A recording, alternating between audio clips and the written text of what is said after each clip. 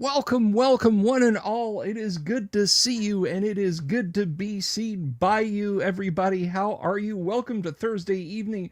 I am the one and only Bill Sylvie, aka the Dungeon Delver, coming to you live, loud and clear on a Thursday night from an undisclosed location somewhere in the swamps of Central Florida. How are you? How are you? I hope you are doing exceptionally well. Speaking of exceptional, guys, we have tonight. We have a, uh, a really special guest. He's been on the show a few times before. You saw the title card. You saw the special intro that I cooked up, and I really I'm really excited about having him on. And I'm really happy he's been able to take some time out of his busy schedule to join us tonight. And that, of course, is Sandy Petersen. And it's not just because of this, but I did want to share something with you guys. And that is, I usually do Mail Call Monday. Well, I do Mail Call on Monday night, hence Mail Call Monday. But coincidentally, I got something, and this was I did not like beg this. I did not I did not go looking for this, but I was happy to get it nonetheless. But the man himself, Sandy, was kind enough to send me something here. I got a birthday present from Sandy. This is Cthulhu, Sandy Petersen's Cthulhu Mythos. This is kind of for sort of a D20 system style book that is chock-a-block of Cthulhu Mythos. So if you want to do a D20 based Cthulhu game, introduce them in your D&D game for whatever reason you want to inflict madness on your players, or you just want a damn fine book to leaf through, this is the one. And Sandy sent me a copy, so as soon as he gets here, I'm gonna just gush like a fanboy because it's awesome. And thank him so much for this particular volume. And I'm excited about it. I'm excited about it. So I can't wait to look through this, because this is this is basically if you are not lucky enough to own a Deities and Demigods with the Call of Cthulhu mythos, and of course the Elric Melnibone mythos in it, and you need a source. Let me zoom back out there so you guys don't have to look at my big dome that up close.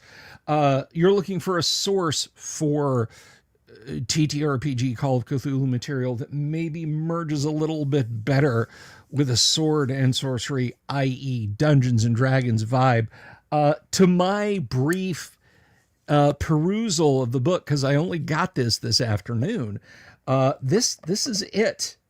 This is it right here, and I'm proud and happy to add this to my TTRPG library, guys. And like I said, we're gonna talk to Sandy about this as soon as he arrives here at the studio. I did tell our staff to pick him up on time. I hope he's not sitting out there in the lobby, waiting patiently. But anyway, so yes, Sandy will be joining us here in just a few moments' time, I am sure. So while we wait for him, let's talk a little bit about what we've got going on here on the show. If you're new here, if you've just stopped by and you're like, hey, what is this Sandy Petersen, this live stream thing? And you haven't already done so, click the subscribe button, click the bell icon for notifications to find out when we're going to be doing stuff like this, and then you'll find out about when we have awesome guests like Sandy on the show. So It is. I would dare say. Now, maybe I'm overstepping a little bit. Maybe it's a little presumptuous of me. But I personally think that I have the best 5 night a week tabletop role playing game live stream show on YouTube with a specific emphasis on classic tabletop RPGs that features live plays and interviews with creators. I know it's a crowded field. It's a crowded field, but I think I lead it. I think I'm at the forefront. And so I would like it very much if you haven't done so, if you would subscribe. And if you like this video, maybe you're watching it in the future. Hello, future people. I hope you find us quaint and charming, we people here in the past. But if you do like the video, give it a thumbs up and leave a comment down below. It really helps with the algorithm. So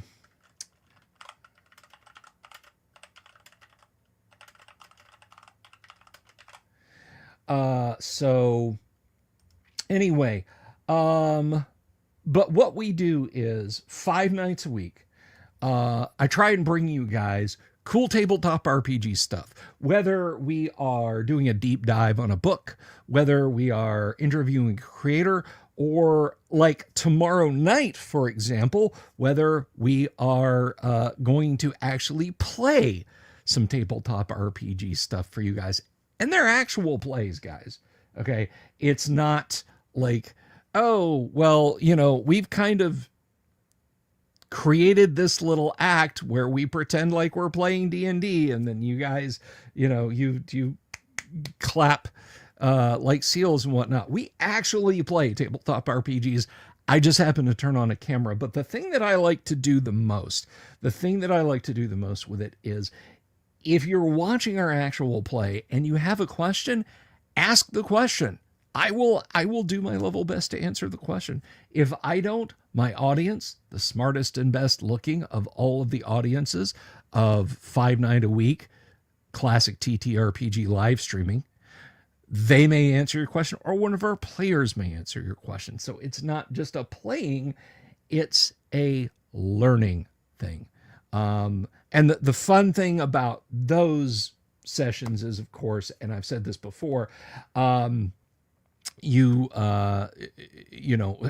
may start watching and be like, okay, well, I guess they're going to go in the dungeon. We're going to see what happens. And then 5 minutes in, everybody's rolling up new characters.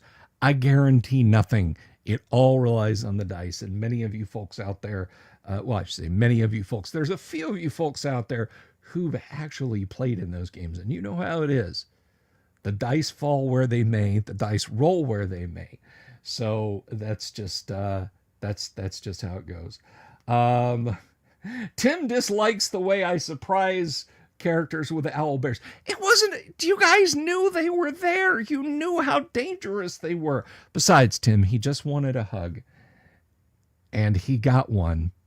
Or I should say you got one.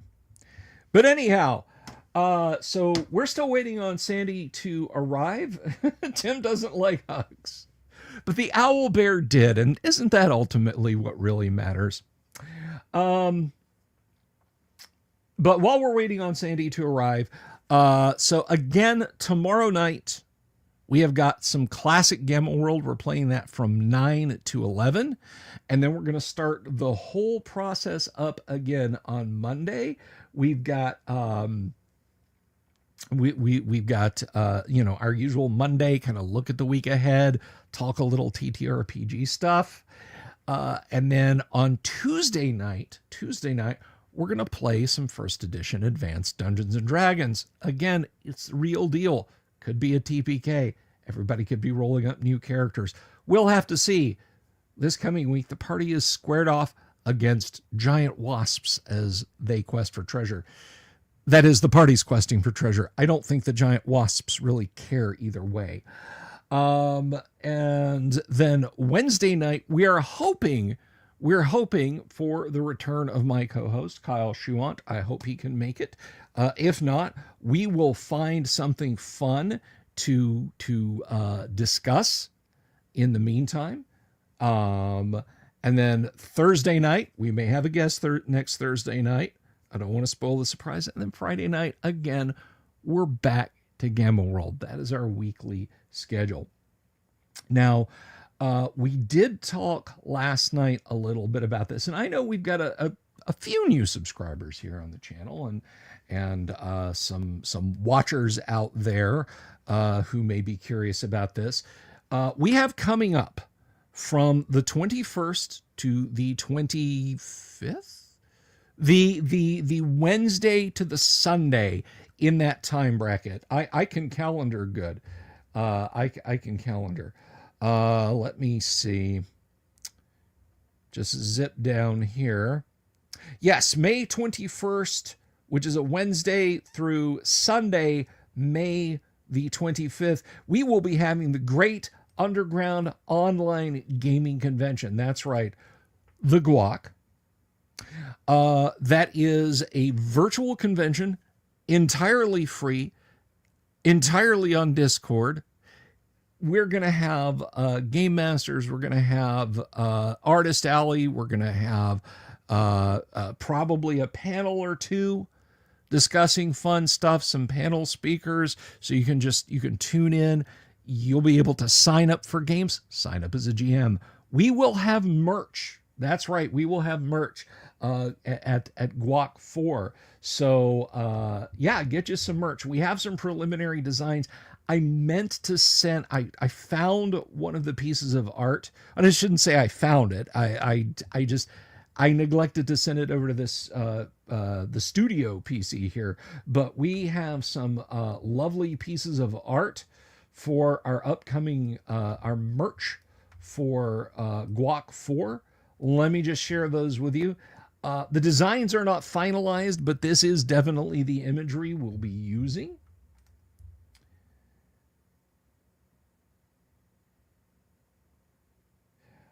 That is entirely okay, Archie. Hello. Let's see here. Let me just share this up, and you guys can get an eyeful on this. This one was done up by none other than the Dungeon Minister himself. I don't know if he did this himself or if he commissioned this or what, but I absolutely love this piece. It is all kinds of awesome. And let's see. The next bit we've got, the next two are from Sky Hernstrom. And they're more logos, but they're still very cool. I dig that so much. I dig Sky's a lot. They've got kind of this Von Bodie heavy metal style to them. So we have lots of merch that is coming up for the GWOC, and you'll be able to get that on t-shirts, mugs, glasses, hats, all kinds of fun stuff. All kinds of fun stuff. So don't miss out. Now, the registration itself will be going live just as quick as I get the yes from my two technical folks that are working on. See, the big thing, the big pain in the butt about Discord, and people ask me, why don't you share the Discord more often? Why don't you put the Discord in the links in the beginning of the thing?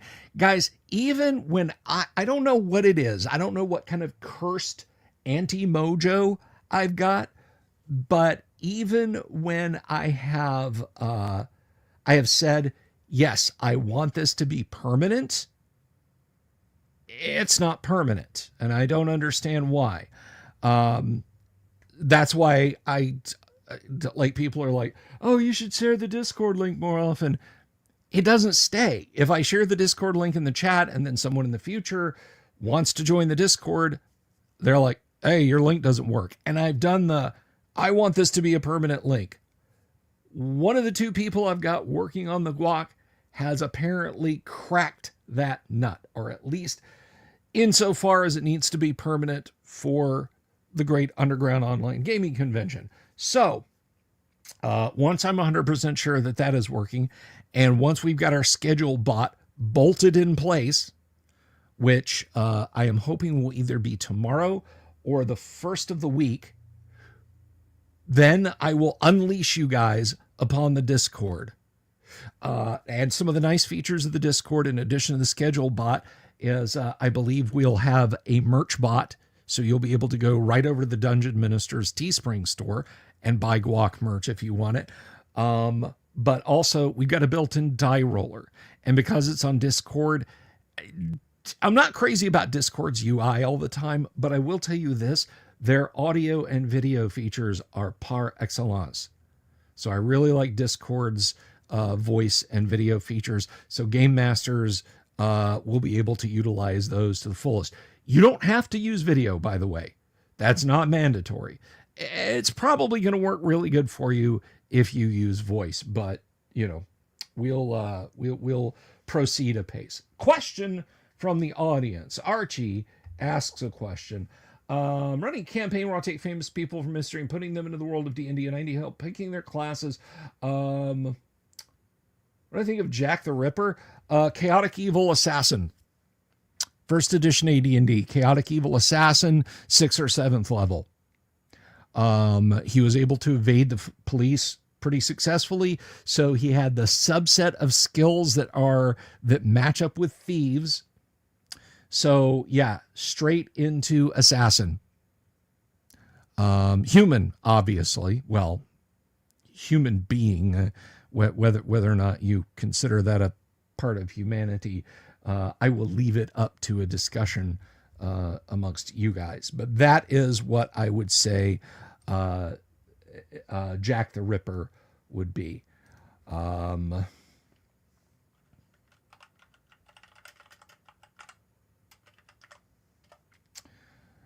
So at any rate, that is what I would do. Now, if you're talking about 5th edition, I don't even know if assassins are a thing in 5e. I know that there's no thieves anymore. There's like a bag of stuff you can get for and by bag of stuff, metaphorically, there's like a bundle of skills, as it were, that you can give to certain classes and proceed from there.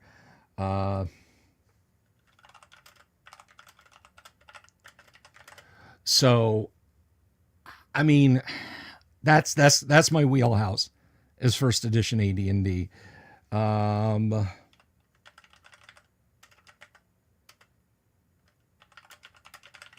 So, you know, that is what I would go with. They are a thing in 5e. Then yeah, okay. If they're a thing in 5e, I would just make him an assassin. Unfortunately, my knowledge of 5e is limited to the little bit I gleaned from the starter set when I had that, and I think I used to have I think I used to have the core 3 rule books, but I've just had a couple of sets fall into my hands, and it's always been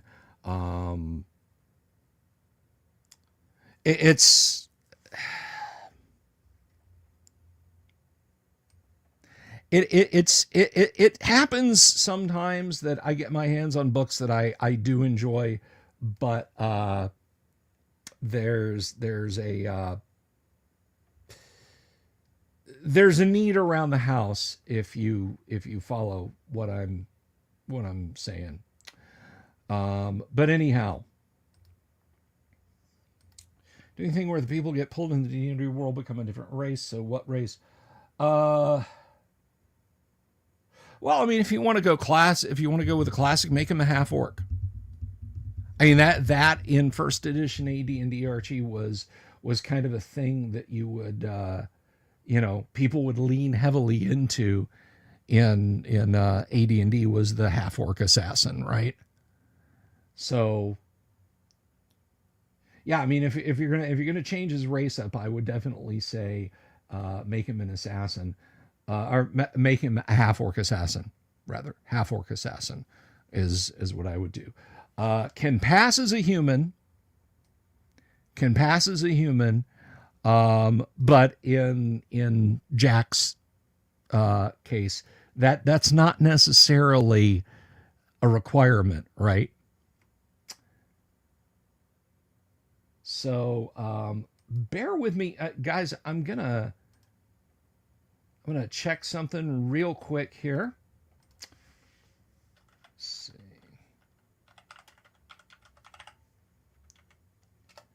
Just want to make sure I have got everything I need here. So let me ask you this. While we're waiting for Sandy to join us,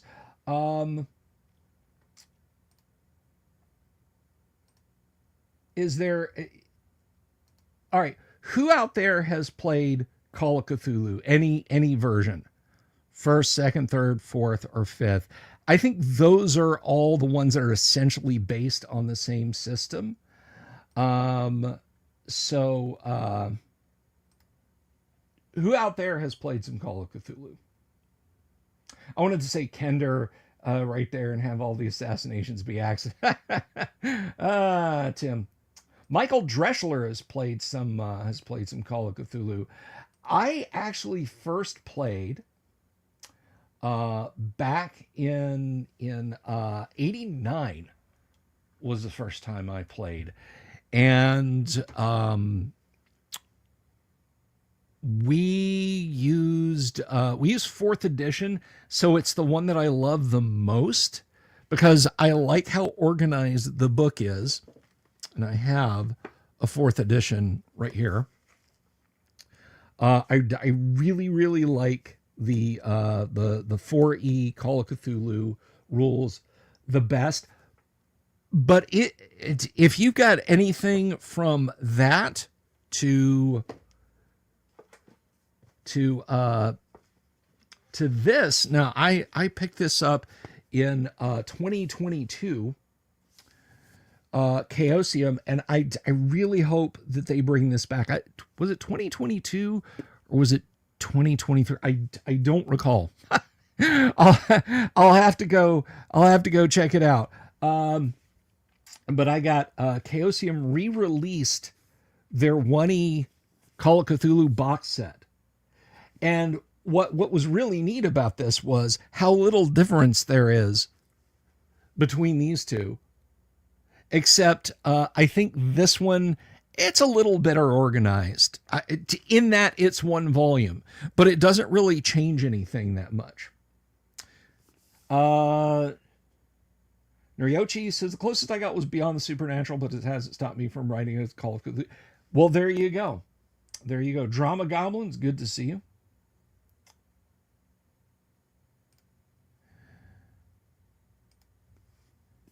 So that's the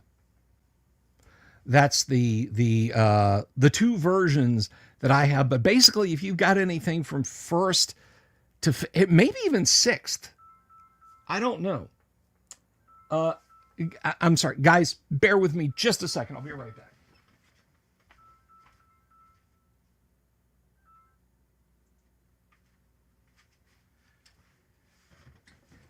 Sorry, I didn't realize I left my phone on.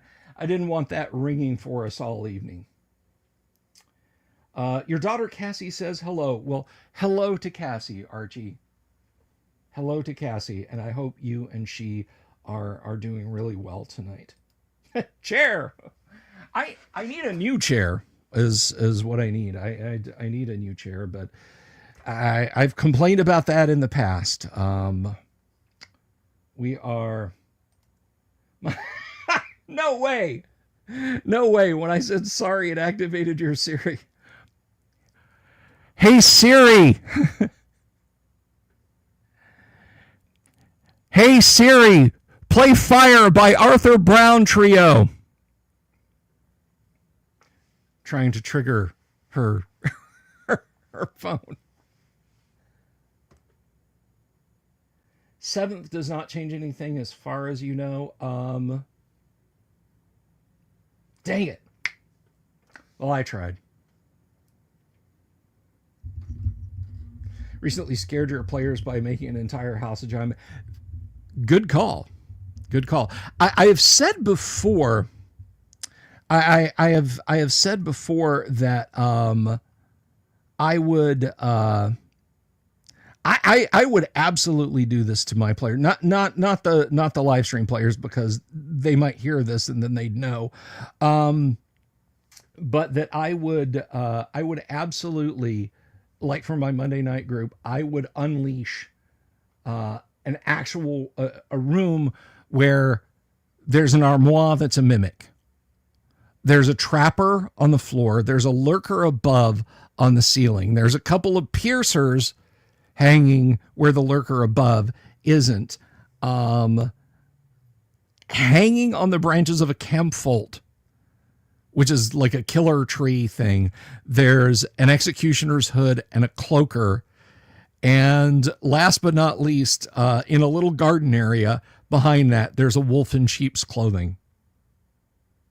I would totally do that to a group of players. Have I ever done a bookshelf tour? Well,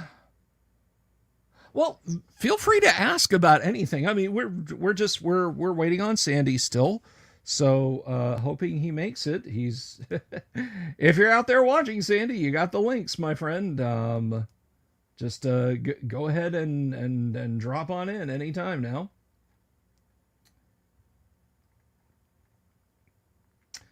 But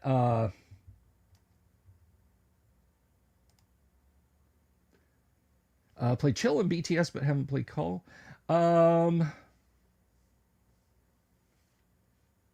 It's a good game. I love it. We play. We set aside our Gamma World game on Friday evenings, and for the month of October, that is, I should say, we have our Friday night Shocktober Call of Cthulhu mini campaign, and we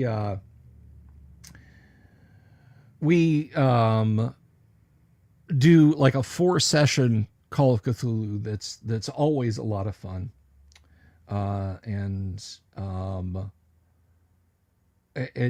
If I don't want to break my arm patting myself on the back, but feel free to take any ideas from any of the sessions that we've done. We did this past October, we actually had it was set specifically in 1970 in rural Alabama. And we had a lot of fun with it. And part of the reason that I did that was we are further from, now we're further from 1970 than the first publication of Call of Cthulhu in 1980 was, from the time when HPL was writing. Wrap your head around that. Wrap your head around that. If you were playing Call of Cthulhu when it first came out in the very early 1980s, those antiquarian times, antiquarian? I don't know. I need an editor here. Anyway, yes, Ted was featured in the last one. We did have them.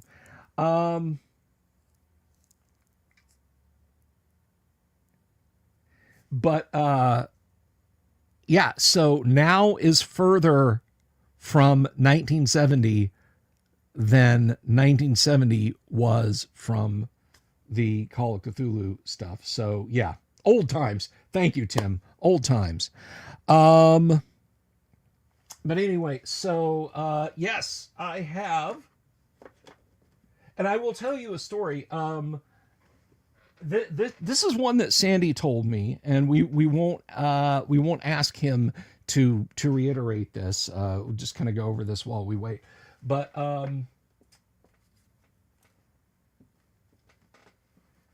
And this is actually HPL adjacent, but these are the Borealis Legends fantasy editions of the here we can zoom in of the Lankmar books, the Fritz Leiber Lankmar books. Now I would have I would have traded these a little bit better if I had known that they were going to go out of print, but like fairly quickly. But I do have all the volumes, although I had a near argument with someone on Twitter a while back about this. Those are apparently expurgated somewhat. There is a rather spicy scene in one of the stories that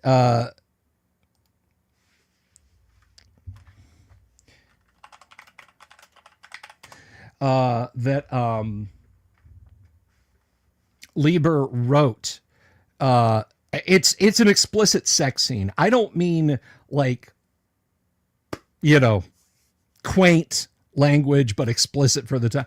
I mean, it's an explicit sex scene. And so someone was saying to me, yeah, hey, weird sex in Lieber's book. And I was like, what are you talking about? I just, okay, I remember this, and this, he said nethers and dugs in reference to small breasts, I don't even know what are you, and then he sent me a link to what got edited out and I was like, oh, okay.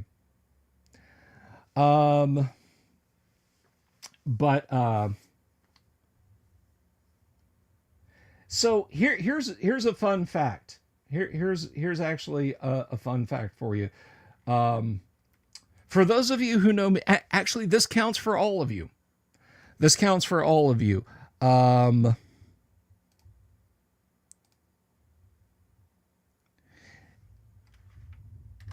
So I knew Gary Gygax. Great guy, swell guy, loved working with him. Gary was friends with Fritz Leiber. Fritz Leiber was friends with HPL. So there you go. You guys, congratulations. You're all 5 steps removed.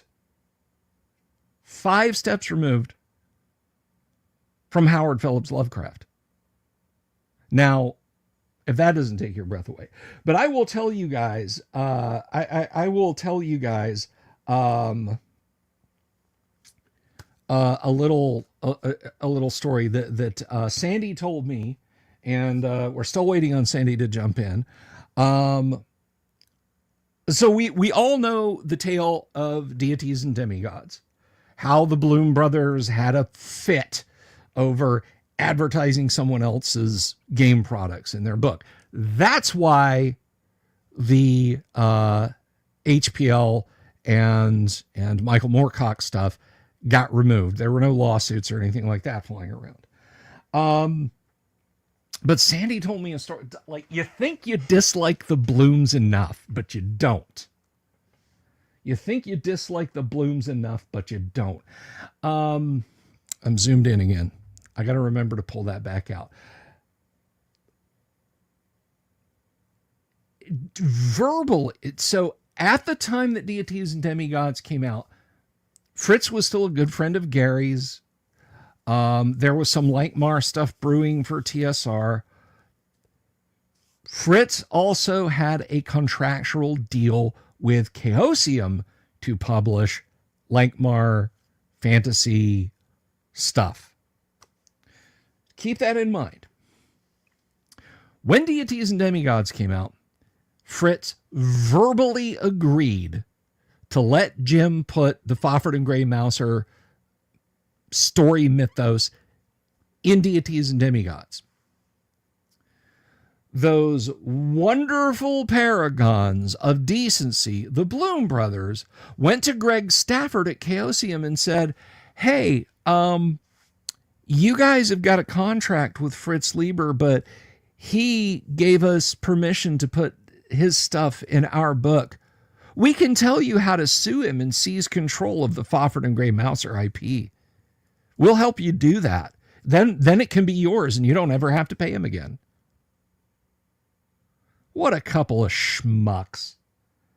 What a couple of absolute schmucks.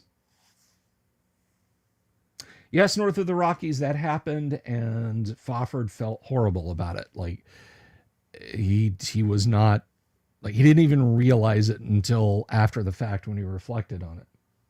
So yeah, that's a little story that Sandy dropped in on me there. So while we're waiting for Sandy to join us,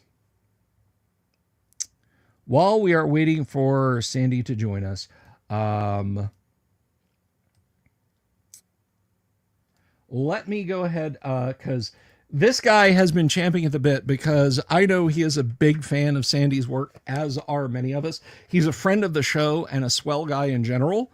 So we're going to go ahead and bring him in to chit chat for a little bit. And hey, if Sandy pops on, then, you know, we can have the three of us having a discussion. So everybody, welcome, frequent guest and all around swell guy. Put your hands together, please, for Dr. Timothy M. Holt, PhD.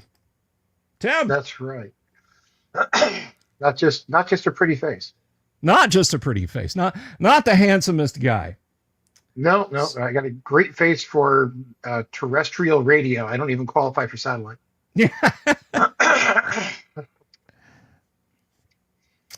Well, so Tim, I know you were you were keen to at the very least get a question or two in for Sandy. But what's what are your fond PETERSEN memories? Before, I think I know what they are, but have you ever played pen and paper Call of Cthulhu? I once a long time ago, but it's been a very long time.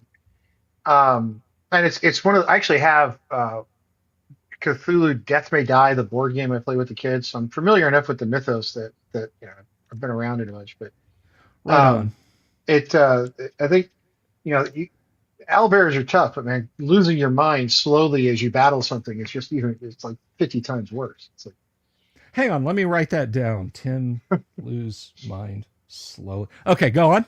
Exactly. Never give the DM ideas. You know, it's gonna go. The scariest thing you can hear from the DM is, well, it wasn't, but now that you bring it up. And when the DM smiles, sorry, yeah. It's just too late. But yeah, Sandy, one of the things about his career that I followed from the early days was, if you're old like I am and you remember pre-internet days, like Bill and I do, yeah, there was this game that came out years ago before there was shareware at first, and eventually you could buy extra levels, called Wolfenstein 3D, right? So it was sort of the first, the world's first person shooter, right?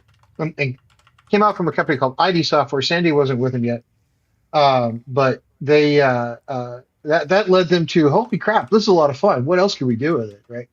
And there was a guy at ID Software named John Romero, who's a legend in the video game community. Right? He's done more stuff than many of us will ever dream of.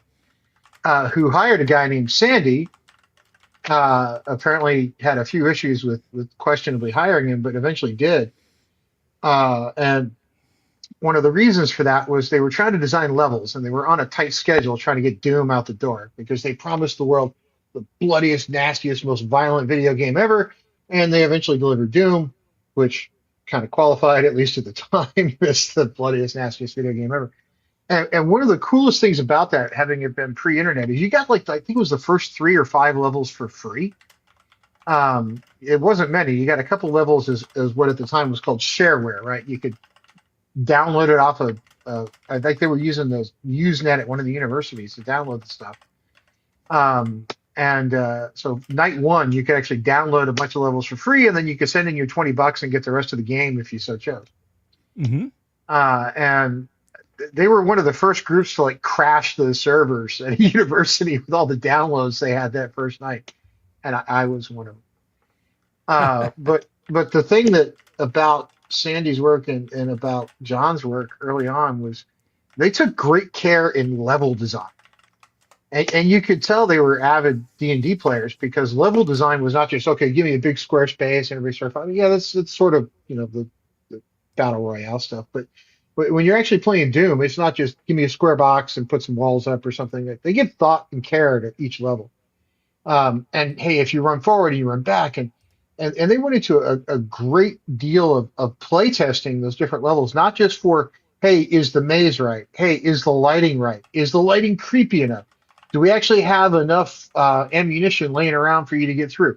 Do we have enough health packs for you to just about make it without great effort, right? We don't want to make it too easy. We don't want to make it too hard. There's sort of that balance.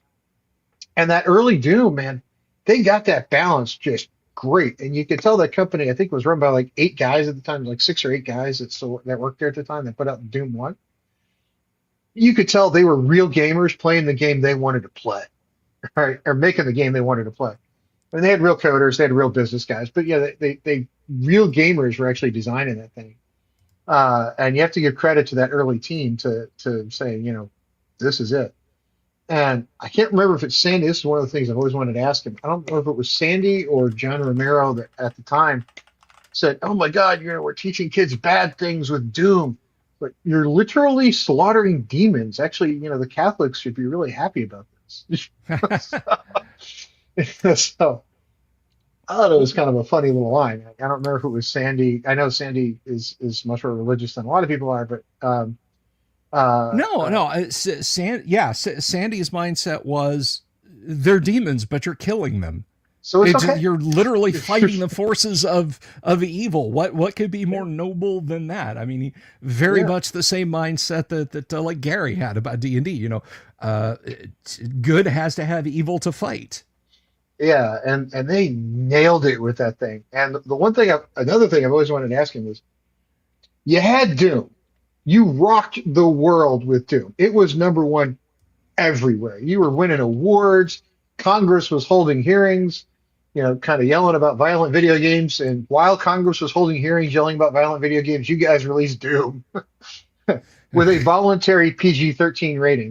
Nobody asked them to put it, but they actually put up a voluntary PG-13, which of course made everybody want the game even more, right? Because it was rated PG-13. It was great marketing.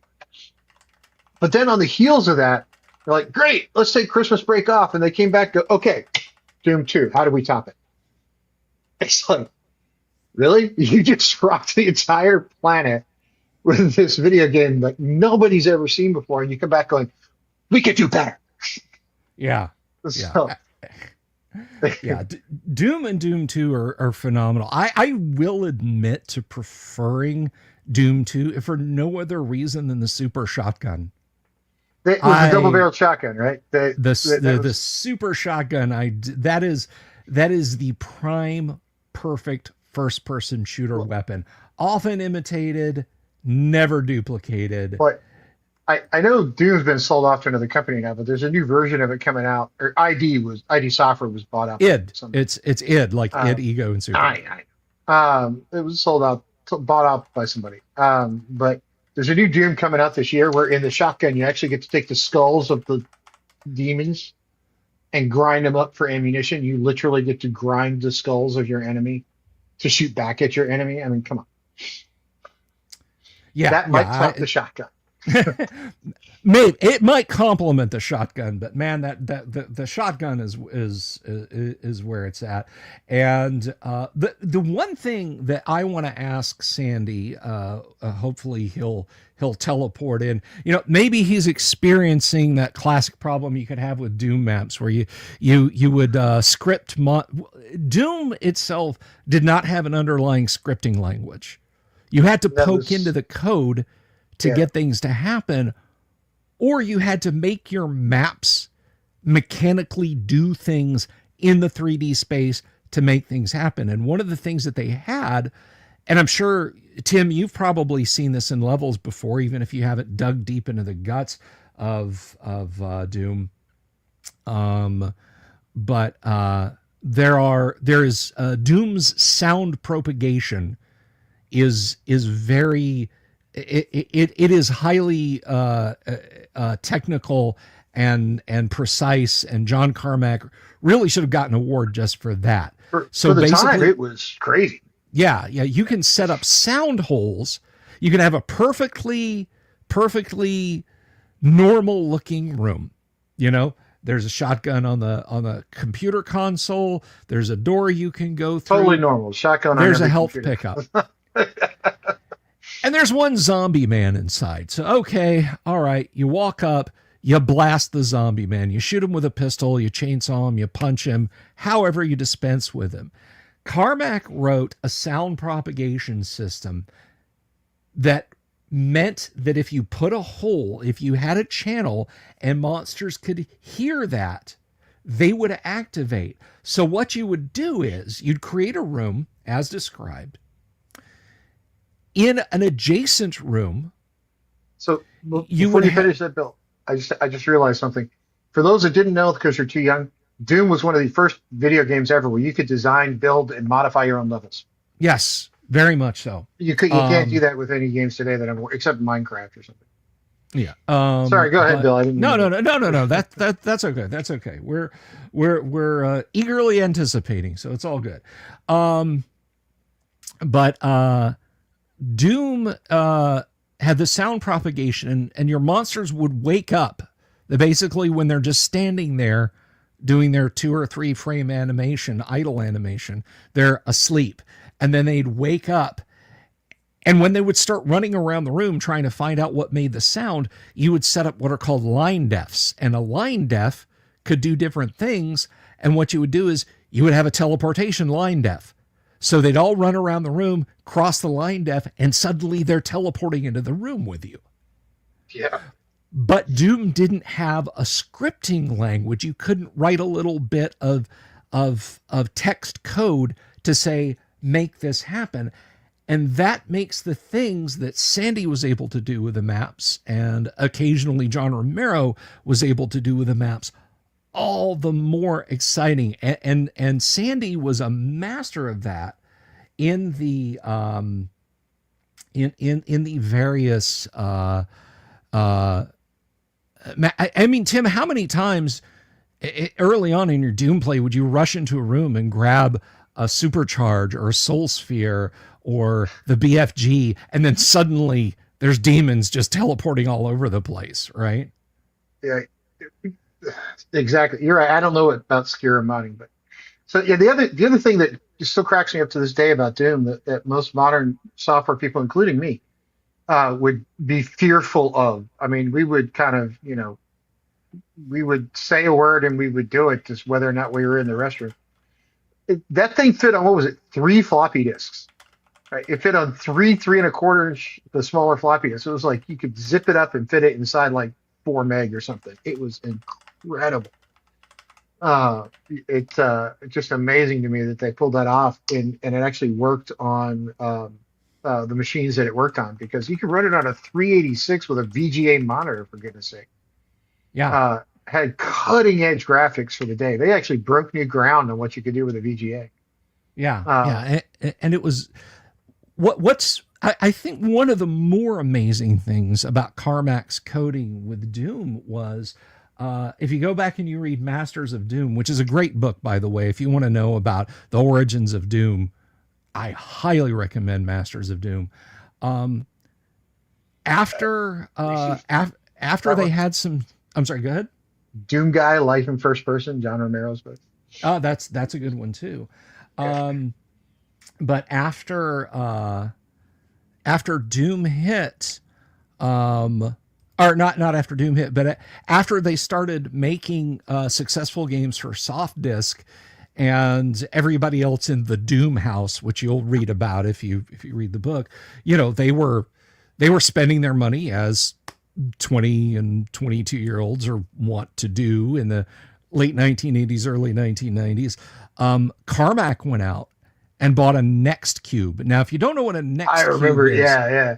Steve Jobs, when he left Apple, made a new computer company called Next, and its DNA is in OS X. It's in Apple computers still to this day, but that's a whole nother story. But a Next machine, to give you guys an idea of the power these things had, the World Wide Web was invented on a Next machine. And they were in 90, 89, 90, 91, whatever they were like 10 grand. Yeah.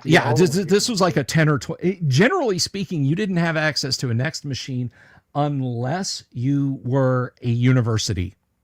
Right. Like or you could have hardcore company that just had to have one for some reason. You so didn't find one sitting in somebody's house, right? It just wasn't the way it was. unless that house was John Carmack's. He scraped up the money.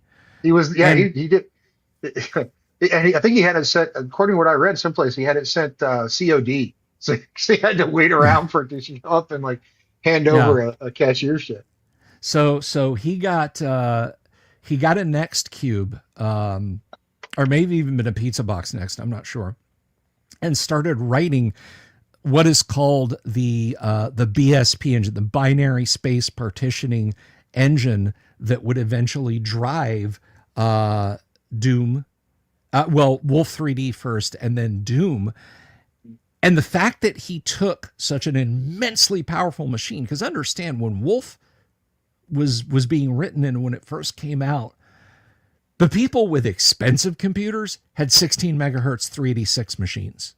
If that. Most of them had 286s. Most people had 286s. So he wrote the code in C on a Next machine and then basically crammed it down into for Wolf 3D 5 5.25 inch floppies. Yep. And I mean that is the level of code optimization that he was able to perform, and it's nuts. And of course it gives us it brings us all these great innovations. And I still to this day annually I play Doom. I just pick, once a year, I'll just pick like a Friday, Saturday to start with Knee Deep in the Dead and play all the way through Final Doom. I enjoy the hell out of it. I was playing it on Xbox last weekend. It was kind of funny. Somebody, my kids were with my ex-wife, and I picked a day. I took the day off, and I started playing Doom right after breakfast. And then I realized it's 8 o'clock at night. Yeah. I was like, those kind of moments just happen. And the one thing about Doom, if you've never played it, and if you have not played it, I strongly urge you at least give it a shot. And if nothing else, look at the new one when it comes out. I won't use the word because you'll get doxxed, but you had these different weapon choices. You could play with a chainsaw, you could punch the enemy, you could shoot him with a shotgun. That was my favorite. The double barrel shotgun in Doom 2 was even better. You had a chain gun option, and every once in a while you got lucky, you found something called the BFG. Wasn't for big friendly guy, it was for big blanking we all know gun. what BFG is for. It was big, it was a gun, and it blasted things. It was amazing. So and to follow on the heels of that, and the one that I loved even more than that. And I think Sandy was still with the company then. Was you could tell those guys were hardcore D&D guys because Quake coming on the back end of it was essentially a D&D version that they kind of put together. They just kind of decided, hey, let's go make it into a video game. Quake was a lot different than most, where you start, like, I play a lot of World of Warcraft, right? So if you start with level 1, you work your way up to level whatever. Here you start as like this uber crazy advanced thing, and you've got to go off and fight lots of stuff. So it was a little bit different take on the RPG, because you get to start advanced and face advanced challenges, which is typically what gamers are there for. Nobody wants to go off at a level 1 and fight a bunch of kobolds to get to level 3, right? That's not that much fun.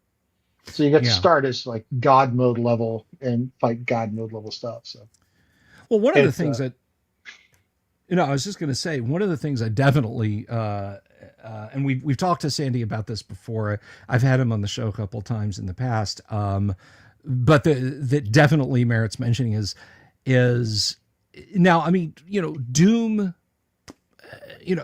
Doom deals with a fairly, let me be careful when I say this, Christian approach to things. It's the forces of hell, and they are demons. There you go. A fairly Judeo-Christian look at fighting bad guys. But Quake is so unsettling because it's Lovecraftian horrors.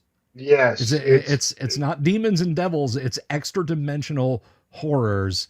And the final boss in Quake, spoiler alert, is Shub-Niggurath. yeah, it's a 35-year-old game at this point. I don't think there's a spoiler left on the planet, right? So, but yeah, it's when that one came out, it was great. And I was in the army when Doom came out, and I remember walking up and down the halls in the barracks with, not everybody had a computer, but some people did. And on, days off, you'd hear sounds of Doom coming from different barracks rooms. It was pretty cool. And because we had a bunch of guys, and we're like, we've got rooms, fit 30 feet from each other.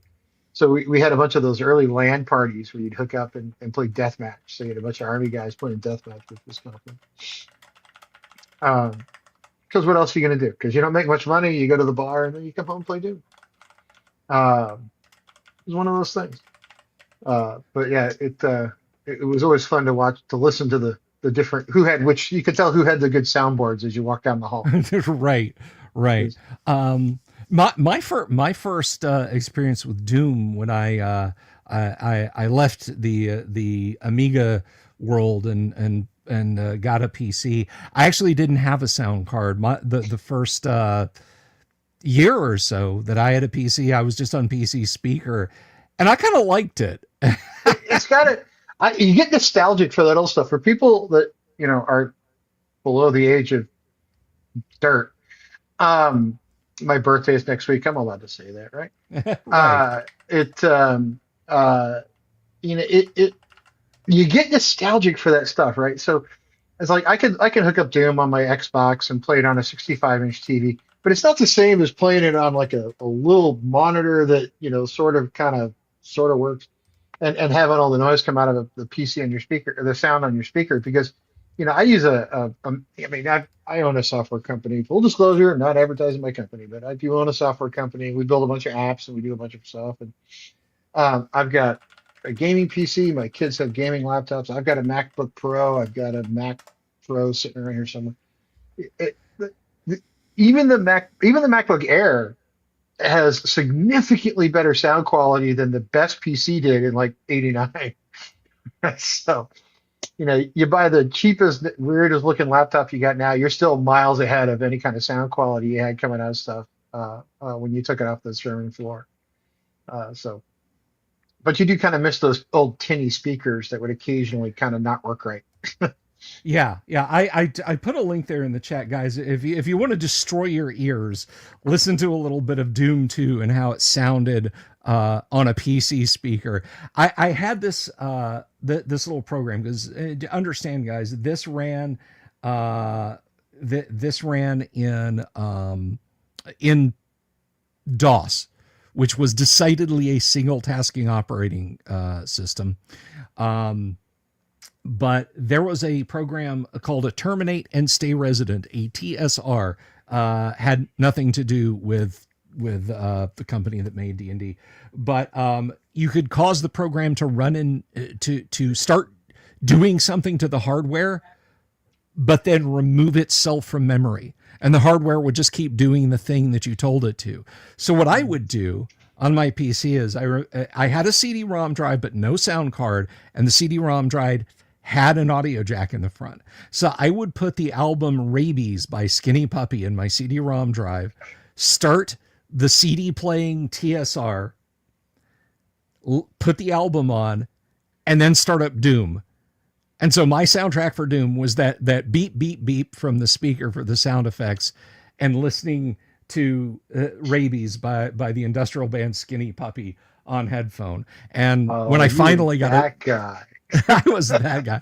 When I finally got a sound card for my PC, when I was finally able to scrape together enough of it out of a paycheck that didn't have to go to bus fare and rent and everything else from my record store job, and got a sound card, I was like, oh, that's what it sounds like. This is pretty awesome. And I didn't go back to that.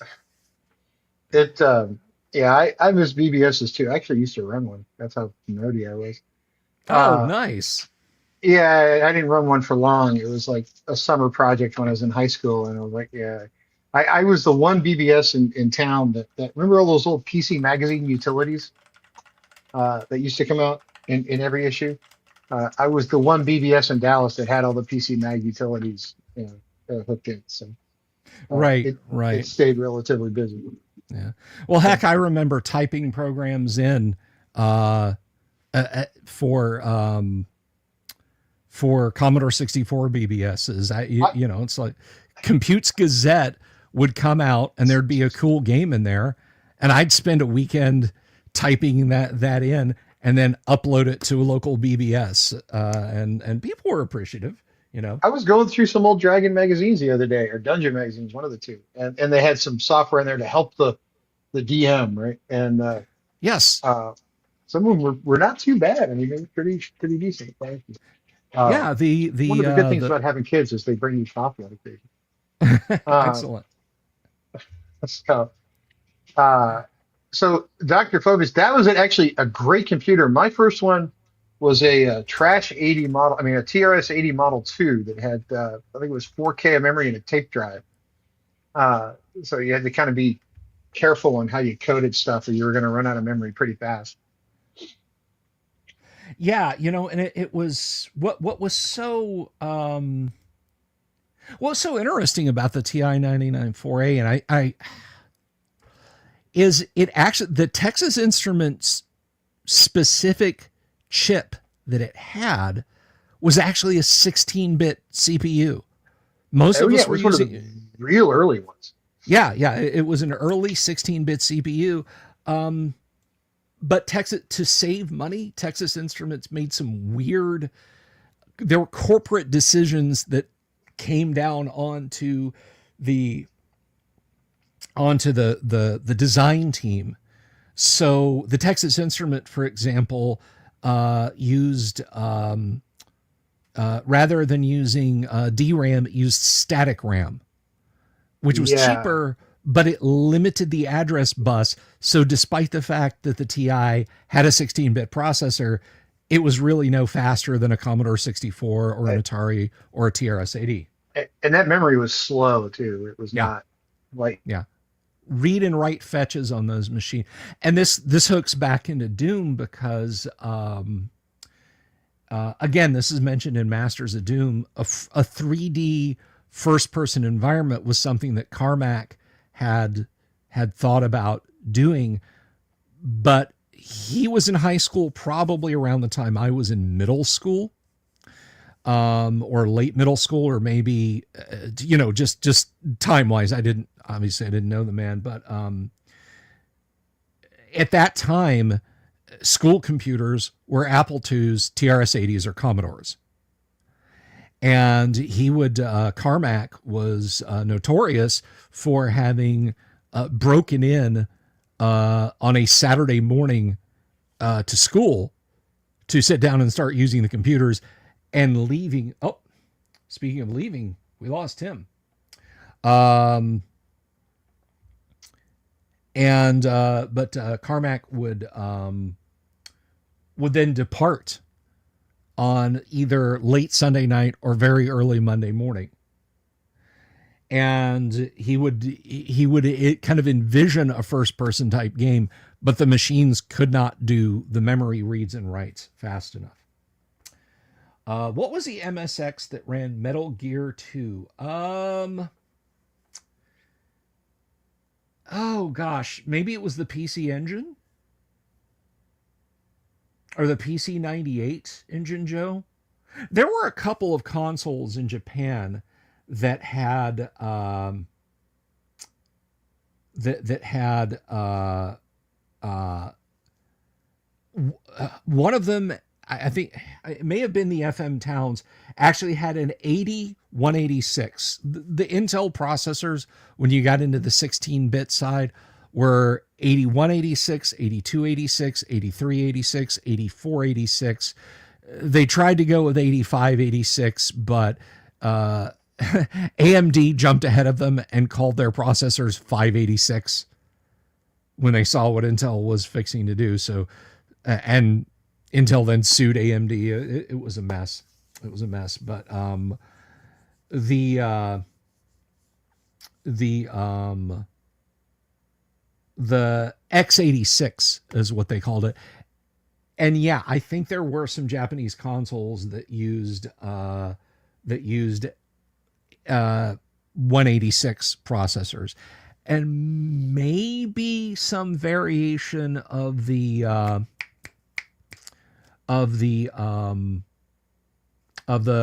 Tandy color computer, which I would be talking to Tim about, but he vanished. He just poof, just disappeared. Maybe he had a power outage. I hope not. Hope everything's okay where he's at. So we are still waiting on Sandy. If you've just tuned in and you're like, hey, where is Sandy Petersen? We're waiting on him to pop in. The Doom mod known as Gamota. It predates Doom, the Dark Ages, but has similar mechanics and weapons. That's interesting, Damien. I'll mention that to them. Jan says he might have. I mean, yeah, it's possible you lost power. You just had a rolling blackout. I'm not sure where there is, Zan, but hey, Rob Turner, good to see you. You haven't missed Sandy. We are still waiting on him, hopefully, to pop in here. Maybe there was just a little bit of misunderstanding on time difference. You're about 350 miles from Tim, which means you're still in the state he's in.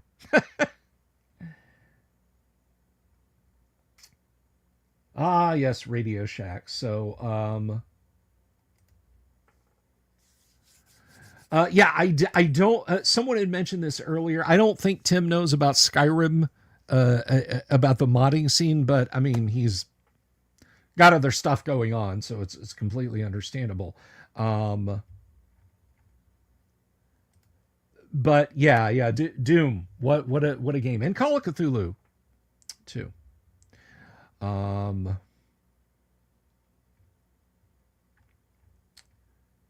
So let's see.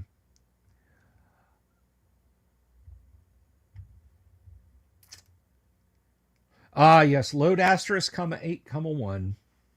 Those dreadfully slow Commodore serial hard drives. He's back. He's teleported back to us. I have no idea what happened. My router blinked and then restarted, and we're back. So. Oh dear. Oh, we were just. I was just mentioning the story about Carmack breaking into his high school computer lab, like on Saturday morning, and basically camping out until like very early Monday morning or late Sunday night to work on the Apple computers there. Yeah. Or whatever computers they had. Yeah, it was Apple II. He and Romero were Apple II fanatics for a while. So now the interesting thing in the book about Romero is Romero, his first Apple was a pirate copy. Yeah. He talks about this in Masters of Doom. Romero, his family couldn't afford an Apple II, and they were fairly pricey machines. In fact, Commodore, $1,000 or something when they came out. This was $485. Yeah, Commodore leaned very heavily into the fact because Commodore didn't buy off-the-shelf products. They did vertical integration, which meant they could sell the C64 for about what it cost to make them. Which was not very much. So they beat the pants off the computer world back then.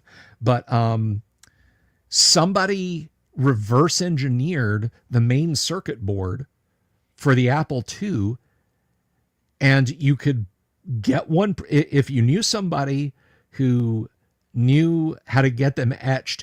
You could buy a bare board and then buy the parts. You just buy all the parts from Radio Shack and from Maplin and other places and have them sent to your house and just put your own Apple together. If you're crafty with a soldering iron, you could do it.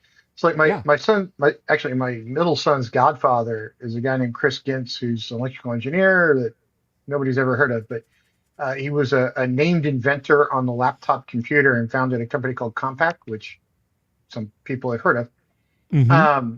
if you're old enough. And they had the world's first portable, right? They had that suitcase size portable.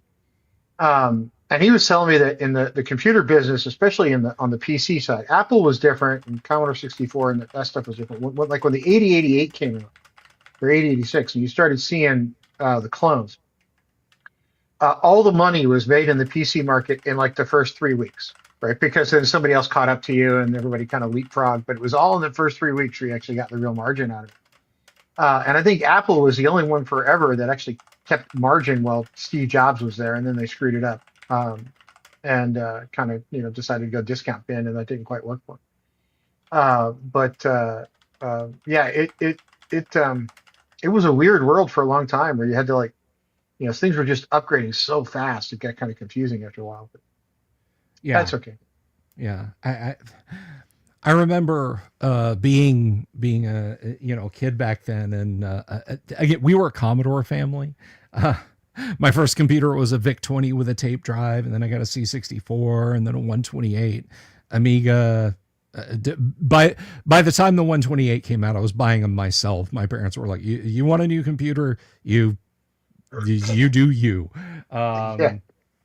But I So remember 85, right there was an interesting nexus on the timeline of computers, as a lot of people look at the Mac and say, oh, that's when the GUI first hit. It didn't. The GUI, a working, functioning, not like if you breathe on it it'll fall over, it's that fragile, GUI was invented by Xerox in 1968. They demoed it. You can go watch the video with the late Doug Engelbart. It's an amazing video.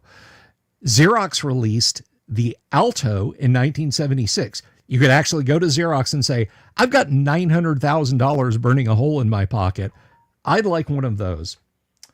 And then in 1980, they released the Xerox Star, which was an actual, you can buy this for your office. It's for the low price of $30,000. And that came with the first laser printer set up, and you could do all kinds of stuff, the Xerox Star. and that was back when 30 grand actually was real money. Yeah, 30 grand was a 2 income household, full year's pay for mom and dad both. But Apple released the Mac, or the Lisa rather, in 83, and it flopped. Yeah. Namely because it was about as much as the Xerox Star, but was way less reliable. Every computer company that was still going after the video game crash in 83, which was Commodore, Atari, and Apple, they were all pursuing a graphically driven, a GUI driven PC as their next great leap forward. Lots of companies were driving forward on that. And Microsoft, of course, was trying to get Windows onto IBM PCs. So it wasn't just Apple hitting with everybody came out at almost exactly the same time. And I remember, again, I was a Commodore kid, 85, just a little bit after the Macintosh hit, 85 hit, and here's the Amiga. And what was his name?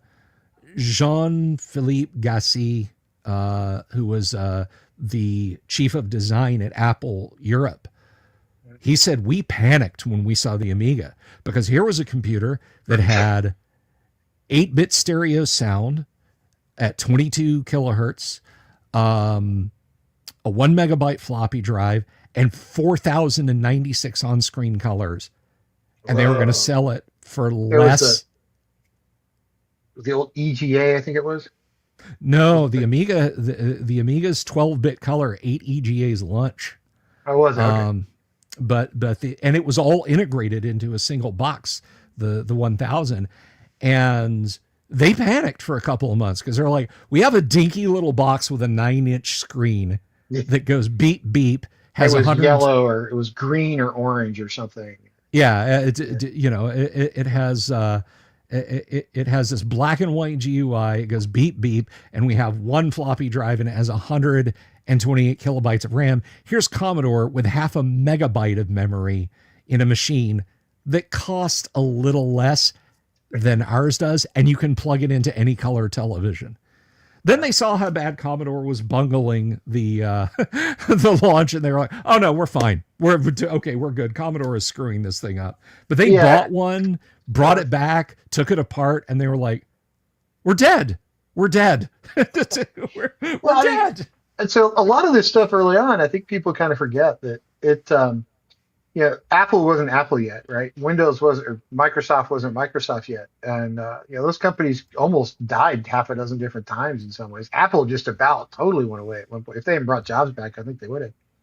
But the other interesting thing about those times versus now is you had a lot of innovation because you had to innovate to kind of be next. And if you were a software guy, then you didn't have a choice but to say, okay, what's the best I can do? And I'm going to build to that, right?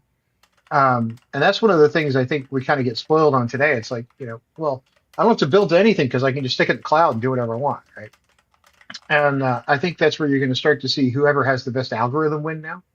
I know I used a dirty word there. It's not just for social media. There's other Oh no, no, no. algorithms That's okay. playing. I say it probably Um, 10 times a day. Drives my poor wife up the wall. yeah, but you know, it's just one of those things, right? So, and each PC or each individual computer actually serves a different purpose. But I think you're going to start to see a lot more things pushed to the cloud, and none of it's going to matter anymore. You're basically going to have a tablet, and everything's going to wind up off a cloud computer. So, but that's just personal take. But that's kind of the future, I guess. That way, and if you think about it another way, so when you were a teenager in the '80s, you maybe had a computer in the house and maybe it was sort of kind of up to date and maybe it had a 5 meg hard drive on it at one point, maybe you had a 10 meg, right? Those were the big kids. But you had to kind of like John Romero had to do. You had to go camp out with somebody you knew that had one if you wanted to learn. You had to go steal one from the school, use one at the school, not steal one. But now we've kind of leveled the playing field. Right? I think we're kind of it's interesting to see in my lifetime we've gone from the trash 80 Model 2 to where we are today because I'm reasonably certain within the next 5 or 10 years I'm not going to have a computer at home. It's all going to be off in the cloud, and everybody, whether you're very low income, very high income, all you're going to need is a $200 tablet, and you can kind of have the same access to everything everybody else has. I really think that's where it's going. So I think we've kind of been it's kind of been fun to live through these times where we had to go from that, hey, how do we make it all work to you just tell me what you want and we can make it happen, right? That's sort of where we're at technologically. Uh, it's just a matter of can you afford to do it, right? It's Mhm. just about anything you want is possible. It's just a matter of can we figure out how to pay for it for the amount of money we get. Yeah, yeah, and I guess it's Alan Moore had it right. We're just we're just moving forward forever, and compute power is doubling every 6 months. And Right. there's I'd go have to ahead. do the math, but I'm reasonably certain that comes close to the Apollo 11 command module. Yeah, So, yeah. Um, there's a great mini series, and I can't recommend this enough. You guys should check it out. It's called From the Earth to the Moon. so yeah, Tom Hanks directed and produced with Spielberg, I think, or somebody. I believe so. I believe so. They actually filmed that right here in my hometown. But the stand-in for both Houston and for KSC, when they didn't go out to KSC and shoot, was the at that point closed and waiting to be demolished Navy base. And so it's very funny to see them walking up and down the streets of Houston, and I'm like, yeah, that's by that record store I used to go to. But uh, they're I don't remember the context, but it's ground control, mission control. They're talking to they're talking to the astronauts and says, now remember, you don't have all of the memory that we have in the mainframe down here. You don't have the full 39 kilobytes to enter the program that you need up there.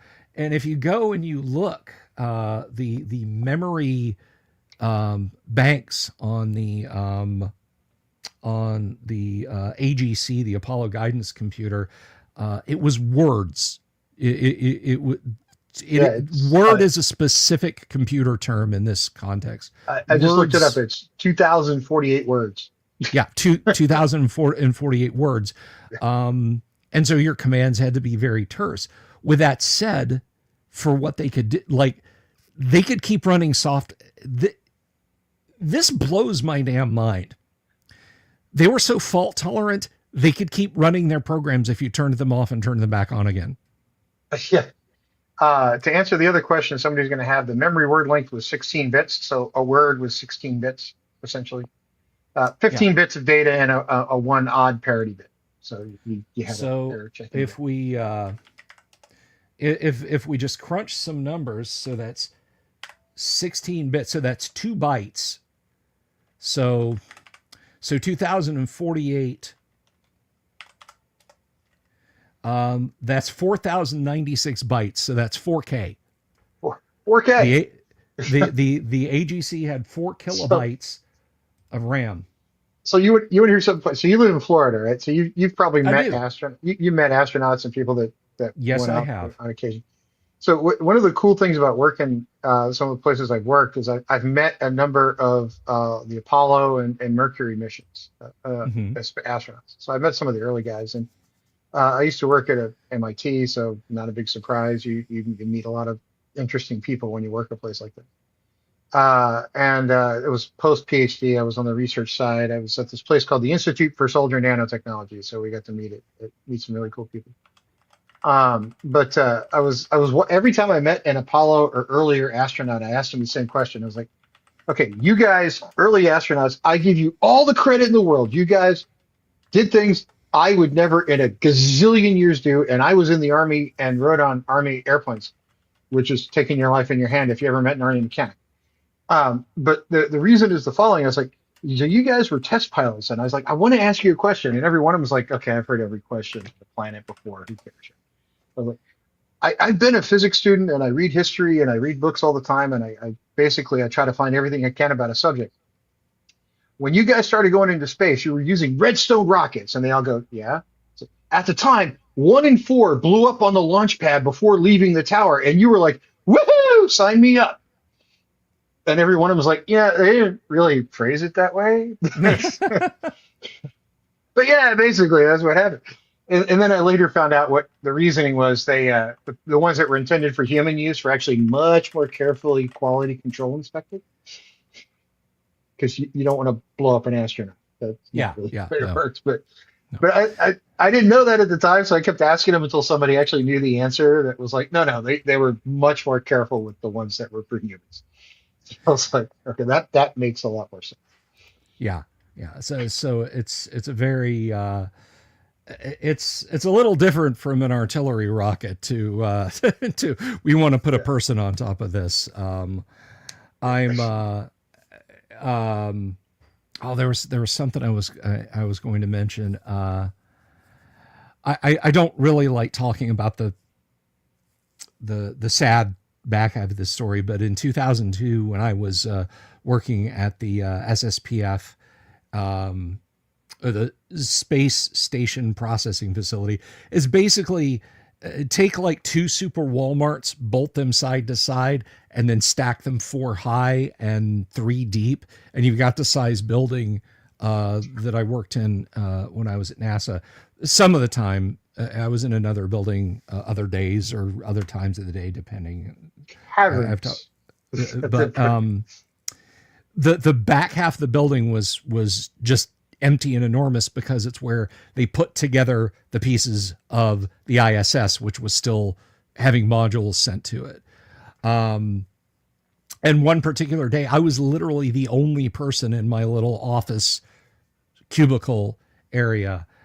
And this very nice lady, I don't recall her name, came in and she's looking around. She goes, "Is this Boeing computer support?" And I was like, "Yes, ma'am. I'm kind of it. I was a contractor.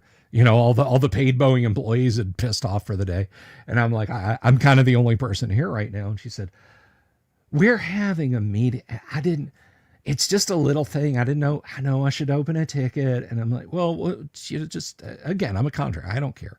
So what is it?" And she's like, "Could you?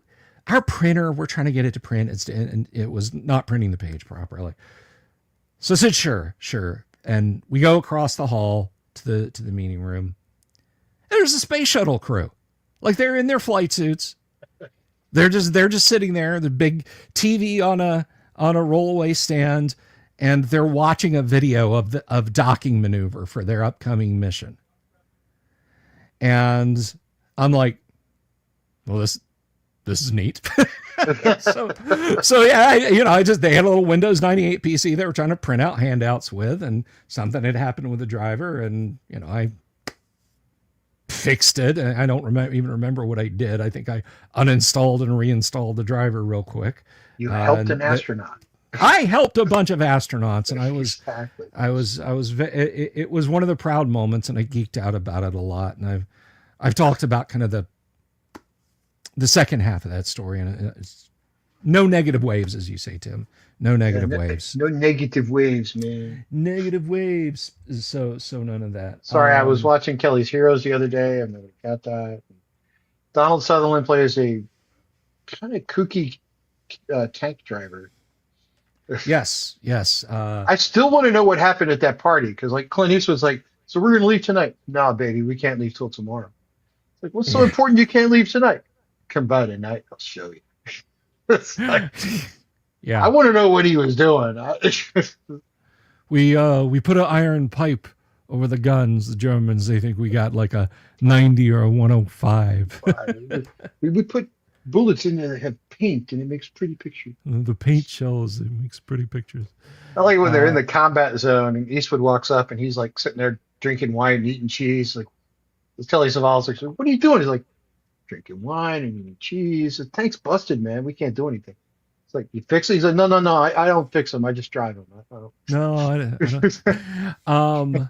A good question from Jay Tyler there.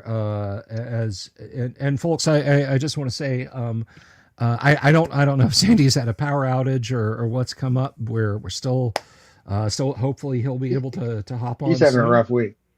Yeah, Sandy's not having a good time. But I remember punch cards, and this is one of those things that like my mom would just casually mention like later in my life, and I'm like, what? So my mom came from the country. She was a country girl. Lived in a house that didn't have running water until she was 10. She just, again, very simple life growing up. And she went on to, like, her first job when she and my dad married and moved to Atlanta was programming an early computer for an insurance company. And she would take punch cards and feed them in to, I think she said it was either an NCR or RCA computer. So I didn't, but my mom did. So I guess it wound up in my DNA somehow. I did not either, because not quite that old. I'm 50, turning 53 next week. But when my father passed away, he was a very early software engineer. He was a software guy from 1962 through till he retired in 2002. And when he passed away, I found a box of them in the attic. So he still kept them around to like scribble notes on occasion, because they were kind of the right size to fit in a shirt pocket. Right? Yes. So he would write notes on them and stick them in a shirt pocket. And humorously enough, if you're old enough to remember the Y2K bug, my father has passed away now, but I was working on my undergraduate degree at the time when I was in the Army before I went to college. So if anybody's doing the math, it's like, "Well, you went to college late." Yeah, I did. I was in the Army first. What's humorous about that is I ran into some of my old captains when I was a PhD when they were coming to me for help. Like, weren't you like a? Yeah, that was me. You need my help now? Okay. Um, anyway, they were colonels when I ran into the second time. It uh, so when the Y2K bug was being fixed, my dad was one of the people fixing it because he still spoke Fortran. And a lot of banking systems ran on Fortran, which is an archaic language nobody should ever use again. But banks apparently still to this day have some software that's written in Fortran. Um, and he was fixing some of it, and I was talking to him about something, and he was just venting about work. And it's kind of interesting when you get old enough to like have your parents treat you like adults, right? So I was post army. I was about to finish my undergraduate degree in physics, and my dad looks at me and goes, "I had a really interesting day at work." I was like, "What?" He goes, "Give me a beer, and I might tell you." I was like, "So I got two because I was old enough." And Dad's Right. like, "All right, I was at work. I have to admit this. I was looking at this code. I'm fixing it for the Y2K bug, and I'm like, what piece of shit engineer? Oops, sorry, didn't mean to That's say that word. okay. Like, what engineer wrote this stuff? He must have had his head crammed so far." And I looked at the comments, and it was me. I was like, just 30 years earlier. So it was like, oops. It was like, I was like, "Dad, I guess you got better, after 30 years." He's like, "You'd think so, but yeah, probably not, actually." So, Now this yeah. may this may surprise some folks out there, but I actually the first quote unquote grown up computer job that I had, and Tim, you might know about this. I would not be surprised if you do know about this. I will be surprised if anyone in the show audience knows about this. But when I started in enterprise IT, doing more than just loading and unloading backup tapes and scheduling and stopping jobs for hospitals at a remote data center, was writing JCL, job control language code. Oh, that goes back a ways. That's JCL, we had an IBM S390, which is a massive supercomputer back in the mid 1990s. But JCL was written during the Kennedy administration. It was like its last software revision date was at that time was in the 1970s, and this was the mid late 1990s. Banks were gearing up for Y2K readiness, and our little production part of the floor, as they called it, we worked with the programming teams, but yeah, working with JCL was our thing. And I'll tell a funny story. And I've it, actually and before anybody questions what that is, it's almost easier to write software in assembly language than yes, it is in JCL. job control language is just what it sounds like. It's not fun. But Yeah. to that, and I think actually Nuriochi may have heard this story before, but I'm not sure if any of the rest of the audience has. As you know, we've been talking a lot about computer games tonight. My coworker who taught me the tiny bit of JCL that I knew and have since forgotten, um, he he and I were talking one day about how unfun JCL was and how you can't do anything fun with JCL. And he and I were both about the same age, and we remembered text adventures and Jose Zork. Zork, Yes. yes, Yeah. Colossal Cave Adventure, stuff like Oh that. yeah. There was a free version of Colossal Cave Adventure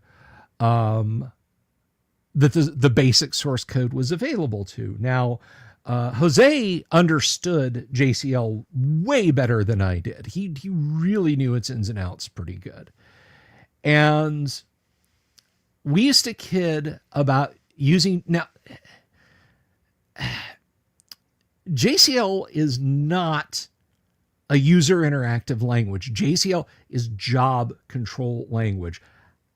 I go to a data set. I move data to another data set. I do it at this time. I report when it succeeds. I report when it fails. I stop. I start, et cetera, et cetera, et cetera. Job control language is not something that you want to learn for fun.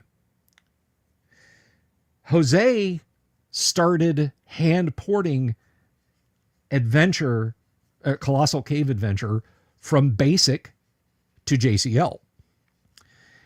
And he got it working well enough that it would launch and it would wait for user input. Now, on an IBM S390, if a job waits for user input, it will sit there till doomsday and tell everything behind it to stop while it waits for user input. So Jose had access to a test segment, and one day as a joke launched his early build of Adventure on the production segment accidentally.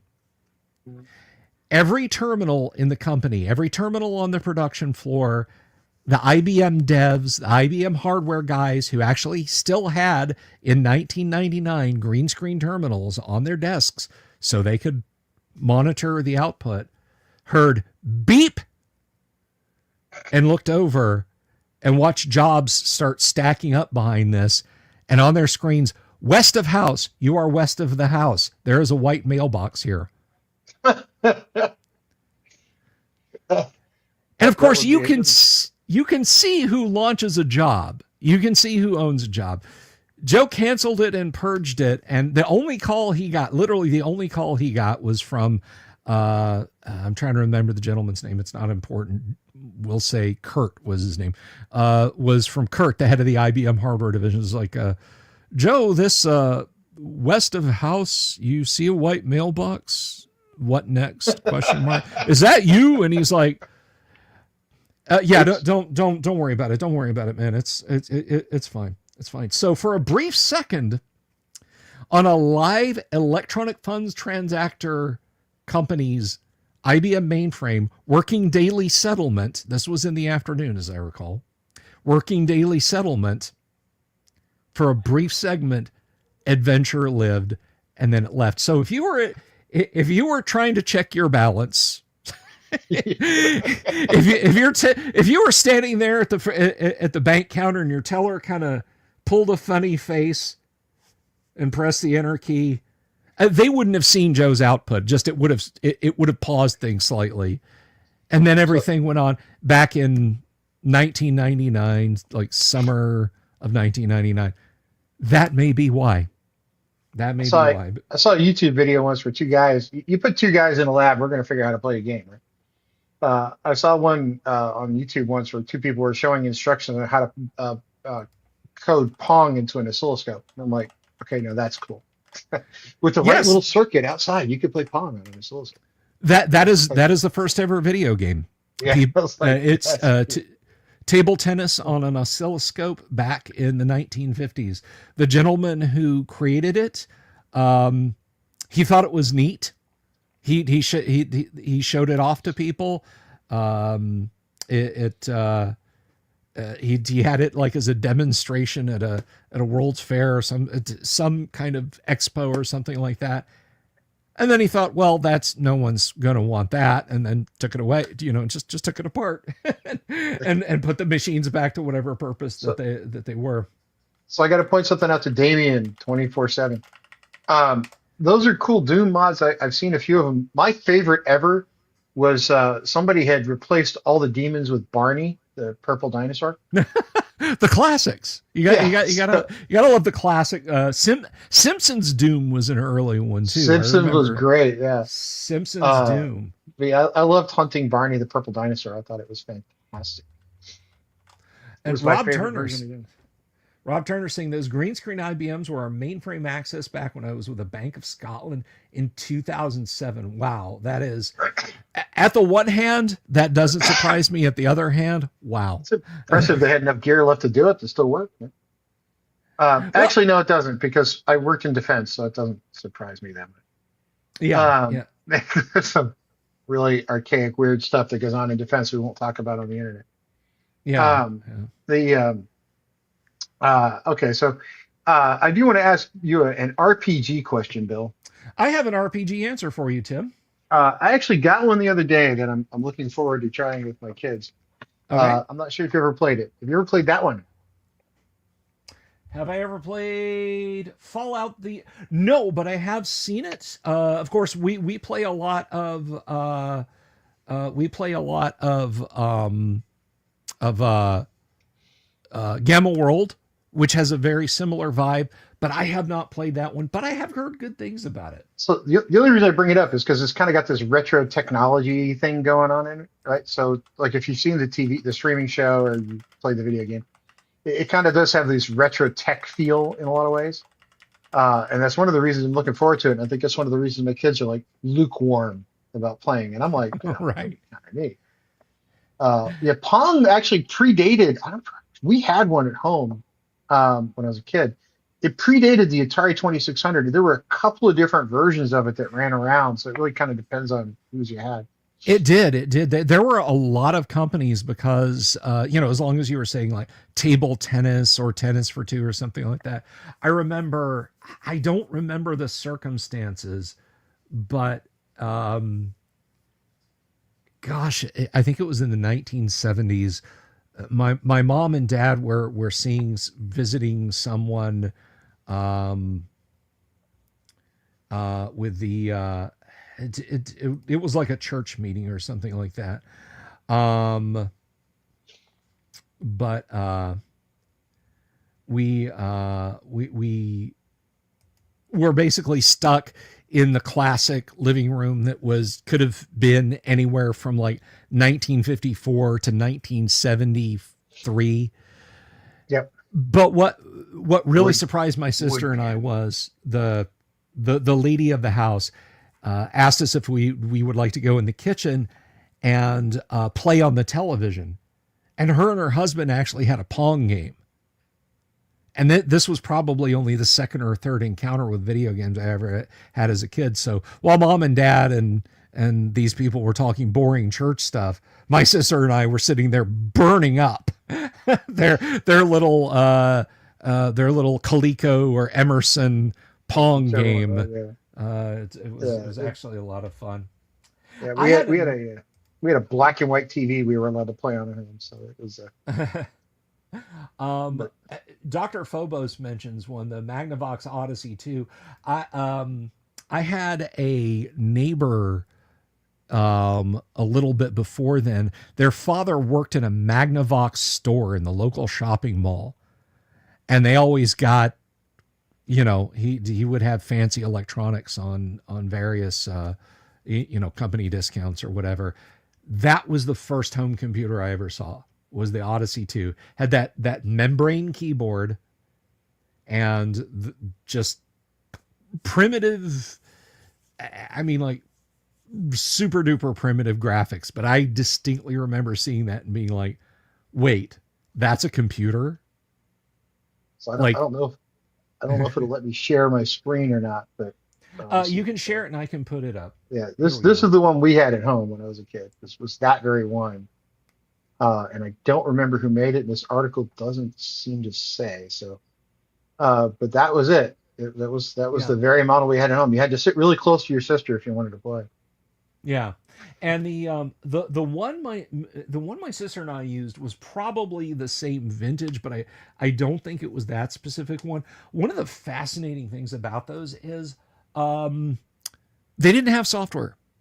Yeah, They you they just they turned it on. It was all built in they ROM.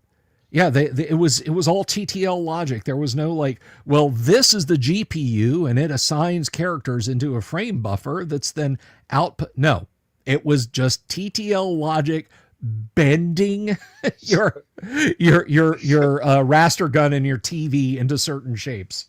So there's an episode of that '70s show. I don't know if you saw it, where they got really good at Pong, so they decided to try to take it apart and try to figure out how to make the paddles smaller to make it Yes, more challenging.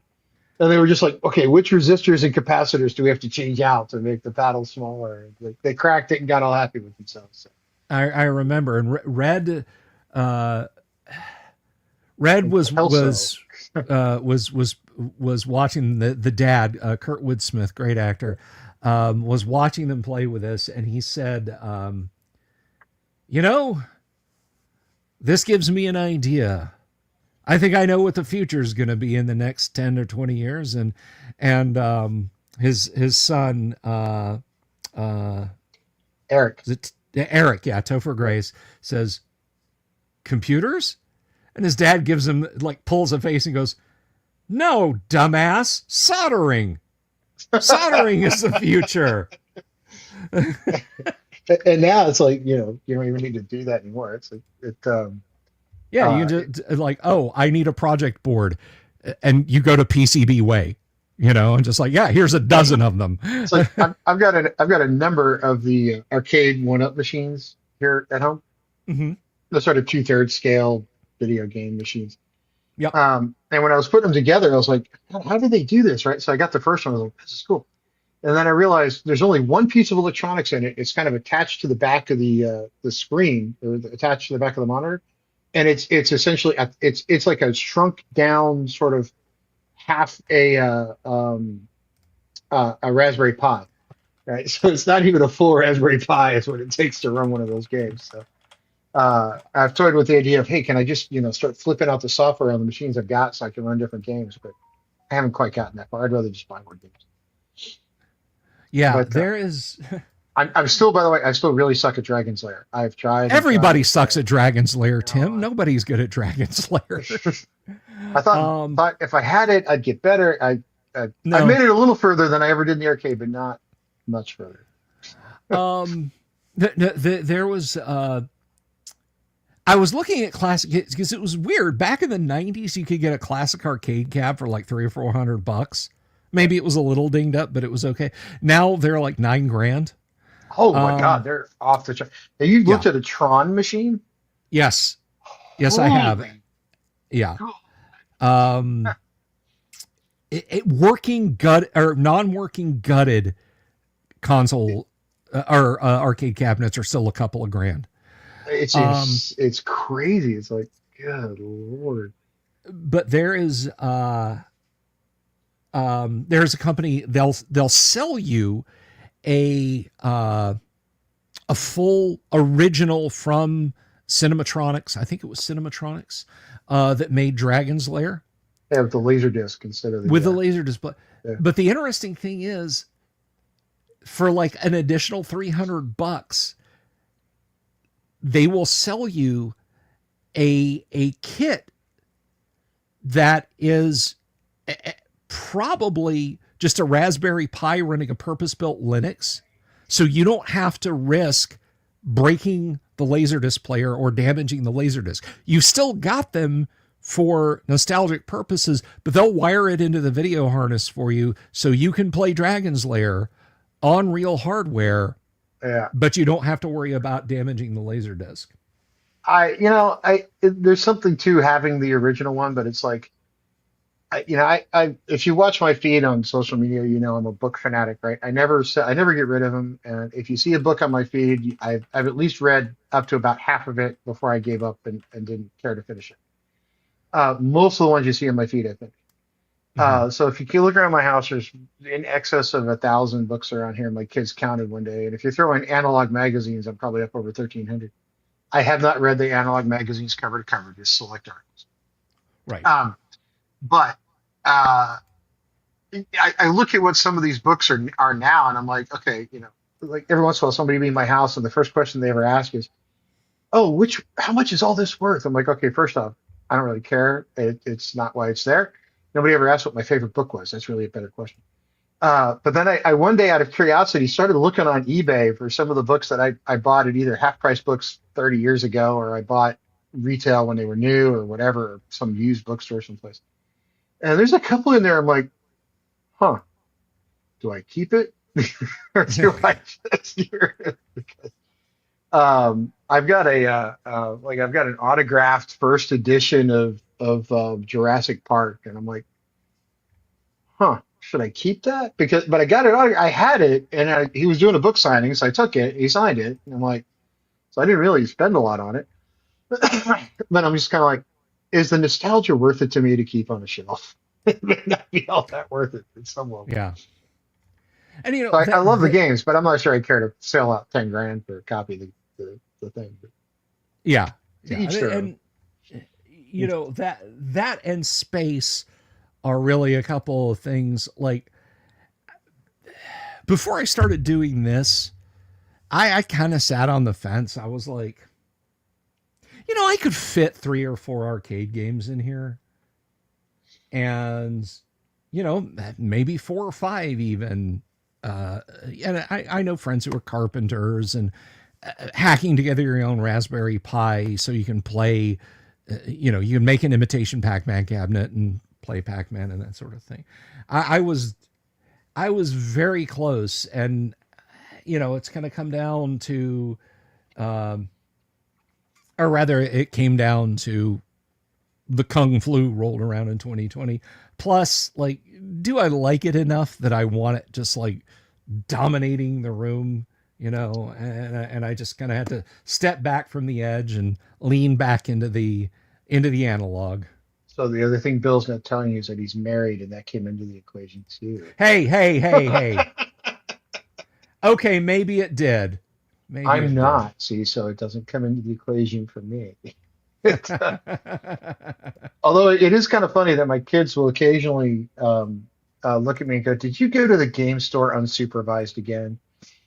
Like, They got your number. maybe.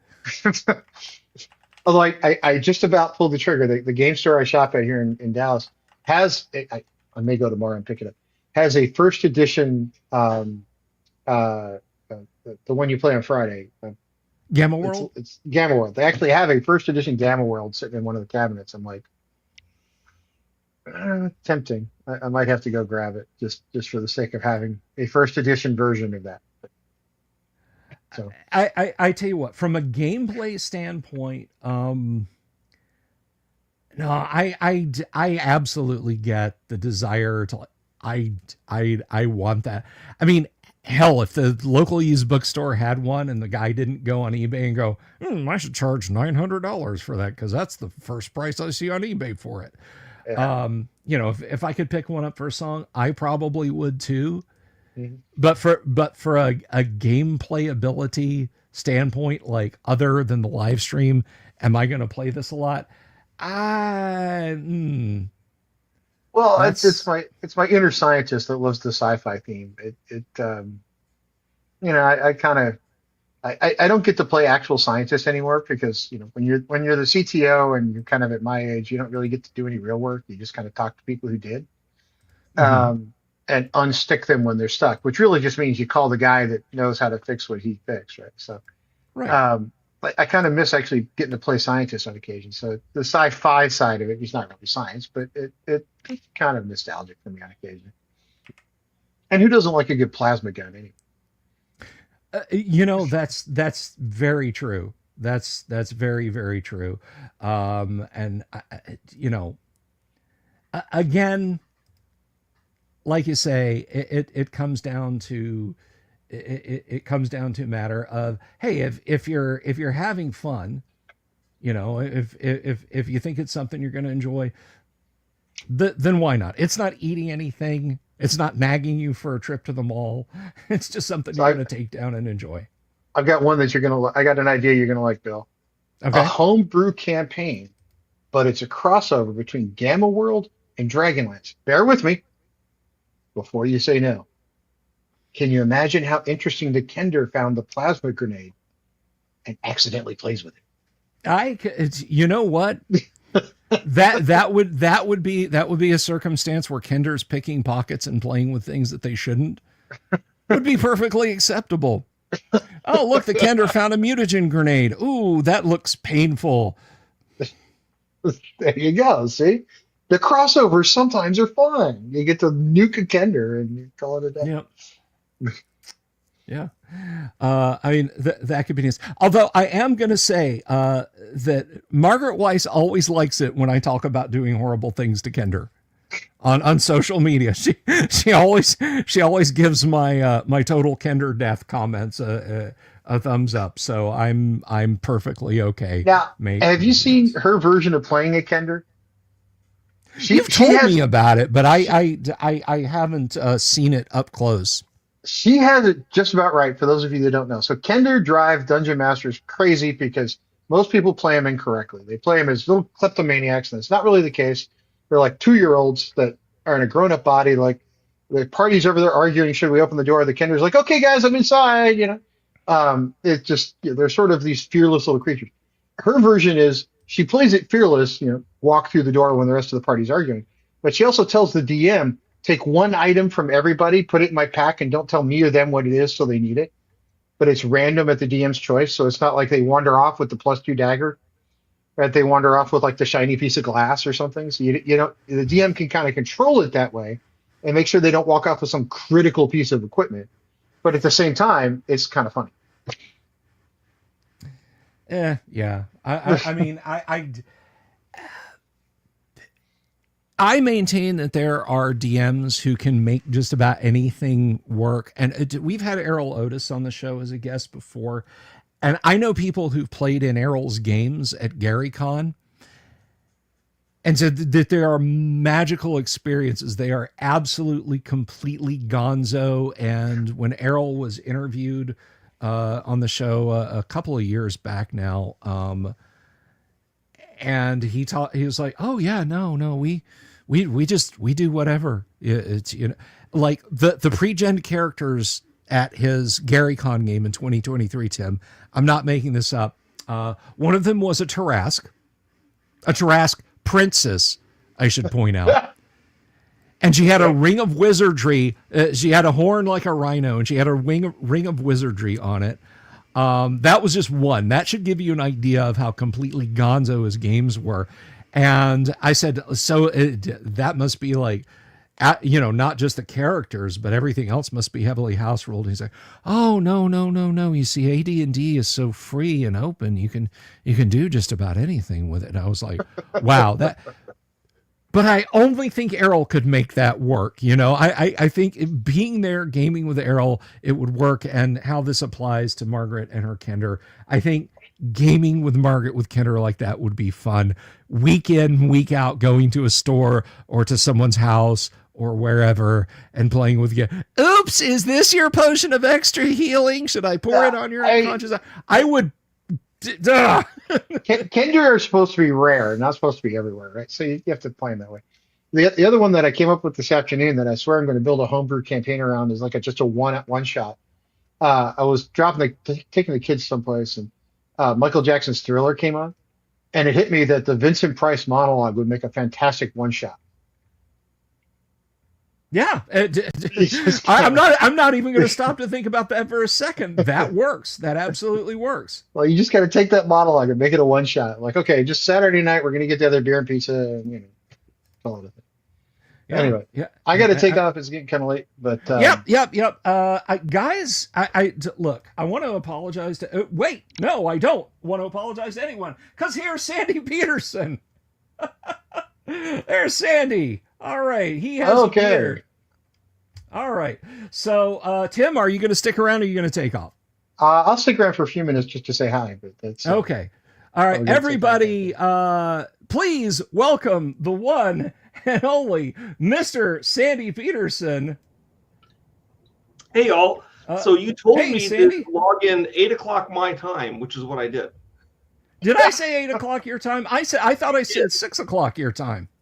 Well, I suck then because you do not. You absolutely do not. And it says, I'm going to blame Bill on this one. Just because we can. It's perfectly okay, Sandy. It's absolutely okay. Hey, Sandy, Tim Imholt, big fan. I'm going to take off. I was kind of you're here. I didn't realize you two guys were buddies. Yeah, I'm in his Tuesday night game, so yes. Cool. Okay. I play. I just sent Bill a birthday package. That you did, and I showed it off, and it is game. Tim, you may regret me sending it.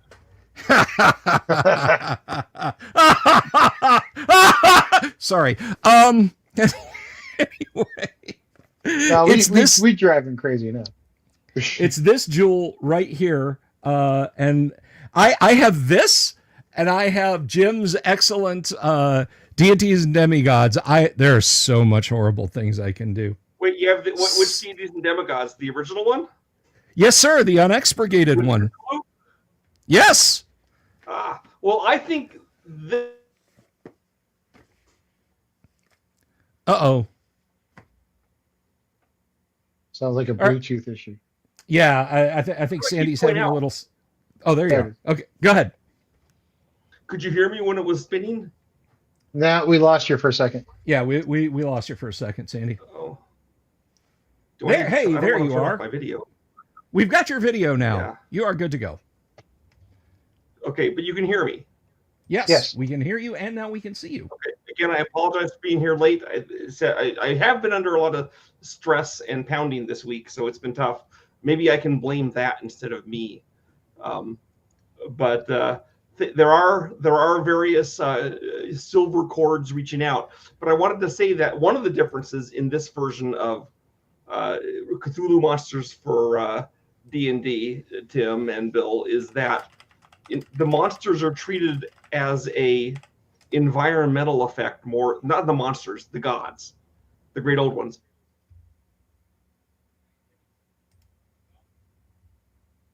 So you say they're more of an environmental effect? Well, when Cthulhu shows up, you start getting bombarded with telepathy of bad things, and then the angles and stuff geometry starts changing, so that when you run away from Cthulhu, it takes longer than when you're going towards him. That kind of like in a dream where you're trying to run away and can't get away, and then over time it gets stronger. So the mental effects start actually interfering with your vision and possibly driving you insane. And now, if you try to run away, you actually find yourself walking back to him.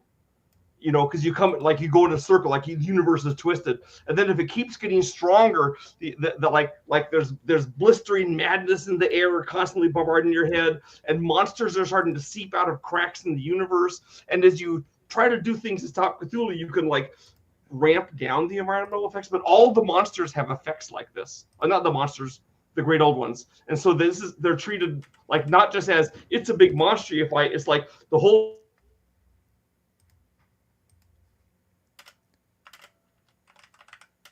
The whole. I don't know what's wrong with my there you go. link, We're back guys. Okay, you're back. Yeah. Anyway, that's one of the things that you might like. Plus, if Bill is mean and you get killed, Tim, then there's he's killed characters before. It's fun. But this has new things you can be. You can be a ghoul, or a cat, Sweet.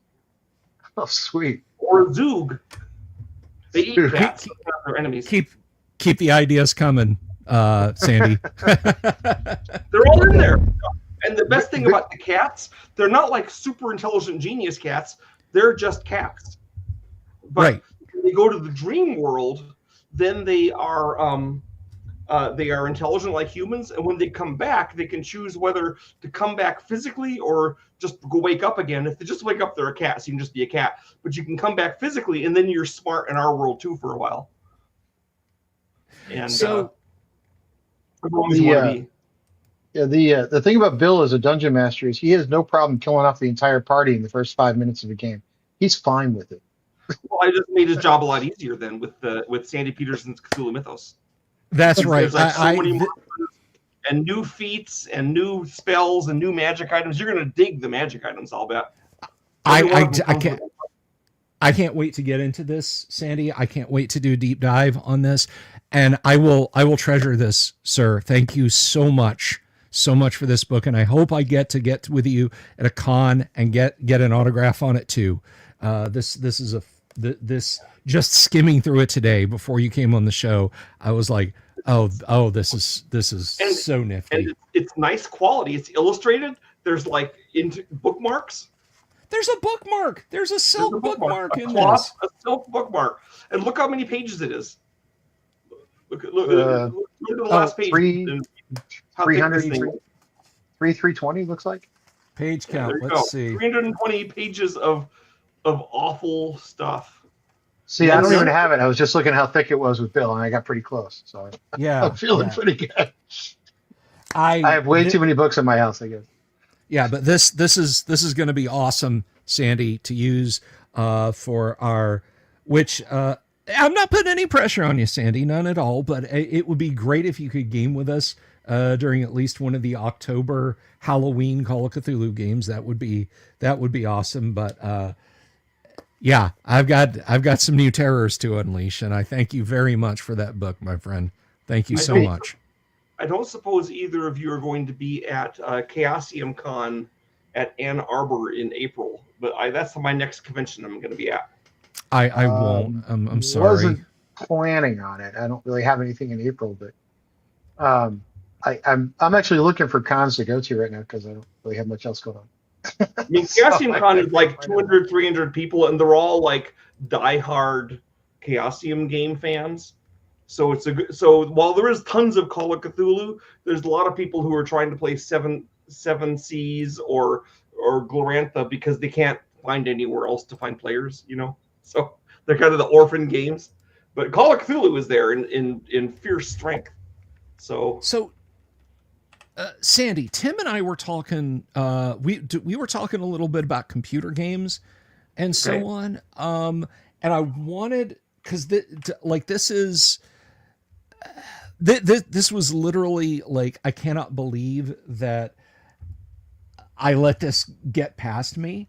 You worked on Pirates, Sid Meier's Pirates, did you not? That was the very first digital game I ever worked on. Now, to be fair, Sid Meier's Pirates had already been published for the Apple IIgs. Okay, and I think for the Commodore. And my job was to finish the conversion from a game designer point of view, not a code point of view, but game designer, to the Mac. And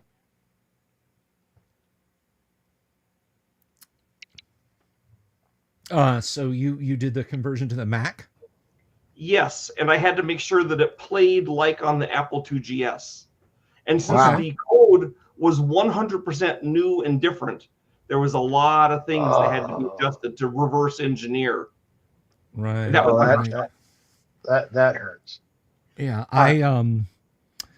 I played it on the Commodore 64 and on the Amiga, and oh man, my buddies and I got to the point where, at least on the C64, we could get one piece of a treasure map and know exactly where it was. Exactly where it was in the Caribbean. You can learn that. Now, if you liked it, I would say that later on we came out with the game Sword of the Samurai, which was basically pirates in Japan, except you were a Japanese, guy trying to work us up to the daimyo, trying to marry the good daimyo's daughter, and it had the same kind of interactions. So the one for me that made me want to kind of look into every game you ever designed personally was designing a good game is difficult, right? It's not straightforward. A lot of people try it and they're like, "Oh, I designed a game." Well, okay, but designing a really good one is a chore. It's not like something you do across a weekend. And the one that made me kind of look at, say, okay, mad respect to this guy and the team over at id was, you guys came off of Doom and you rocked the world, and then you turned around and said, Doom 2, we're going to up the ante. I was like, I can't imagine being a game designer faced with that challenge of, all right, let's make it better, because you just beat the world. Well, what you got to understand is that on Doom, when we started playing, like making maps for Doom, we had like 2 textures and like 3 monsters and like one. We didn't have anything, so we're making. And then as the things start coming in, we start getting new script options and new monsters, so we start adding them to our maps. So we're crazy trying to up our maps so that they're good and use all the stuff. So we had all the stuff.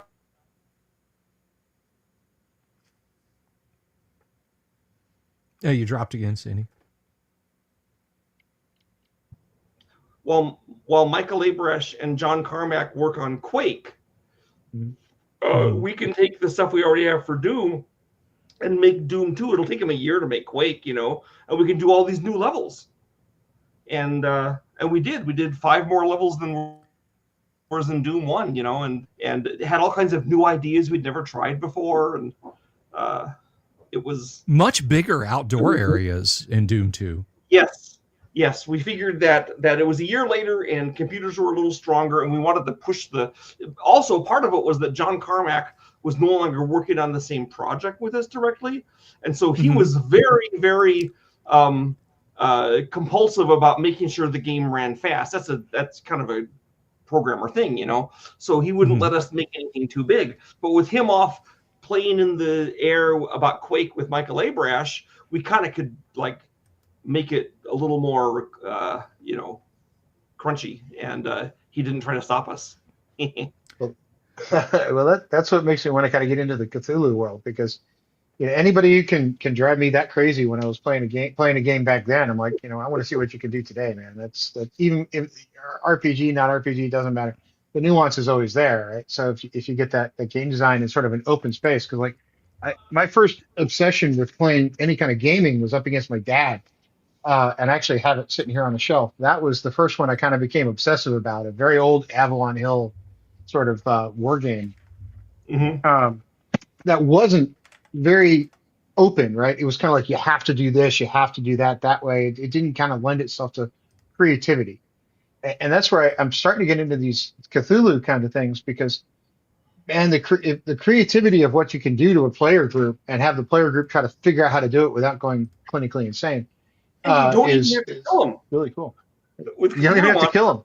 Just drive them nuts. You know, it's death is not the end, or even it's like there's all kinds of ways to torment players in Call of Cthulhu that don't kill them. It's pretty fun, really.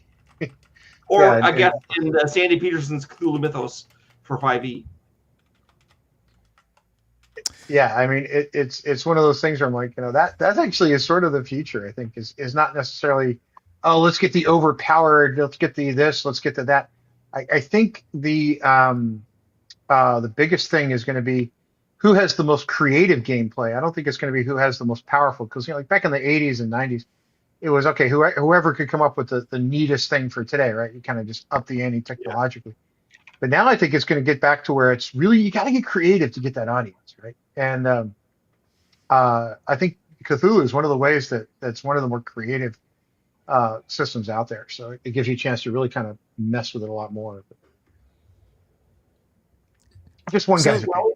I mean, that's the intent, is to give you as much fun as you possibly. I mean, the idea is always is that the game master is not the enemy of the players, right? You're all working together to have fun.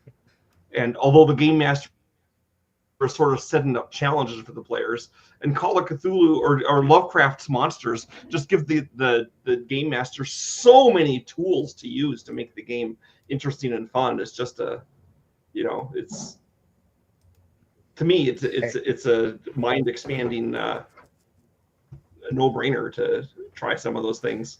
You know, it's not a matter of if the game master can kill the players. Of course, any game master can always kill the players. You know, rocks fall, everyone dies. Well, and that's what I say, Sandy. You know, I have a plethora of tools at my disposal to eradicate dungeon crawlers and treasure grubbers and sword filchers and gem grabbers and all that stuff. The difficult thing is not in killing characters. The difficult thing is keeping them alive.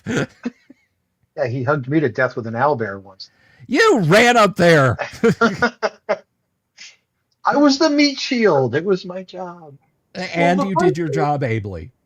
The fun thing for me is when players are forced to start discuss things actively among themselves and figure out what's happening. So, you know, you're like, oh, let me give you this awesome magic item that I got from this new book. And then the players get some big jewel with images of like a sunken city under the sea in it from Cthulhu, and they're like, I don't know if I want this magic item. Oh no, it'll be really good. And the players are all like, who's going to carry it? Have the dreams of Cthulhu every night, you know? And that's part of it's kind of the same thing I did in Doom, where one of my classic moves, as I'm sure Tim is aware, is you'd walk into a room and there would be a pedestal with like the BFG on it or a chainsaw with a spotlight on it and nothing else. And then you just knew as soon as you pick it up, you're screwed. Don't touch it. Don't touch it. But you do. You always touch it. I know. Well, the one thing that got me about Doom 2 especially was the Easter eggs that you really had to kind of go looking for. Right, they're there. But you kind of have to know where to look. So it's ever since those Easter eggs started hitting, I'm always looking in the game for, okay, where's the where's the hidden gem someplace, and there's always one somewhere because every game I designer mean, hides something. we had the dead Commander Keen, right? I mean, Yeah, Yeah, and we had Wolfenstein in it. Castle Wolfenstein. An entire Wolfenstein level. Two of them, right? And then you had Grosha at the end when you'd go in and the door that would spring open on that line death, it wouldn't wait for you to open it. It would just spring open and there's a cyber demon, literally, like the door opens and he immediately launches a volley of rockets when you're like 5 feet from him. Very funny, Sandy. Well, yeah, it's supposed to be fun. I will say this, that when I was in the army, I was in the army when Doom came out, the original one, and I was telling the people before you came on, in the barracks, you could tell who had computers and who didn't based when you walked up and down on a day off, and you could hear Doom coming out of everybody's room.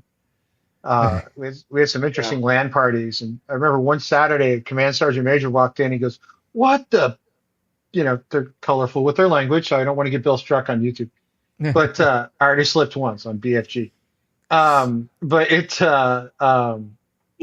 he would walk down the hall and Canonically, according to John Romero, it's the big fun gun. So just be aware. Okay. Yeah.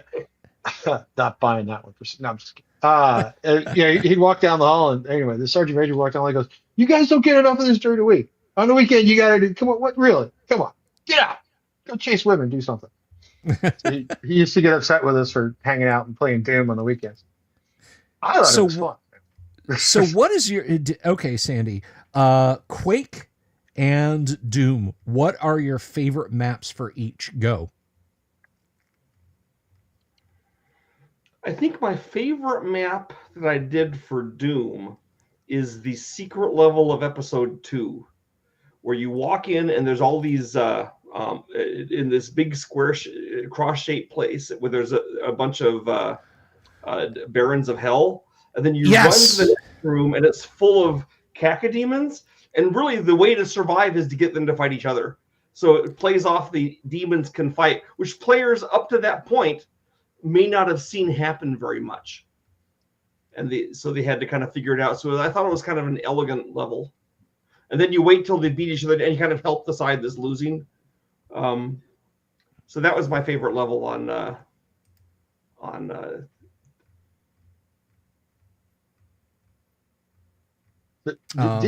Didn't you design one after your house or something on one of them? Yes, Doom 2 level 16 is based on the house that I had built and lived in at that time.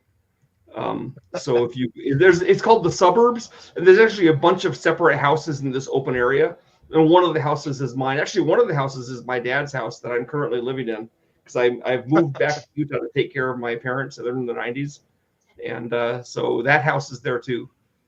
Although the room I'm in is not on the map because I'm downstairs. So, and of course, Doom maps aren't really 3D. You can't have levels under levels.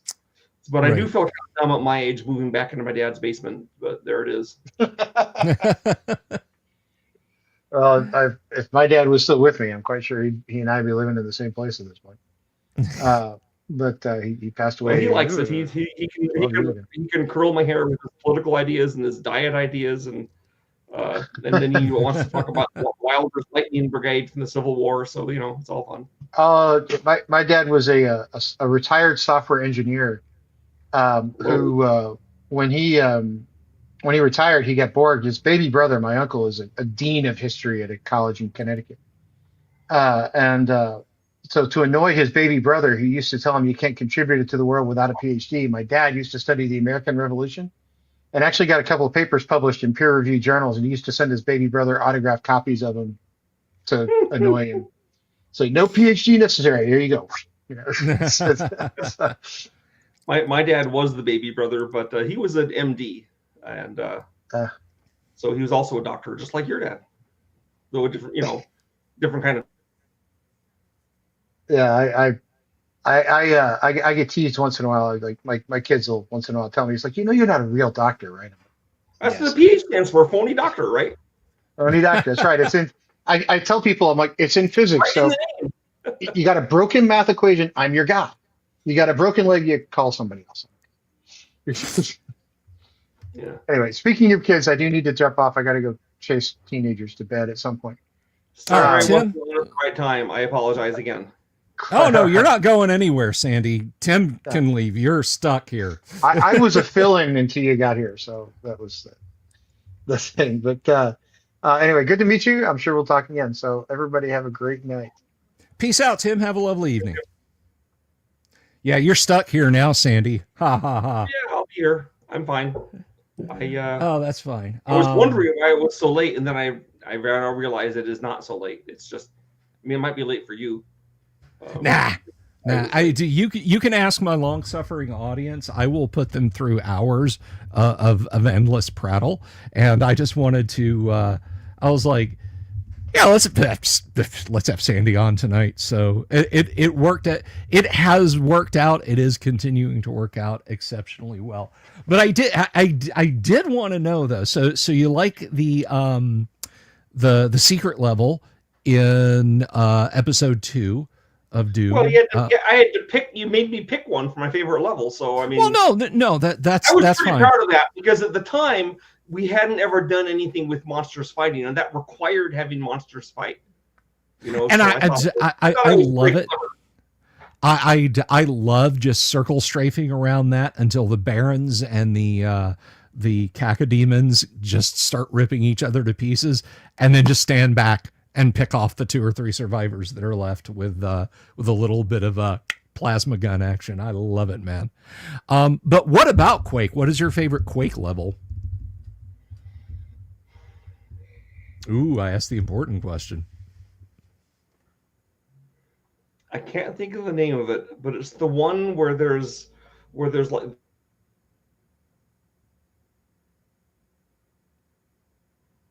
We lost you.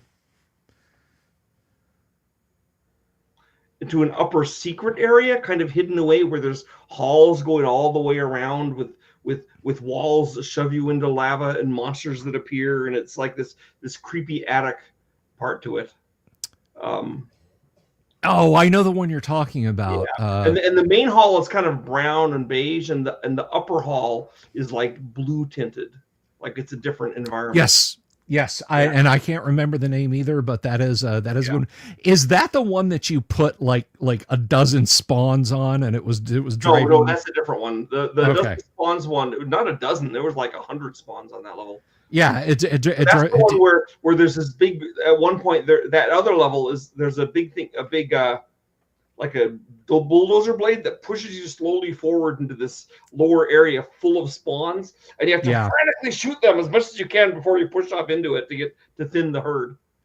Yeah, I think there was something about that where I could just bounce a grenade, like not go beyond the line def, and just bounce a grenade to kill off enough of it. But oh my gosh, that was mean, Sandy. That was mean. Well, I didn't realize that the spawns would be quite as hard on the engine as they were, and they kind of animated chunkily, and people have complained that the spawns were terrible. And why did you use spawns? Well, I was supposed to use the spawns. I'm the only map that had spawns. So I had to put them in, but they didn't animate that great. The way they played was fun. I'll tell you,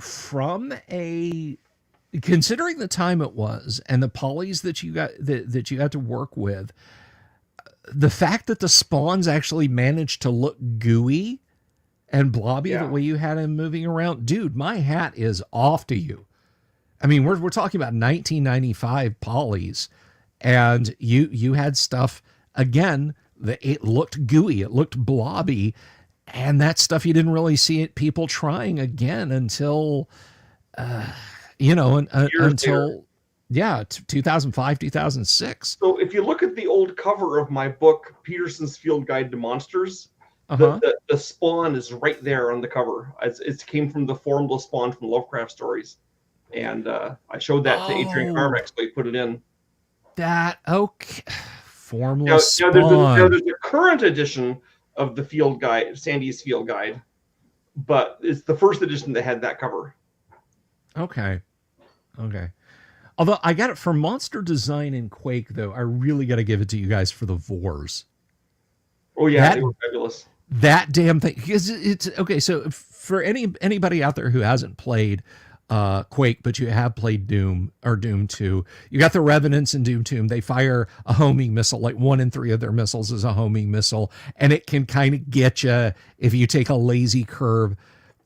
The spores, the pods that the Vores fire will go, they will stop and make 90-degree turns to chase you into rooms. You have to Those duck things, behind a wall for it to hit the wall. yeah. You know? Yeah, those things were nasty, And we I actually really made them less dangerous by making them faster, because originally they were kind of slow moving, and then they could always dodge around all the boundaries.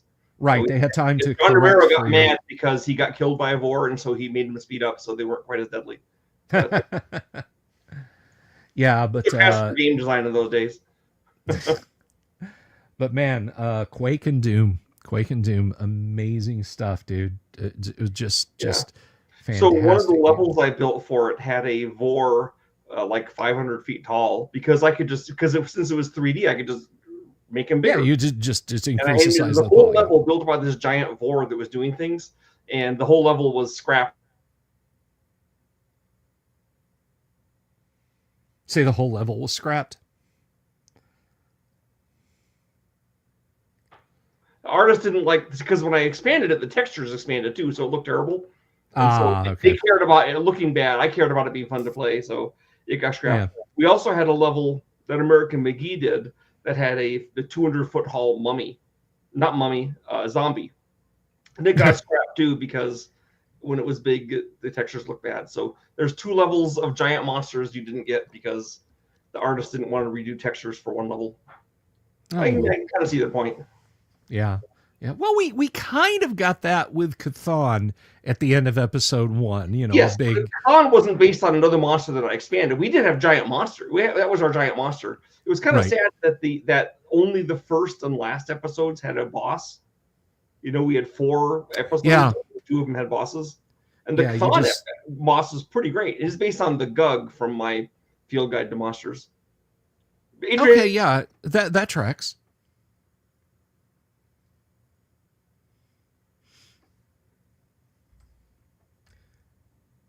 I think we're getting some little hiccups every now and again. yeah, so. when they happen, I stop talking, but I can still hear you guys while it's happening. Yeah, and I don't want to be stepping on you while you're like you're trying to explain something, and I don't want to steamroll you. So we'll roll with it, man. It's been a fun night so far, though. So Maybe YouTube's being used a lot or something. yeah, I don't know, but no, I like literally today. So when I was putting together the thumbnail, which I hope you like the thumbnail that I had on the video today. But I was looking around, and I was like almost embarrassed about this, because I didn't realize that you had worked on Pirates and that you'd worked on Sword of the Samurai. And I geeked out about those games so hard when I was a kid. And like Sword of the Samurai didn't come out for the Commodore. It came out for the PC, and I think maybe the Macintosh. So I'd go over to my friend's house. He had an 8086 or an 80. He had an AT system, and I'd just be like, "So, Jason, mind if I play a little Sword of the Samurai?" And fine. It's like, me, I've got my Amiga computer, and sound and color and high resolution, and I go over to his house and play Sword of the Samurai on it. I actually bought it from Good Old Games. It runs at normal speed through an emulator on your Windows desktop now. I adore that game. I should get you my phone, so next time you want me to be on a thing and I'm late, you can call me directly and say, "Hey, get your act together." Hey, man. Notice you kind of got your vengeance, because the thumbnail says "The Master of Doom, Chaos, and Horror," which makes me sound like the worst possible hire for a company. On the contrary, I think hey, man, I got to tell you what, if somebody said they were the master, if I saw that on a resume, the Master of Doom, Chaos, and Horror, I would immediately think, oh my God, Sandy Peterson's applied. He's hired. Okay. You say so. But yeah, no, I'll you can shoot me your digits, or I'll shoot you mine, or something like that, and we'll figure it out. I'm sending to you right now. Okay, Um, but yeah, just don't put them in the live chat. You'll get oh no, never-ending no, fans. I'm emailing it to you. Okay, but no, I mean the big thing about hanging out today is not was because we're not done unless you gotta go, but it's literally it's just hanging out, man. I'm just I wanted to gush about the book that you sent me for my birthday, dude, and this is lovely. Well, he said it was your birthday, and I thought, I'll get him one of these. Maybe he'll use it and give me a plug or something. I didn't care about. Oh, there ain't no maybe about it. There ain't no maybe about it. I was going on. I have had a day of manifestation.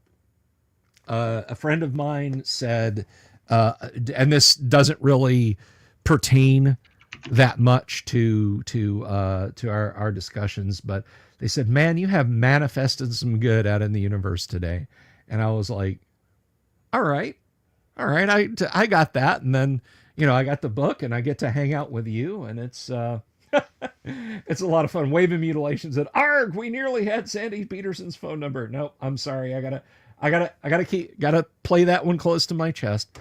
Although I do want to ask you what are some other good Sandy Petersen books that are in the works? Oh well, I mean, I have a campaign for Call of Cthulhu called Big C, in which it's modern times, and it takes place in the Tri-Cities area in Washington State, and it has like drug dealers and stuff.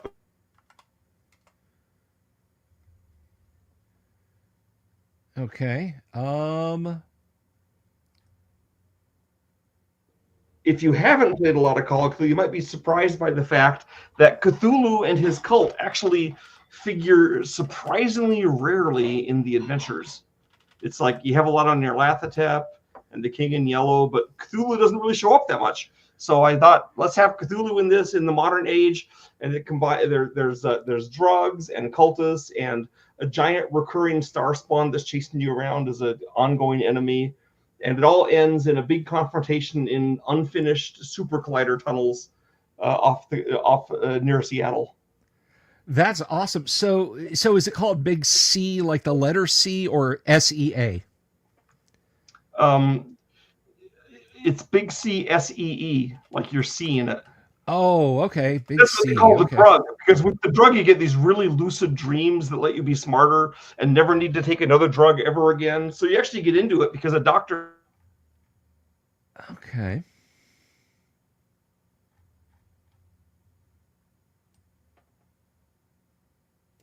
Then it turns out the guys that sell it are like, half human deep one hybrids, and their bodyguards are like flying monsters from the sky. And it's kind of grows from there. And there's of course an evil plot behind it, like you'd expect. And it's a hardbound book, like 200, 300 pages of camp. It's like 6 months of.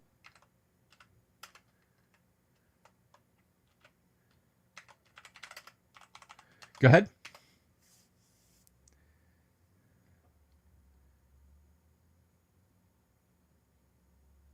I think we lost you temporarily.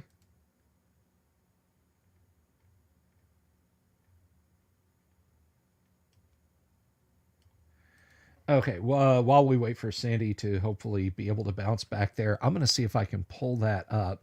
Because let's see.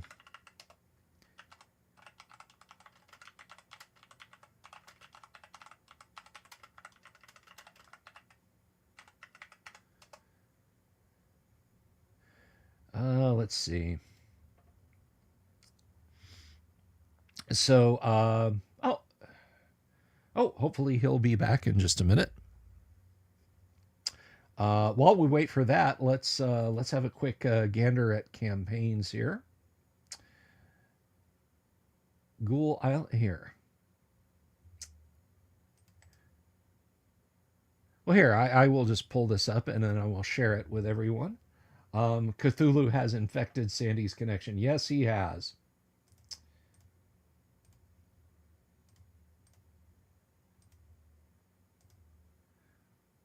There we go.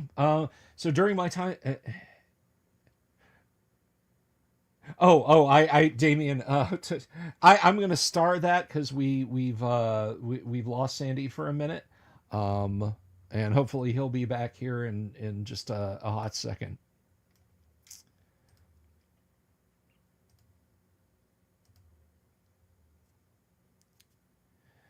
Okay.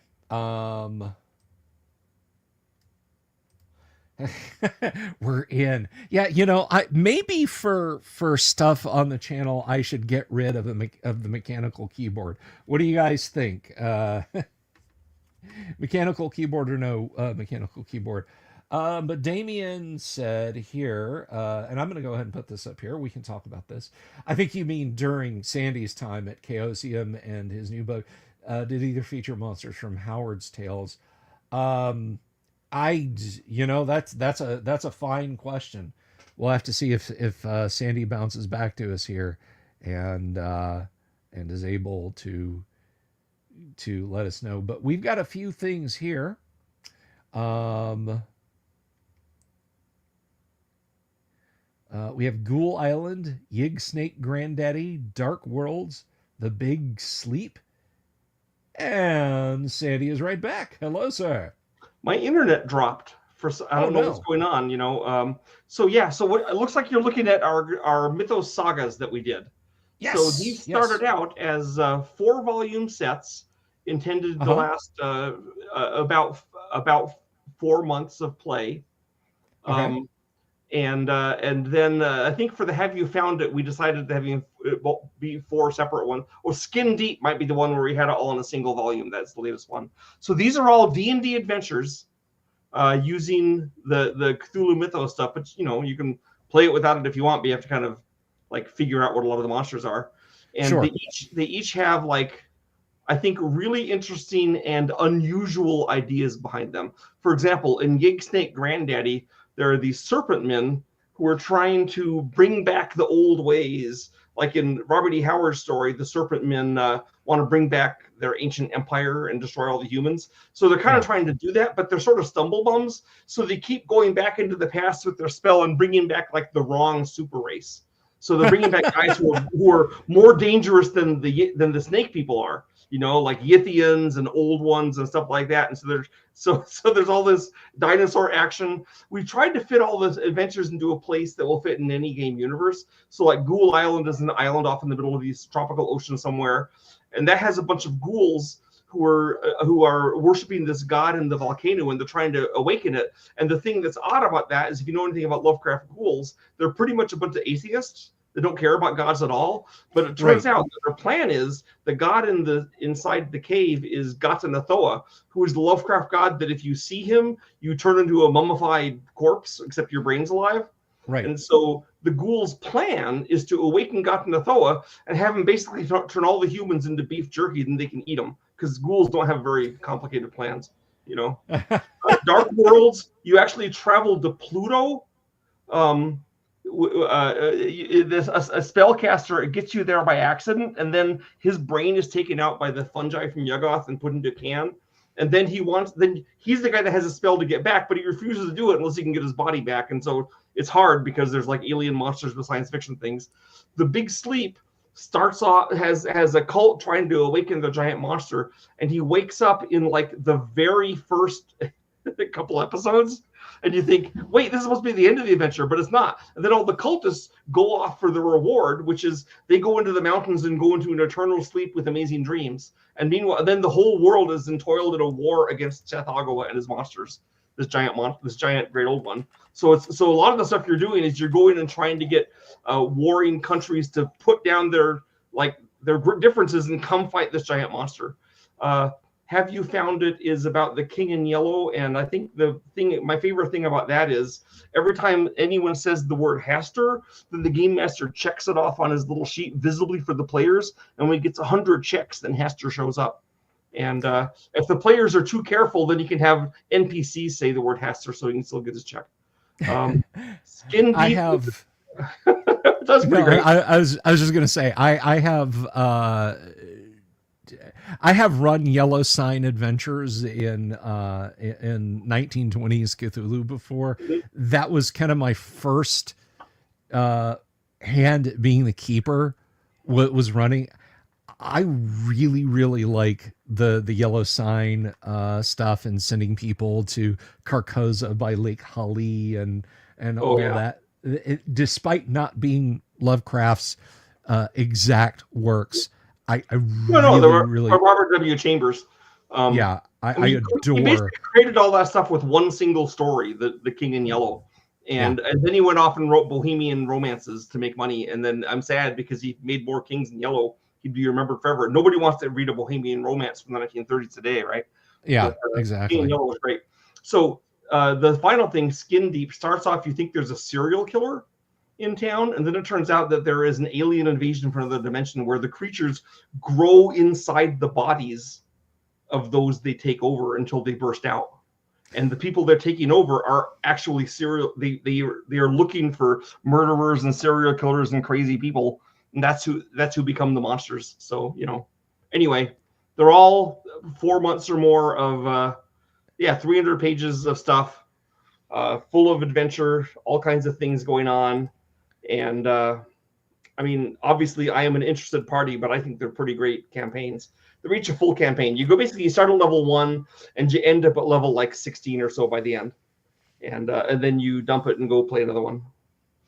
Well, they have they have an absolutely gorgeous look to them. These are definitely Yes, some all beautiful nice, looking books. shiny, clay-coated pages with. I'm not sure if all of the sagas have a bookmark, but I mean that'd be a little much. And all fully colored all the way through it.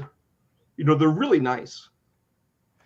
They look great, dude. They really look great. So the one that I got, because people were oohing and awing over that, I have the Sandy Peterson's Cthulhu Mythos, the hardback with a lovely green bookmark in. What's the product page for that, so I can show that up for some folks? I don't remember. Sorry. No, that's okay. That's okay. Um, Let's see here. Maybe it's PetersonGames.com. Our what? games. Cthulhu Mythos role playing is where I'd go, and there Okay. it is, right there in the front page. Just click on our games at the top, then Cthulhu Mythos role playing. Okay. Our There games. may be Cthulhu. issues right now in actually trying to buy them because we are undergoing. There's dark forces that are trying to destroy us, which I believe will be defeated. Okay. Okay. Well, Dark I didn't. legal forces. The law. You know how the law is an ass, according to Yeah. Mr. Mobile. Yeah, so it's an ass. So we actually got served with a lawsuit that we didn't know about, and it turns out the country we were served from has this rule where if they can't find you to serve you, they can have a virtual person they serve who counts as you, and then you're served. Except we didn't know because we weren't served. This virtual thing was served. So I mean, I don't even know how that can be a thing for this country, but it's a first world country too, not America. Yeah. We got said, "Oh, here's a lawsuit against you that we never heard of," and we're like, "Man, that kind of stinks." Anyway, so it's depressing, but we have forces of good on our side. Well, Sandy, I'm going to tell you straight up. Look, I know thoughts and prayers and all that jazz and mataz. It doesn't matter. A cup of warm water and a court of law. But, dude, I have been ringing the bells and I have been telling people, hey, you, Sandy, are among the best of us in this hobby, and honestly, you deserve all the support in the world. And I can't think of a single gamer amongst us who does not love So the mythos stuff. And I wish I could do more than tell people, support Sandy, support what he's doing. But if that's all I can do, then I'll do it as loud as I can. it actually does have an effect. Like, for example, I didn't want to say anything when Tim was there, but Tim has offered to to assist. I'll be talking to him tomorrow and seeing that he has actual ideas. I got a friend in Texas who's helping me. Actually, a guy that I've killed many times in my role playing games. He's one of my best friends, played in the games all the time. I guess he's my equivalent of your Tim, and but he's my buddy as a result. He's a lawyer anyway. So I've got people helping, and it's really useful. And but so we'll see how it, we'll see how it goes. But I will say, but if you're trying to buy those books, you may not be able to get it from my website, but just do the name of the book, look for it on my site. You'll find the name of the book. Then go and type it in and just do a search in the shopping section, and you can buy these things. I just looked up. There's a company selling the book you've got for $50. Okay. Online, and there's other companies and some guys will gouge you, obviously, but you can find them on different sites. Miniature Market has them. Okay. And there's PDFs on some sites that we approved. I don't know why we're out of PDFs. That makes no sense to me. You'd think you'd never be out of those anyway. So you can still buy them, and be aware that if you buy them from someone that's not us, we still are getting paid because we sold those to that guy. And I don't feel bad about them getting money for it too. I want them to get money for it too, so they'll be happy about buying new stuff from us when we're back on our feet in a month or two. Well, audience, if you guys want any links or anything, any of the stuff you're seeing, actually, you're not seeing it at all. Let me go back. If you look at Atomic Empire has the Cthulhu Mythos for 5e. Atlantis Games and Comics has it. eBay has it. Miniature Market has the adventure, the sagas. Okay. This is all over on Quims, and I just want to point out to any of my audience and for it's on Quimbly's too. Yeah, for YouTube purposes, these are not affiliate links for me. Okay, I make nothing off of this. If you want to, I do have an affiliate below. This is for my audience. I do have an affiliate below. Is that the PayPal Direct where I can buy you a coffee? You can buy me a coffee if you want, Sandy, but you don't have to. I can't because coffee is against my religion, and I don't want to put you can super chat me. I will not buy any caffeine with any super chats or no, don't worry about it. It's only your soul's only imperiled if you belong to my religion and drink coffee. If you're not in the faith, I don't care. I mean, just all right. You have to sworn to the things I've sworn to for coffee to be a bad thing for you, or smoking or alcohol. But But no, for audience again, I do have an affiliate, my buddy over at Paint Minis Live. If you want to follow that link and say, hey, would you carry these Cthulhu books and I'll buy them from you, and I will tell you that Bill bought them, told me to tell you that. That works too. However, anybody out there in the audience wants to do that. A question from Damien. Says, during your time at Chaosium and your new book, did either features... okay. All right. You saw it. I'll say it. So did I feature Monsters from R.B. Howard Tales? Okay. So we featured Monsters from R.B. Howard when the tales overlapped with a Lovecraft or other Cthulhu author tales. But the problem was that by the time I was at Chaosium doing Call of Cthulhu, Conan had already come out as a movie. So Hollywood had rights to Robert E. Howard to an extent, and so the thought of Chaosium going up against Hollywood is just unthinkable. So their lawyers are like the most evil and the most corrupt and everyone. I'm not telling you anything new.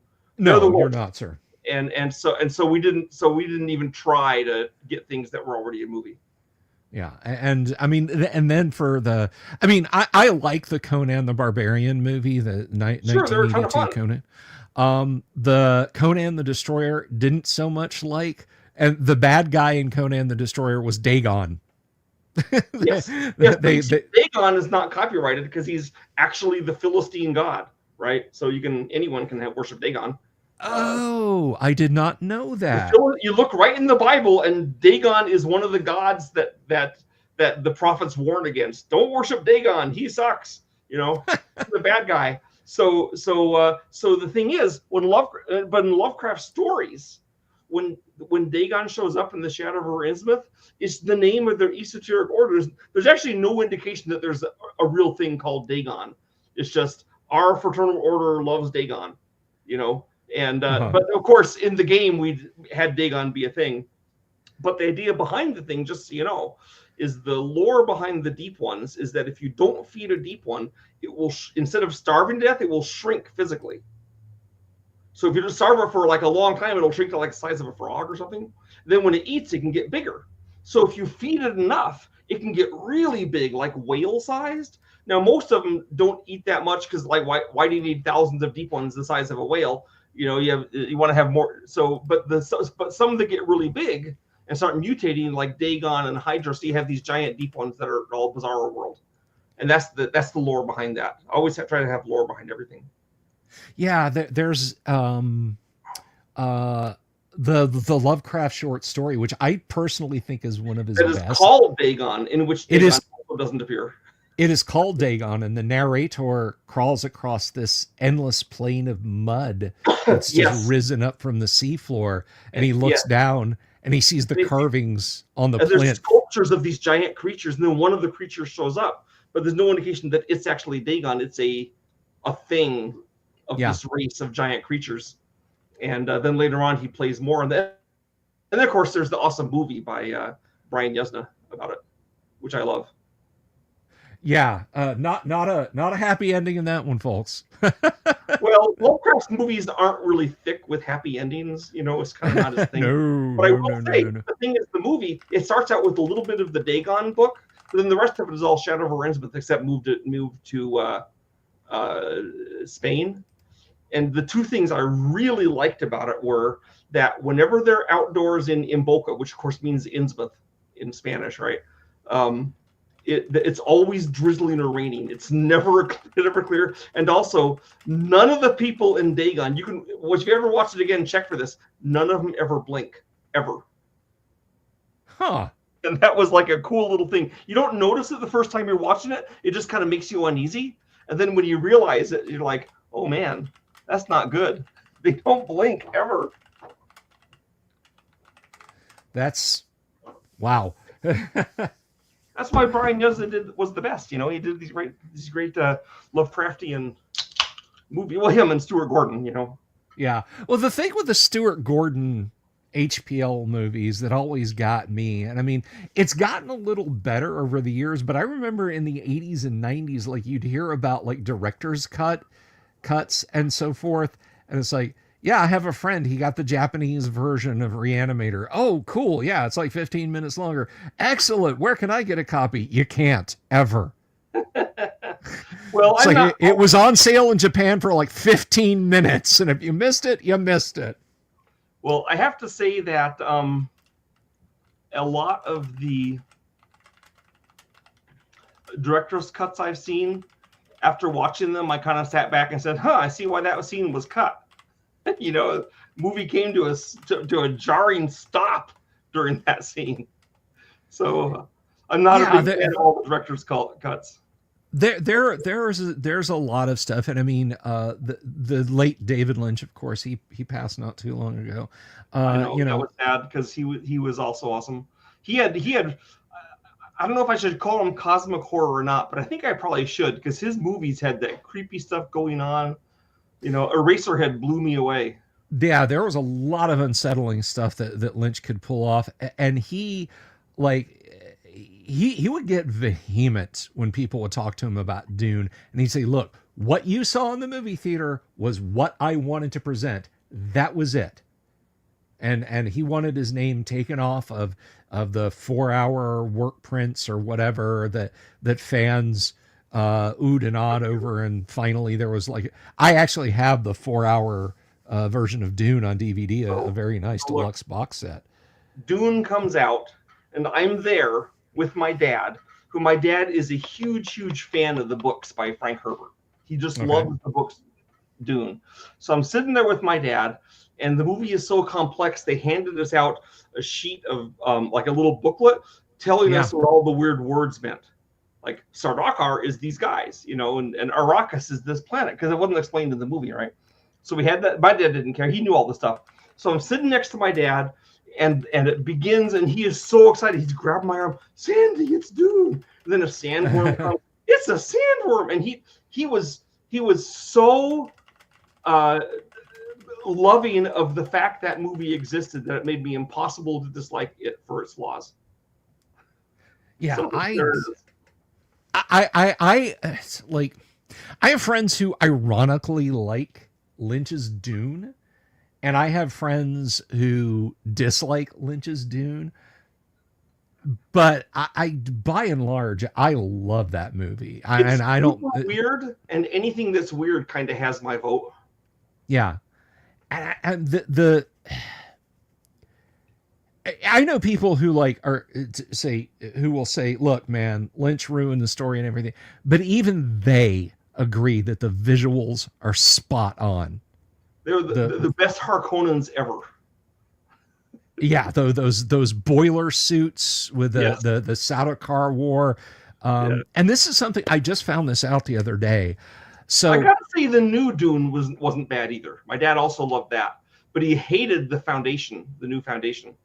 I haven't seen the new Foundation. Boy, he was griping every second it was on. He was so excited to see it. That's his favorite science fiction epic, even more than Dune. And he just thought they didn't do a good job. So yeah. Why is Harry holding a girl? You know, that kind of thing. But no. This is something I just discovered the other day. So people don't realize this. I'm sure you're aware of it. I'm aware of it. But you know, here I will put the link, the page back up where you guys can buy Sandy's books again before we leave. But well, remember, you might be able to buy them from that page. You can get the names from that page, then just like type it into Google and look under the shopping tab, and you'll find them. Yes. But I really liked the fact that again, and this is something you and I know, computer graphics in movies, that goes all the way back to the early 1970s. People don't think that it is true, but they were doing computer graphics in movies as far back as 1972 in Westworld. I assumed that they had some really, really powerful for the time high-tech imagery done with computers for the dueling shields in Lynch's Dune in 1984. That is all hand rotoscoped. That is all cartoon art. Every frame. There was I've many a movie I've seen that had cartoon lightning bolts to kill the bad guys, and I have a great love for cartoon lightning bolts. Right on. And you know, and then the most ambitious thing probably was Tron in 1982, where they just tried to make the whole thing look like computer graphics, and computer graphics just were not that advanced. But they kind of sort of pulled it off. It looked totally fake, but that was what they were going for, so it worked, you know? Yeah. I think somebody said there's like 2 minutes and 35 seconds of computer graphics in Tron, like in total. And the rest of it is traditional animation. Oh, yeah, plenty of that. Plenty of traditional animation, too. And that works, too, you know, because the animation has been a thing for a long time, although I suppose some of the skills of that are being lost now with computers taking over. Yeah. But I was just floored when I found out that the dueling shields from 1984's Dune is all cell animation. That actually makes sense. If you'd asked me how they were made, I might have guessed that. Because remember, I grew up in the 60s and 70s, so I'm pretty used to, you know, cartoony stuff being used to simulate magic. And also, I've seen a lot of crappy Hong Kong magic kung fu movies from the 70s and 80s, and you could, if you haven't seen crappy cartoon magic until you've seen some of those babies. They're the best. Right. I am an inveterate lover of Hanna-Barbera stuff, man, from back in the day. There you go. That was fun. The repeated frames, you know. Yes. Shaggy and Scooby running past the even the same spider web in the foreground and everything else. Even more highly regarded cartoon guy. I mean, the Roadrunner and the Coyote did that same thing, and no one seemed to complain about it there. Yeah, right? yeah. You don't have to be Hanna-Barbera to reuse the same background. Oh yeah, yeah. No, it's Well, it helps. Yeah, it does help, but I mean, it's like anyone everywhere. They were working with what they had. You know, they were working with what they had, and they made it work exceptionally well. At least I thought. You know, when I was a kid back in, you know, in 1977, 1978, I'm not sitting there watching the Super Friends going, this sucks. They keep flying past the same building. I was enjoying it.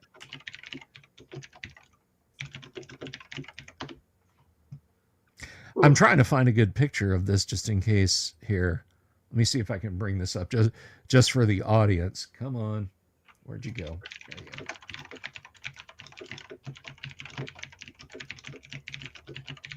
I'll just share this real quick. We're trying to post stuff and it won't let me post. Yeah. If you've got any links, if you've got any URLs, put them in the private chat, and I will. I don't have a URL in it. Huh. That's weird. Someone was talking about the black hole, and I just commented, I will never forgive the black hole for killing Anthony Perkins so early. I was so excited to see Anthony Perkins in it when I'm watching the black hole. Yay, Anthony Perkins, my hero! And then he gets killed. You know. But. Oh, well, maybe it's the killing. I have joked with my audience before, and typed in like, yeah, you know, I'll kill your character, and it won't. It's something really either. Afraid they're gonna spaz out. Yeah, I guess. If I'm typing about Call of Cthulhu, there's almost nothing I can type. Then it's like all about madness, right? Okay, just not death, huh? Yeah, yeah.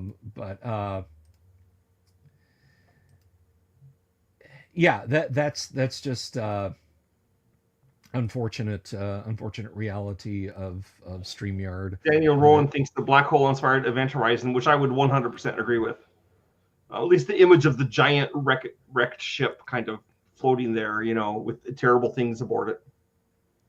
Yeah, and hey, I mean, you know, if you wanted to go sci-fi Call of Cthulhu, I think you could do a lot worse than to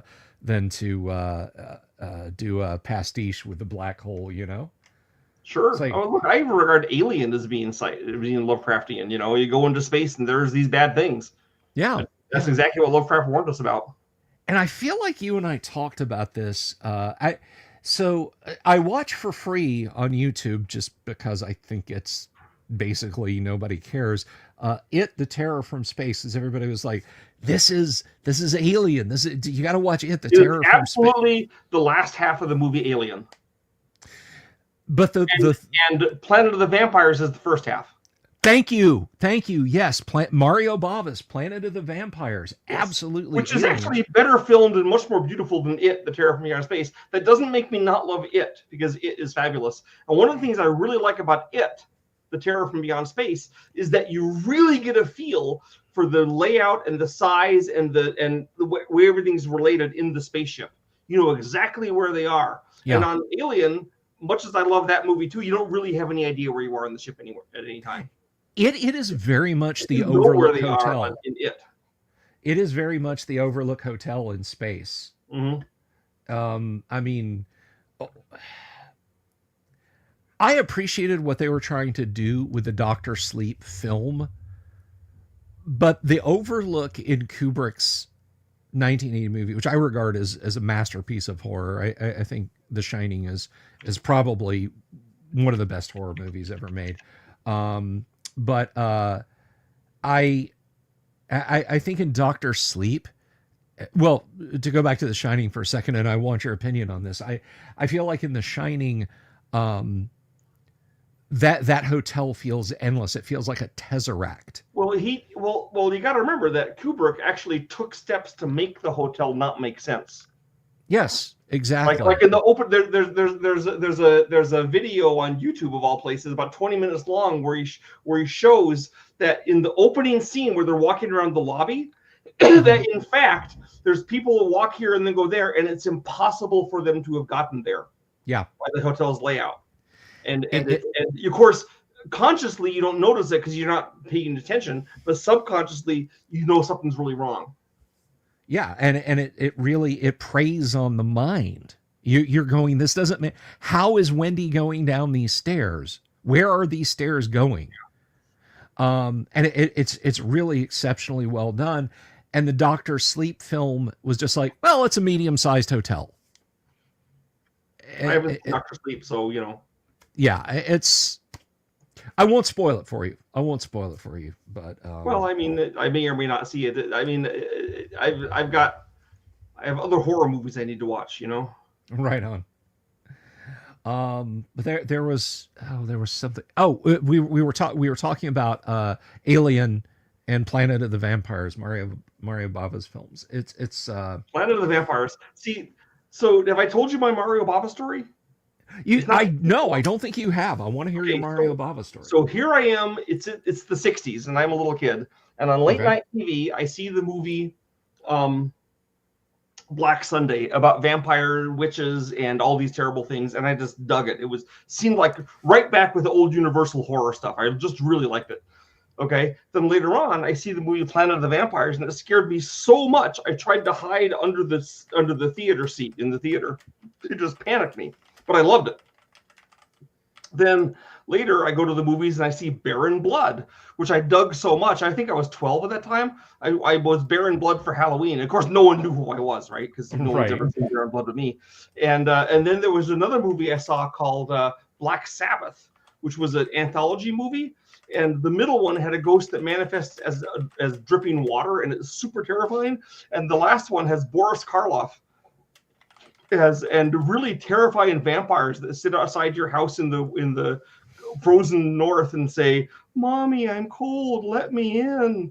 And you know, right? So you know, it's really great.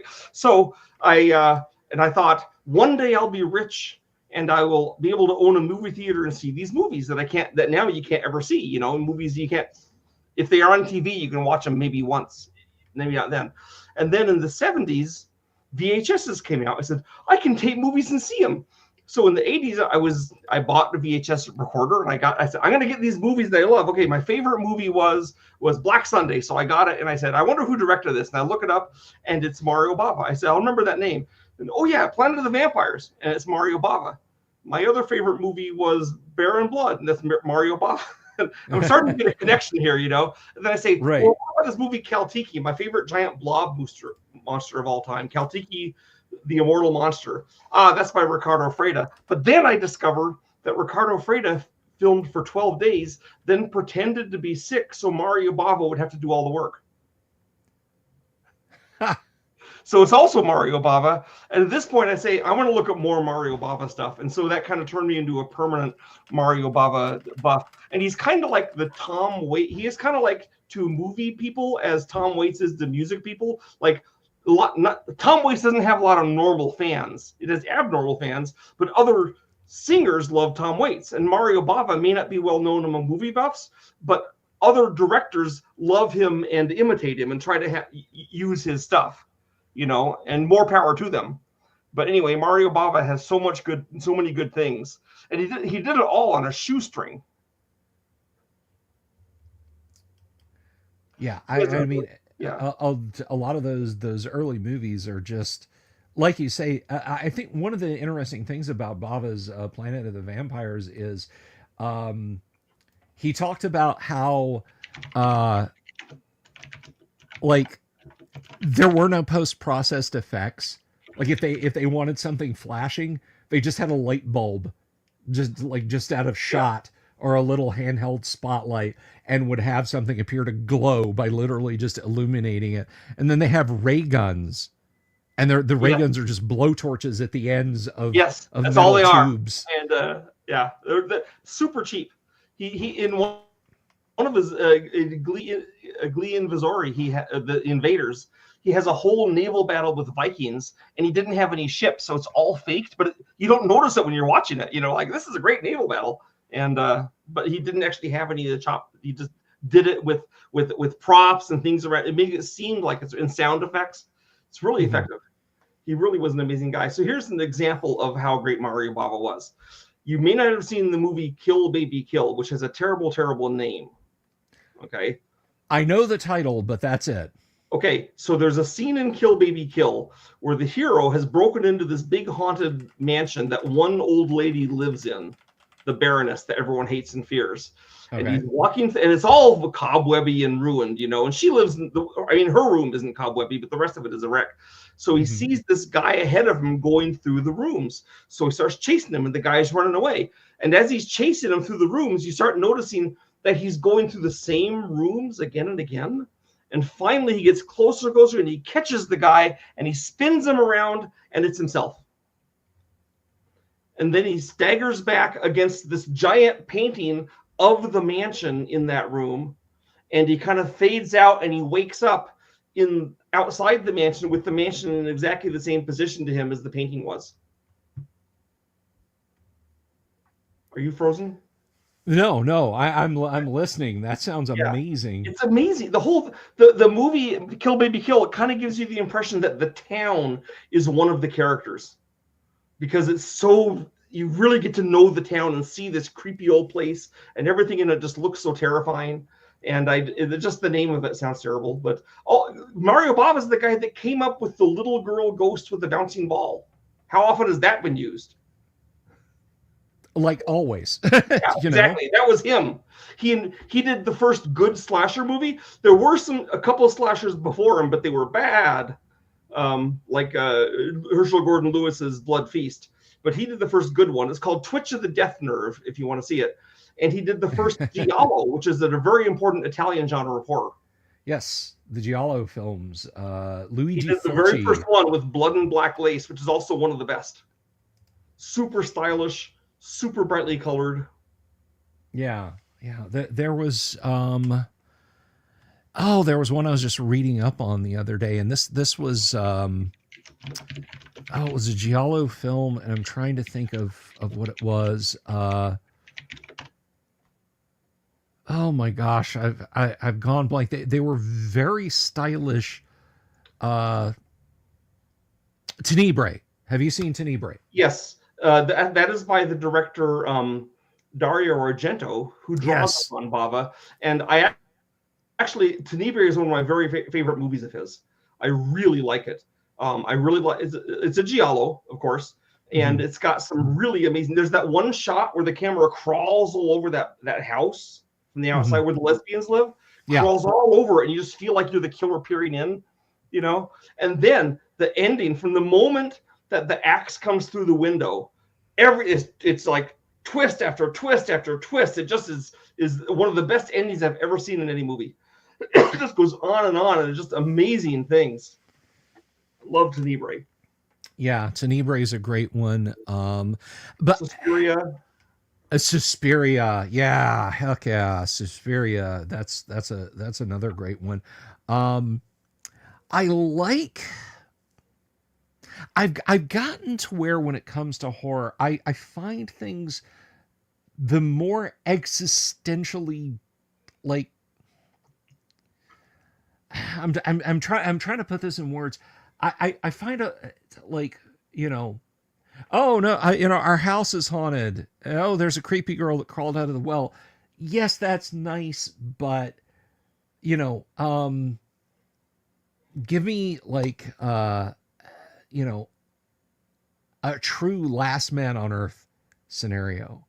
It's just like everything. Have you seen Vincent Price as the Last Man on Earth? Because that's an amazing movie. You and I talked about that the last time you were here. So good. That, in my opinion, it's one of Price's best roles. Absolutely, because he's not just hamming it up. Now, I'm okay with Price hamming it up. You understand? Yeah. When he's Dr. Phibes and all he does is mug for the camera, it's a delight. But Last Man on Earth, he acts, and you can tell. It's good stuff. You hurt for Neville in Last Man on Earth. And then when he realizes he is in fact the monster, the thing that walks by day. And what I love about it is of the adaptations, Richard Matheson was still alive. I think at the time. Well, I know at the time that uh, damn it, Well, help done me out three here, times, Sandy. right? What was the one with Heston? Omega Man. Omega Man. Yeah. But at the time Omega Man came out, Matheson was still with us, and he would like he said, I didn't really care for any film adaptations of I Am Legend, but of them, I thought Vincent Price was the best in any of them. Well, look, nothing wrong with Omega Man. It's very bombastic. It's got Charlton Heston. It's using him bombastically like it should. But the lower budget, more low key, less hyper Last Man on Earth, I really think is a strong movie. The same way that Night of the Living Dead, I think, outdoes some of the big budget things that came after it with zombies. No, I think you're right. You know, I'm not saying I'm okay with big budget horror. Don't get me wrong, but sometimes less is more. You know.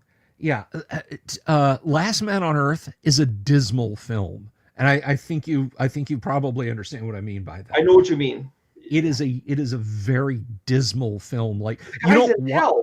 Like he puts garlic on his door, goes around the day finding vampires and staking them out. Then he goes to his house and turns on his Victrola to play music while the vampires, which act more like zombies, are knocking on the door and come out, Neville, come out, Neville.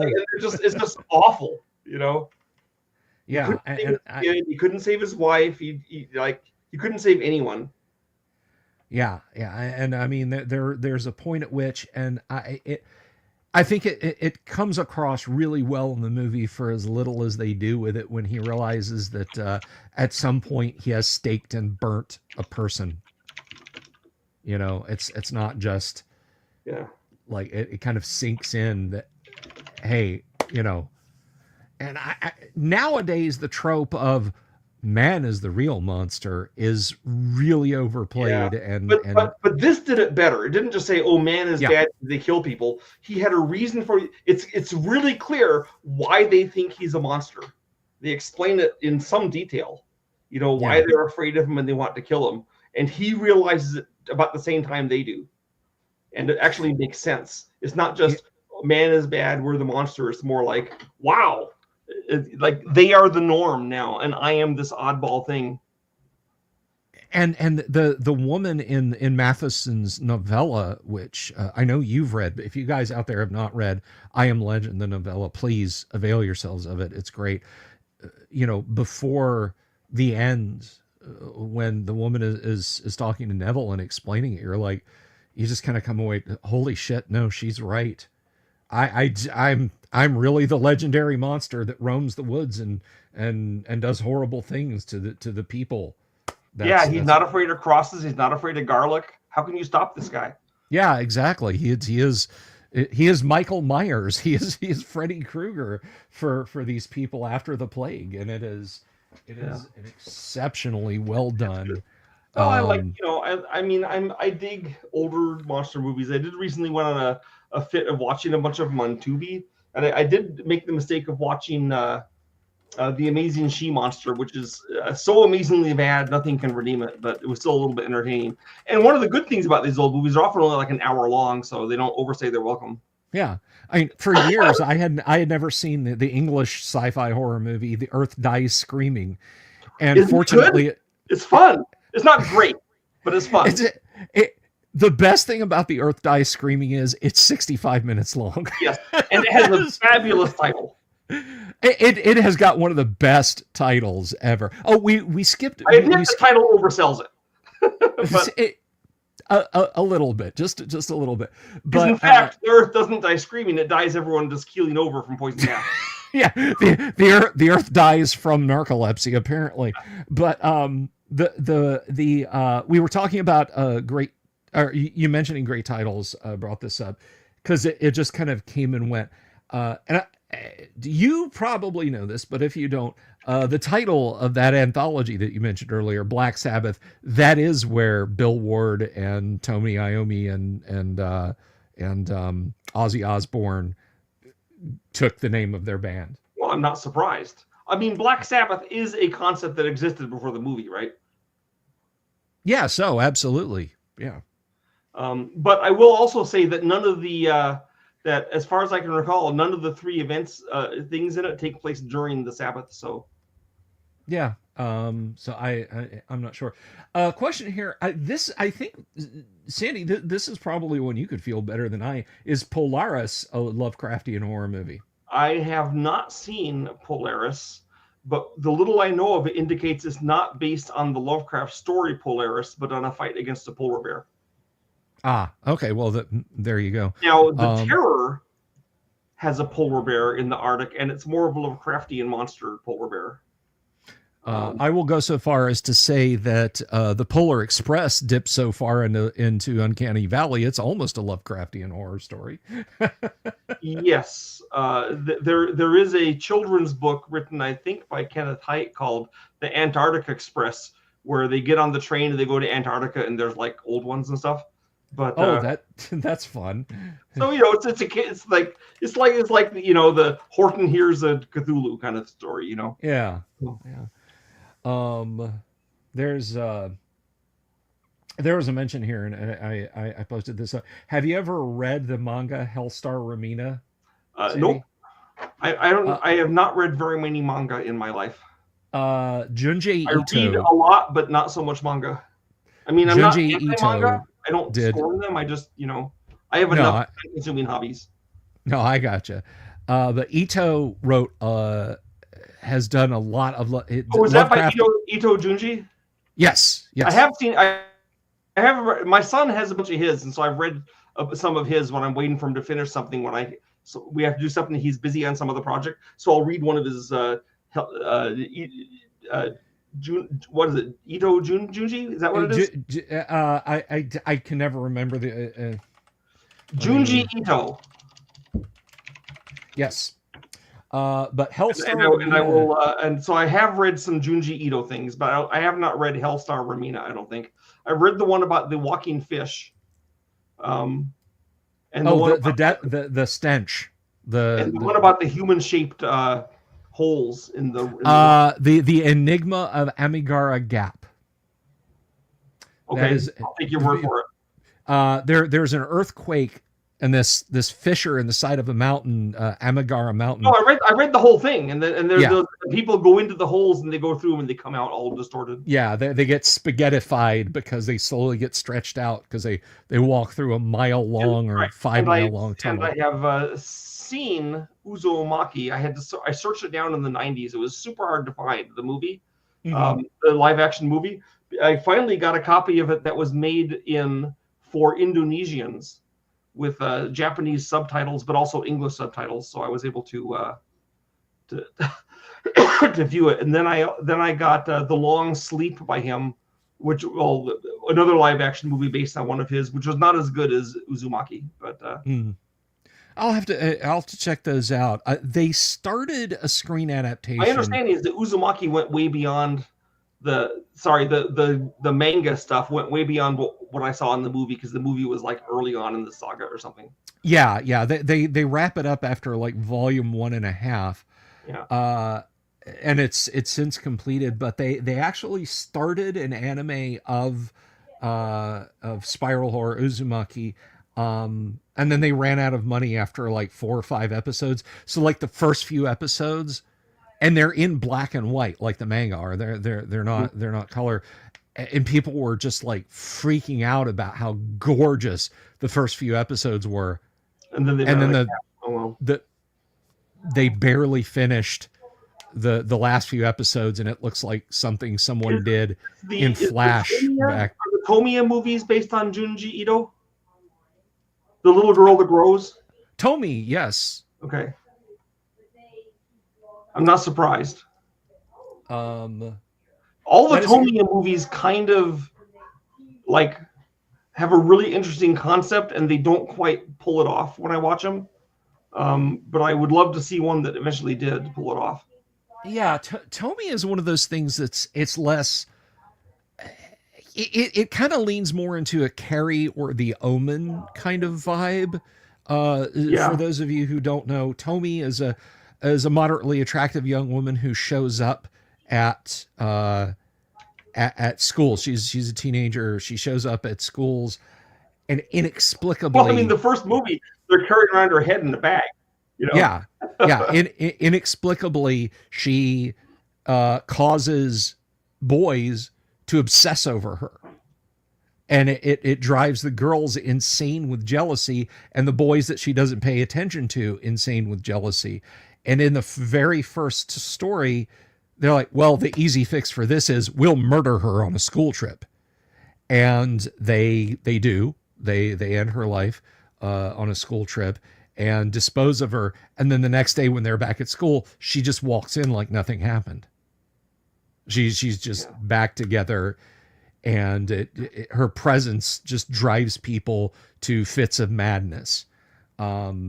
It's a subtle horror. I quite like it, but it is a subtle horror.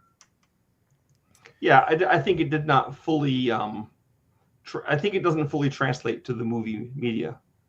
Yeah, the issue, but that's okay. Not everything does, you know. Yeah, I still kind of liked them. I saw a couple of them, then I own more of them, but I haven't had the gumption to go watch them when I can instead watch stuff like The Brain That Wouldn't Die, or Attack of the Slime, or The Slime People. See, those I know are going to enjoy. Manos, The Hands of Fate. Okay, well, I don't enjoy that exactly, but I would never watch that alone, but I would absolutely watch it with other people who hadn't seen it, so I could enjoy their reaction. Manos, so this popped up, gosh, it's probably been 10 years ago now. Except for Torgo. We watch him all day. The master would not approve. So you know, Manos, he was high on LSD when he did that. Seriously. I remember hearing about that. They found they found a negative, like a negative work print of the film, and did like a full restoration. Wow. Of the movie. Yeah. And I remember reading no matter how terrible a horror movie is, it will always have fans. It indeed. And I remember reading the guy who found it would make blog posts, and he'd make posts on the Facebook page for it, and he said, and he would always reiterate this is a terrible movie. He's trying to warn you. This is an awful movie. By me coming up with a print and being able to clean it up and make the sound actually sync up and everything, I'm not making a bad movie good.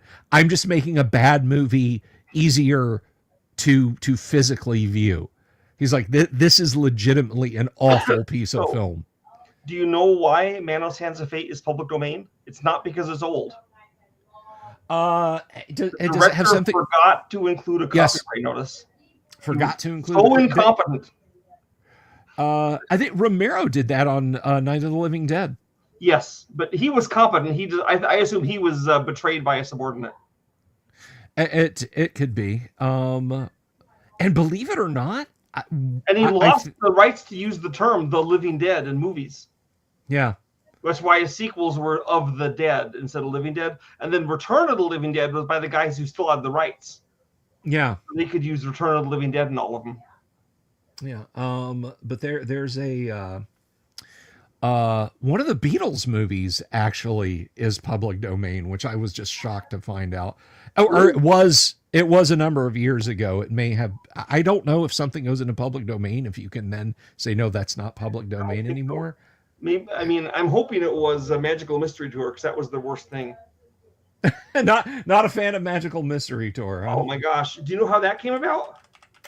The Beatles said, they were high, I guess. We'll just tour England in a bus and take pictures of all the wacky things that happened. And of course, no wacky things happened. So it's the most boring. It's not great. Wow. They were, it was a hippy dippy attempt to but if you care to look at the other movies like Help, Hard Day's Night, those are tightly done movies. Yeah. I had a book about Beatles films. It was called Real Music, REEL, Real Music. And I think it actually came with a record, or the record came with a book or something. And I was I was 14 when I bought the thing, and yeah, there were a lot of bad things said about A Hard Day's Night. I mean, they tried to spin it positively in the book, but they're like, oh well, probably it didn't do well because it was broadcast in black and white when it was first shown. Hard Day's Night. I'm sorry, not A Hard Day's Night. Magical Mystery Tour. Well, Hard Day's Night was black and white and did great. It's the best rock and roll movie ever made. Yes. I meant Magical Mystery Tour when it was broadcast. Mystery Tour is just like tedious. It's cringe-inducing. You know. I mean, I feel sorry for the Beatles in that movie. It makes the monkey's head look like Lawrence of Arabia. I know, right? It's just like, what are they doing here? And perhaps it's a good thing that their other movies weren't like produced and directed by them. You know? Yeah. Daniel Rowan said, "You yahoos ever watch that Kiss movie where the Phantom of the Park?" Kiss. It's actually, I thought it was not a bad Phantom of the Opera version. I have not seen it. I must admit, the best Phantom of the Opera version, you know, but it's not bad. The best rock and roll. I think the best Phantom. I think the best Phantom of the Opera rock and roll version is Phantom of the Paradise. I was literally just about to say that. You beat me to the punch, Sandy. Phantom of the Paradise. You're trying to defeat me on old bad movies. I know, right? I am on dangerous ground here. Phantom of the Paradise is an art. That movie is an art. You have to experience it. It literally, there are things in there, and I don't mean this in a bad way. I don't mean this in a good way. There are things in there that defy easy verbal description. Go watch Phantom of the Paradise. I'll say these two things. At the time, Paul Williams was this annoying small pop star that all the girls loved and all the guys hated, like you do, right? Mm-hmm. And he is not the Phantom, but the bad guy that creates the Phantom in the movie. And maybe he's the devil, and he is great because you already want to hate him, and he just does. Also, Jessica Harper's in it, and I love her. Yes, and it does legitimately have a few good songs. Faust is a great track from the soundtrack. It has some good songs, and the guy playing the Phantom is good. Also, it has some genuine movie like guys from bands of the time, and if you're not sure why I'm so going nuts about Jessica Harper being in it, she's the star of Suspiria. There you go. It just comes back around. It just comes back around. And she is so good in Suspiria. Yeah, she is. But yeah, Phantom of the Paradise is a really. Someone was once asking me, "Hey, is Phantom of the Paradise, is that a bad good movie or is that a good bad movie?" I would say it is a good wacky movie. I think if you showed it to a normal human being, they would be kind of taken aback. But one of us, we're gonna like it. Yeah, you're gonna love it, right? Yeah. Whereas if you had never seen Manos Hands of Fate and I was gonna show it to you, it would either be as a prank or I would try to prep you a little bit. This is so bad you're gonna hate right? But Phantom of the Paradise, I show it to you and expect you to unironically love it. Yeah. Yeah, Phantom of the Paradise is same as if I was to show you the Slime People. Okay, fair enough. It opens up with all Los Angeles taken over by the Slime People. How is that not good? How is that not just an average day in Los Angeles, Sandy? Well, I mean, the Slime People are from the middle of the earth. They use spears. Okay, fair enough. Not the usual slime people in Los Angeles. These are actual slime. No. I assume that those guys are either joined with the slime people or are killed by them. It's like the war. It's really bizarre because it opens up with Los Angeles being conquered by the slime people already, and then the heroes are living in this mist engulfed place with the slime people waddling around, and they're trying to figure out how to stop the slime people. So they're like a resistance group against the slime people. Now, doesn't that not sound interesting? Sounds interesting to Plus, me. you could make a great D&D movie out of it. Or not D&D movie, but D&D game out of it. So someone was mentioning this one. Have you seen Matango? Oh yeah, And well, there you go. I love Matango, Fungus of Terror. Famously, one of my one of the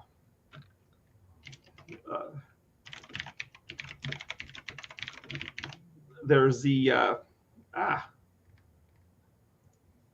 Michael Medved, whom I like as a critic, included it as like one of the least scary monsters ever. But I think he was just looking for a bad monster movie and didn't know enough monster movies. He didn't like monster movies, and it actually is quite an effective a movie. I think. Have you seen it? No, I haven't. Oh, it's good. It's very atmospheric and creepy, and it is based directly off a story by William Hope Hodgson.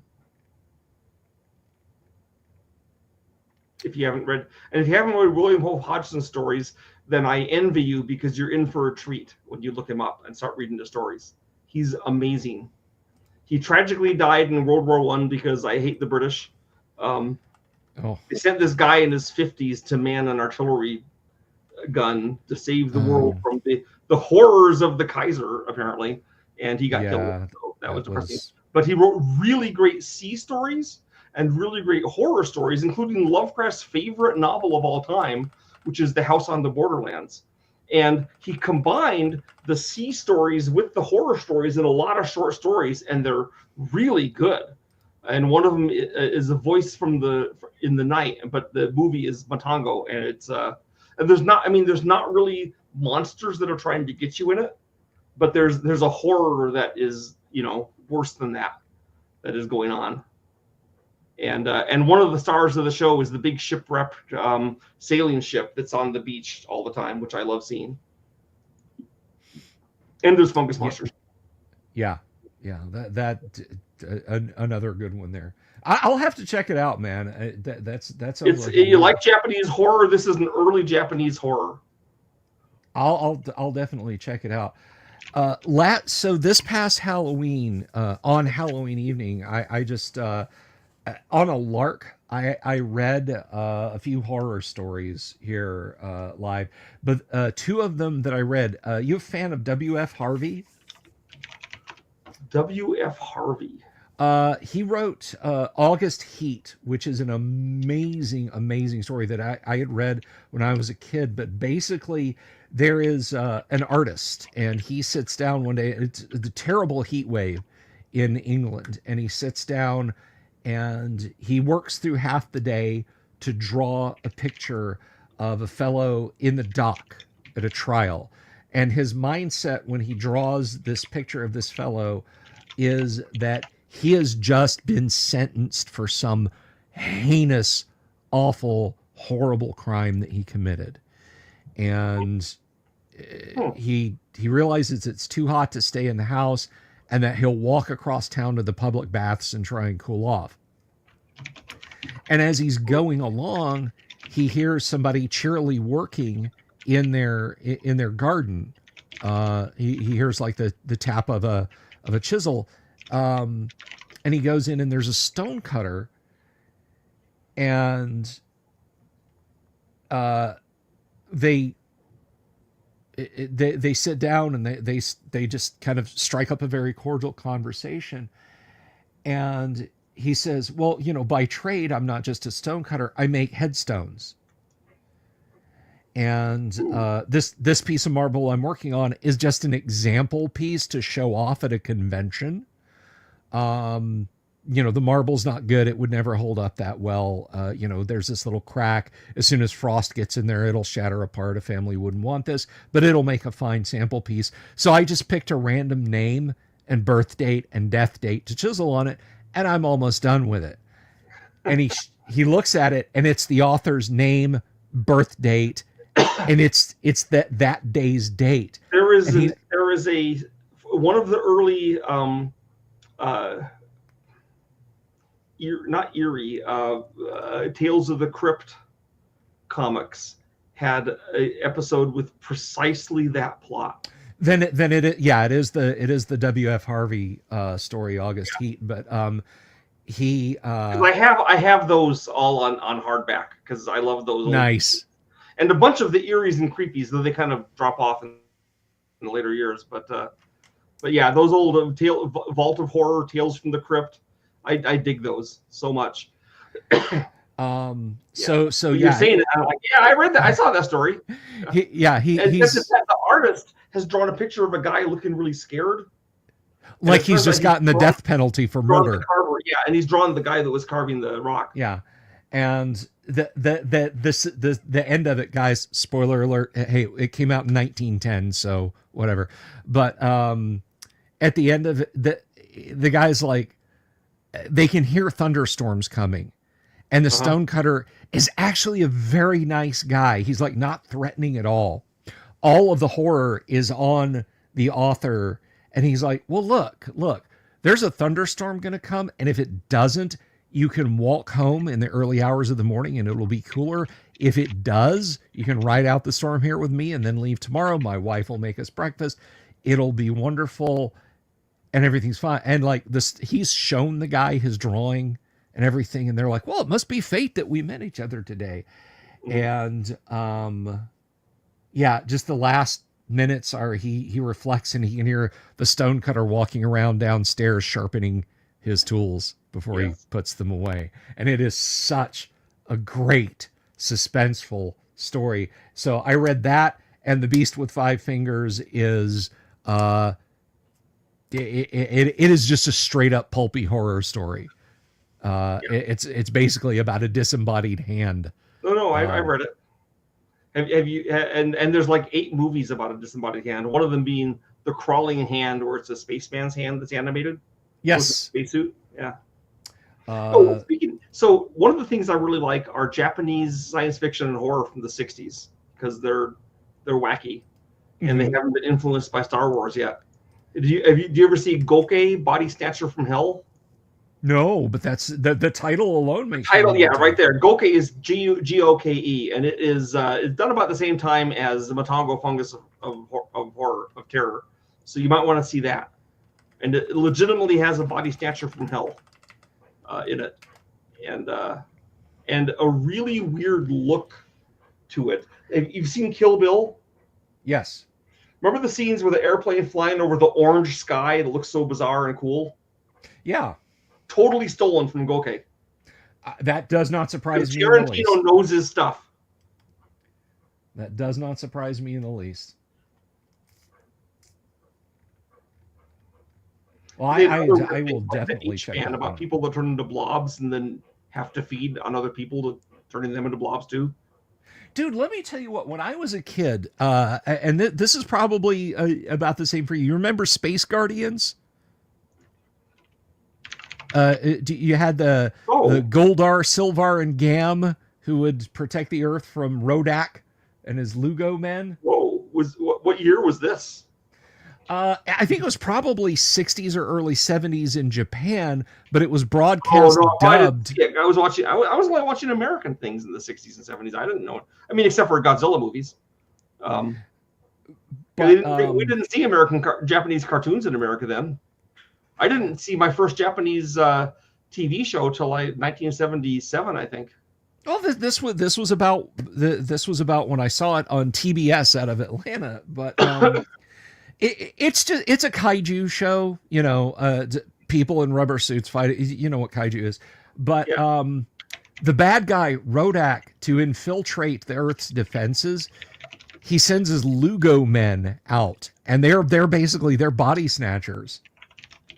Like they will incapacitate people, and they just did a simple overlay effect, and then they like lay down on the people's bodies, and when they stand up, they're them. And then if they get destroyed, the person that they duplicated, they're gone too. But the Lugo men just like dissolve into something that looked like apple butter. And 7-year-old me was like, this is legitimately scary stuff. Well, I remember I was showing my granddaughter when she was about 8 one of the Ultra 7 episodes, and people were being taken over by plant monsters, and she just freaked out and couldn't watch it. But now she is older and could probably handle it. Right on. I will say, if you're interested in that kind of thing, that the original Ultra Ultra 7 series, which is before Ultraman, Right. is wait, what's not called Ultra 7? What is it called? It's Ultra something. Ultra Q, that's what it is. Okay. The Ultra Q TV series. You ever see that? 1966? It's one season, and it really is it gave spawn to Ultraman. I mean, I watched Ultraman when I was a kid, but I Sure. don't think I Ultra watched. Q was before. It was more like a Outer Limits or Twilight Zone thing, though there were occasional giant monsters.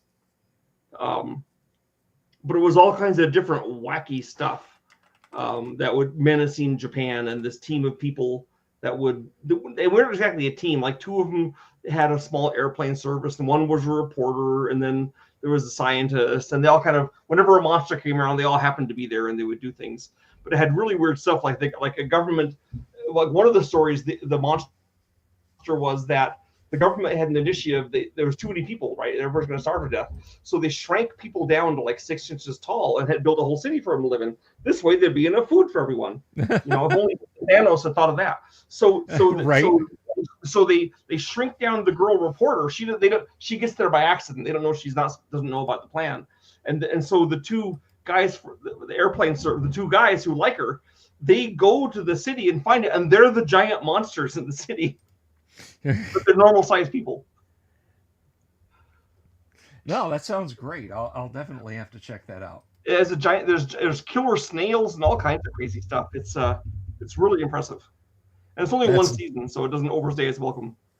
Right on. I wish it did, because I really like what it did, and like I said, it does have some kaiju, like a giant frost, like flying plesiosaur seal from Antarctica that freezes everything, and the guy that kills it was a failed kamikaze pilot in World War II. So it's very Japanese, and he flies his plane into his mouth and blows it up.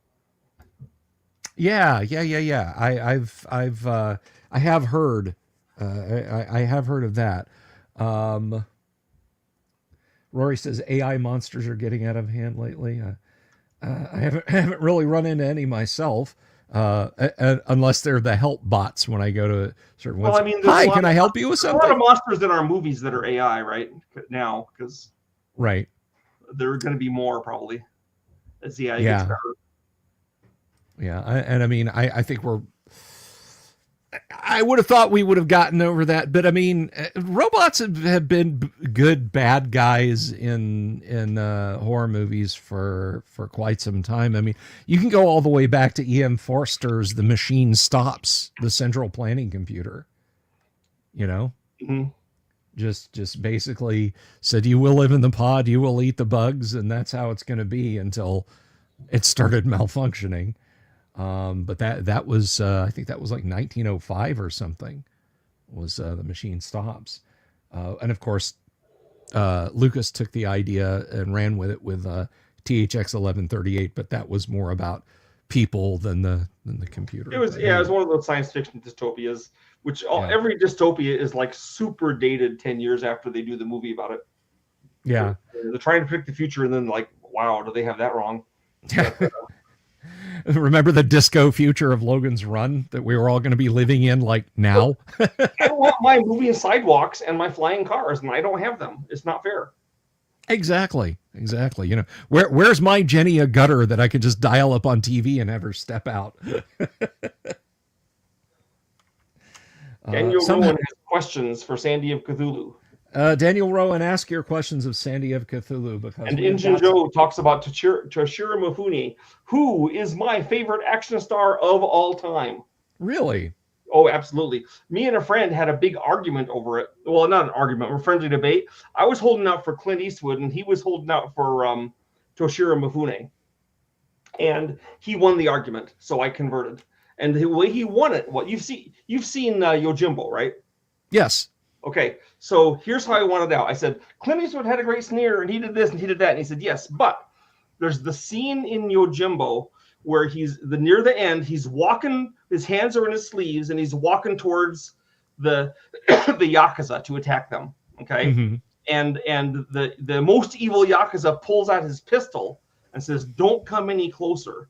And Toshiro Mifune gets this little smile on his face, and he speeds up, and like in a jolly way. And he said, Clint Eastwood couldn't have done that, and I had to admit he was right. So he won the argument, and I'm a man enough to admit when I'm beaten. I switched to Toshiro Mifune being the greatest. Okay, see, I thought you were going to say that it was because Mifune actually had arrows being shot at him. Anyone can have arrows shot at him. He didn't know there were arrows that were going to be shot at him. I'm not saying that Toshiro Mifune is willing to be killed in a movie, and Clint Eastwood is not. That's very true. What was it? They actually might put Lee Van Cleef up of Clint Eastwood. Now, Lee Van Cleef had a sneer that was better than Clint's. Truly, I remember reading reading up on The Good, the Bad, and the Ugly. Apparently, Clint did not enjoy his filming time of The Good, the Bad, and the Ugly. Well, it still is a great movie. No, it's an amazing movie. Did you see?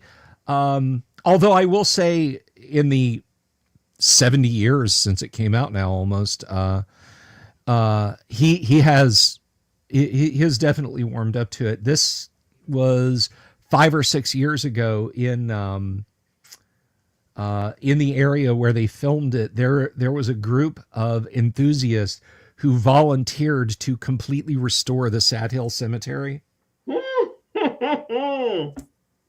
Wow. They went out, they found where it was, they cleared it, and they did the fundraising. I thought this was awesome fundraising. Depending on where in the ring you wanted to be, you could buy a grave marker and put something on it, like your name, just a message, something like that. And that's how they fundraised, cleaning it up, and restoring it back to the way it was. For anyone who's listening who's not seen The Good, the Bad, and the Ugly, so here's the two things you want to know about it. The three characters, the good, the bad, and the ugly, are like swirling around each other, plotting and doing things through the whole movie, and they are, in fact, the main characters. And all three of them are involved. They keep switching alliances back and forth, and they're all terrific.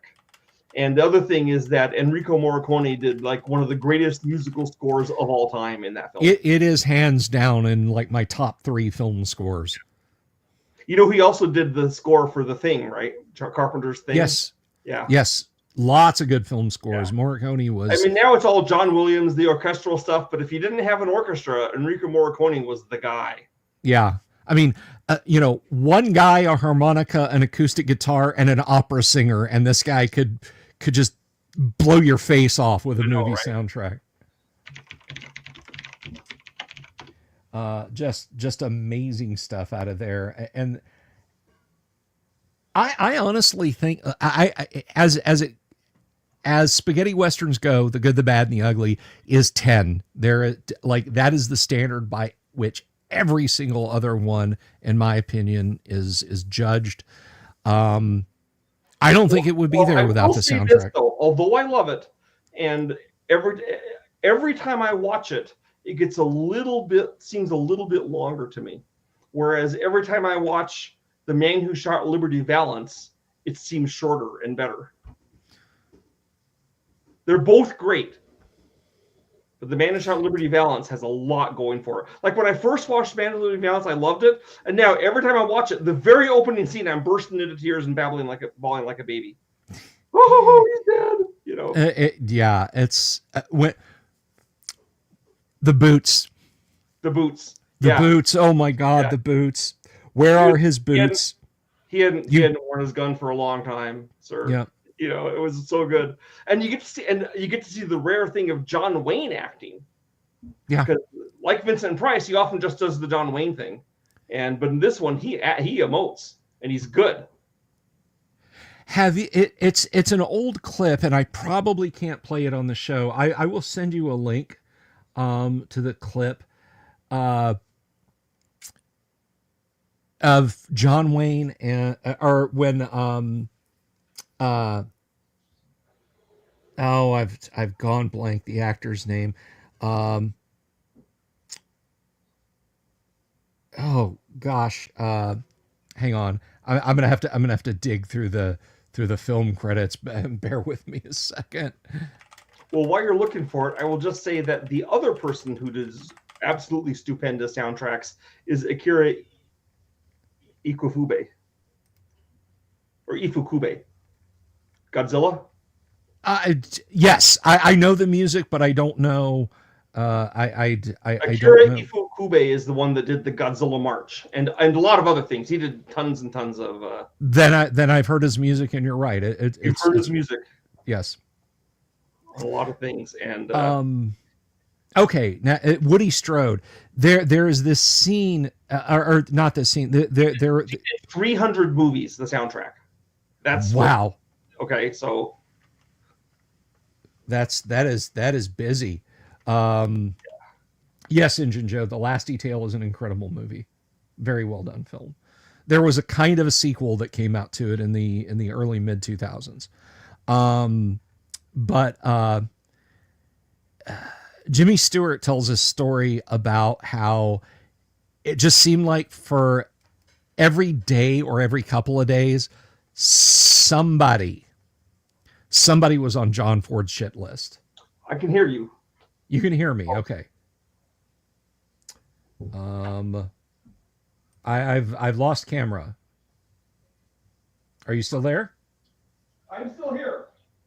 Okay, you're still there. So anyway,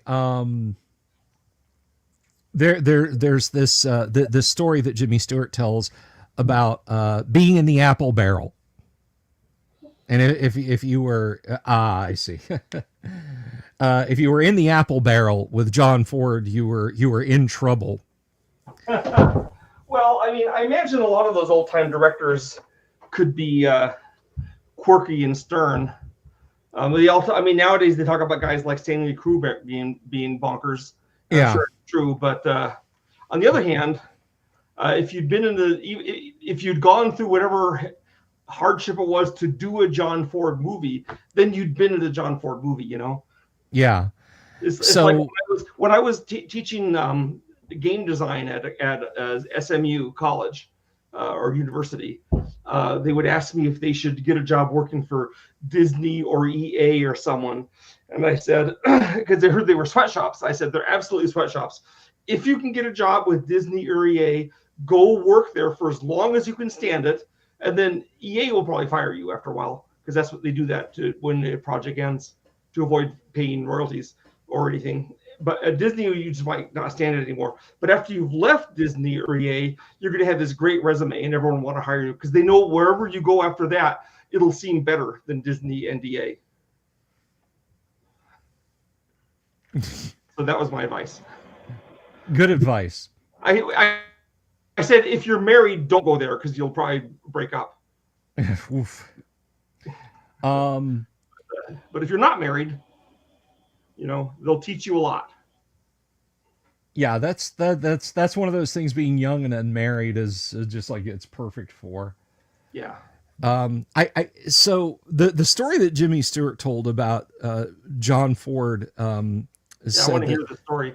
I love Jimmy Stewart. I guess that's not very deep. Everyone loves Jimmy Stewart.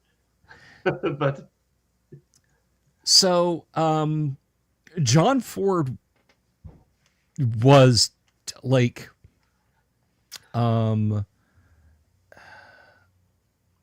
he rode John Wayne's back. So Jimmy Stewart and John Wayne did not serve in the Second World War.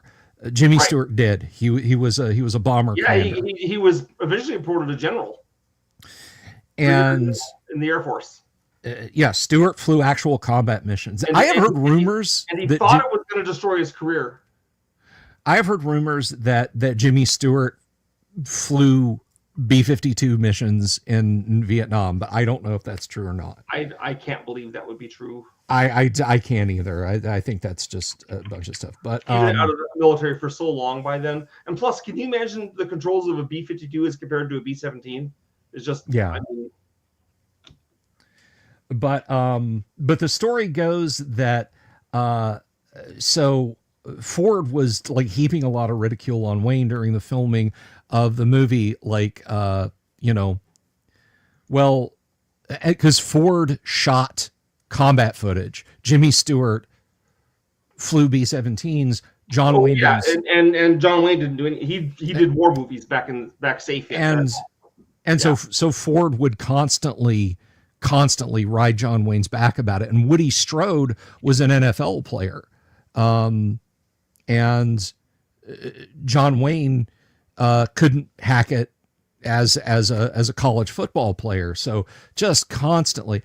And one day, Jimmy Stewart asked John Wayne, "What is it like to be in the apple barrel all the time, Duke?" And he said, "Well, I don't know," because he hadn't caught anything from John Ford. Jimmy Stewart hadn't caught any heat from John Ford at all.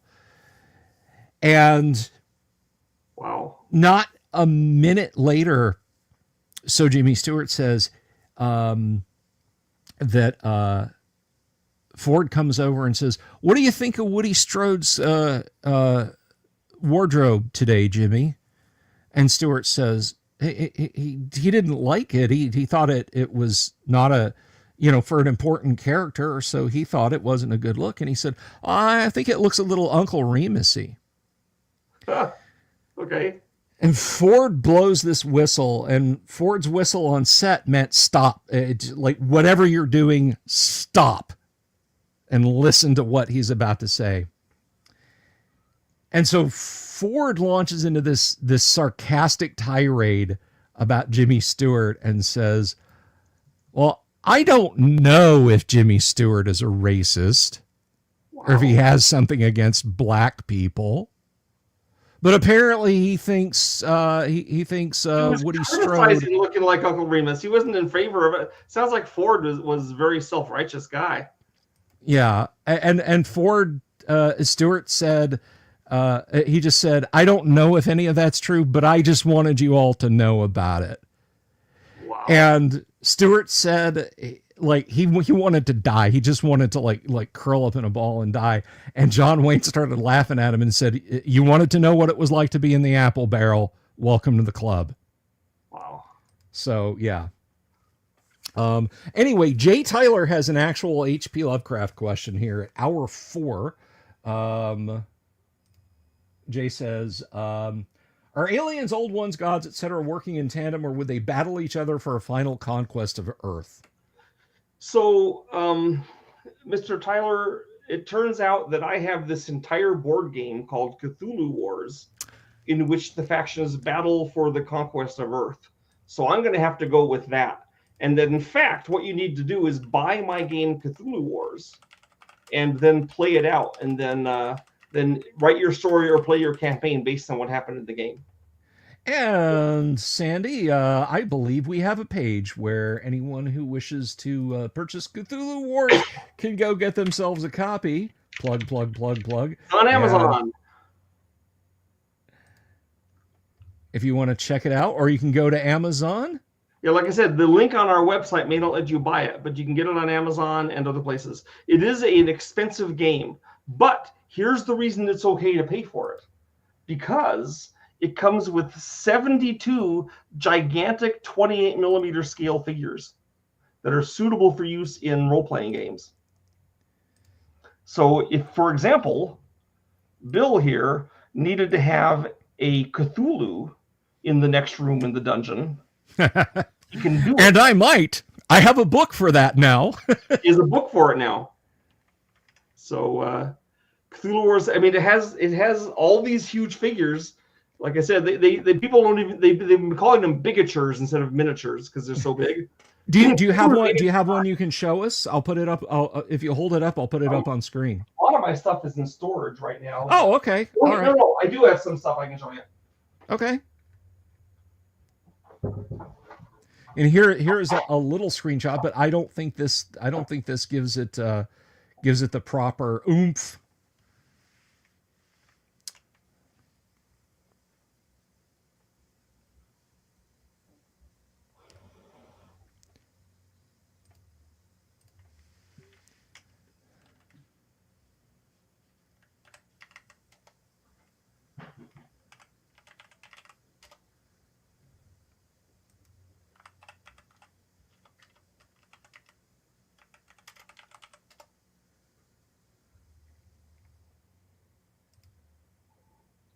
Okay, so And I'm again, back. guys, Okay, so here is a cultist. This is from the Sleeper faction, which is orange, but they're PVC plastic. You can paint them. People paint them. You look online for painted Cthulhu Wars figures, and you'll see a million billion renditions of it. So as you can see, it's a regular 28 millimeter scale figure, right? Okay. So this is a formless spawn. It's orange because that's the color of its faction, but this is the monster that is in Quake, the one that bounces around. right? So usually people, when they paint this, they paint it black with hints of orange from like it's glowing from inside. Okay. And you can see that compared to the 28 millimeters person, there we go. It's actually pretty big. Right. It probably weighs like a ton or more. Right? It's solid mass. It's Yeah. huge thing. And then we have Cthulhu. Now, I admit that Cthulhu is probably smaller compared to the guy than the real Cthulhu, but I mean, we couldn't very well make a 6 foot tall figure, and it's pretty big. And it could be a star spawn or something, I guess. But there it is. There's Cthulhu. He's 8 inches high. And there's a human, and so that's and he's wearing a rubber band for some reason that I'm not sure of. But those are some of the monsters. But there's 72 of these monsters. And you're Lathotep and Shub-Niggurath. You got the King in Yellow and Haster and Byaki and Shoggoths and Deep Ones and all those things running around and getting you. And so in a nice big I had to fight against my crew because they said, no, they're too big. They're going to cost too much. And I said, I want 28 millimeter scale so I can use them in my Call of Cthulhu game. Well, there you go. And I have linked to it, guys. Again, not a sponsored link. Or if you guys want to go over to PML, which is a sponsored link, and see if he will order this for you or can order this for you, then you can follow that link below. But you can check it out on Amazon. And the we were showing. Let's see if you want a good gander. One of the guys wants to see the glowing orange painted. So here's how to find it. Type in Formless Spawn Painted Cthulhu Wars. All right, let's it will immediately come up with a whole bunch of different selections of painted formless spawns. Also, there are painting tutorials on YouTube about how to do these figures. And now I don't paint mine. Okay, and the reason is because when people play it at my house, I want to show the game as it would be if they bought it. But obviously, look, see? What do you think? I think it's horrifying. I love it. Don't you think your players deserve to have that in the next room? I think they absolutely deserve to have that, have the crap scared out of them with that. Sure. I mean, it comes right up the well into their, their bedroom. I mean, especially, I don't think I have a good camera set up. I've got a ton of Dwarven Forge out there on the table. I was going to switch to the camera for that, but I don't have a camera pointing at it currently that would really capture it. But basically the thing is, I am the world's biggest purveyor of Lovecraftian miniatures now, thanks to Cthulhu Wars, and they're all 28 millimeter scale. So I actually sell the figures separately from the game. Nice. And you can buy just the formless spawn. I think there's 2 in a package. But again, so everything everything's available. And I also have a bunch of figures done for my game Planet Apocalypse, and this is also a horror game. It's super, super different in appearance from Cthulhu Wars because it is it's like hell and the Book of Revelation, and right. And they're very medieval looking demons. Hey, I think this is I missed it. This is a good question. Have you considered a gummy range of Cthulhu monsters? I would buy. It was proposed to me, yes. But there are so many hurdles you have to jump through for the FDA that I quailed. Yeah. The thought. I can imagine. I will say that when I went to a Cthulhu festival in Japan, they had Cthulhu burgers. Oh, that's awesome. Which were green, had a little Cthulhu, like a chibi Cthulhu face on top. You know those crackers they have? They said crackers look like wings in it, so I had like wings. Okay, so Tyler says, okay, so here's the thing. when the stars are wrong, the old ones cannot live, and they sleep beneath the sea. But when their stars are right, they are unkillable and indestructible. So he is not. The problem is he can't. Like while he's sleeping, someone has to open the tomb for him. So he can't do it himself. So he sends out. Now August Derleth said, "Oh, the elder gods have imprisoned there," but most people now reject the idea of the elder gods being anti-Cthulhu. Anyway, but Cthulhu's got it covered because he sends out his telepathy to his cultists to come open the gate for him, which in fact happens in the story.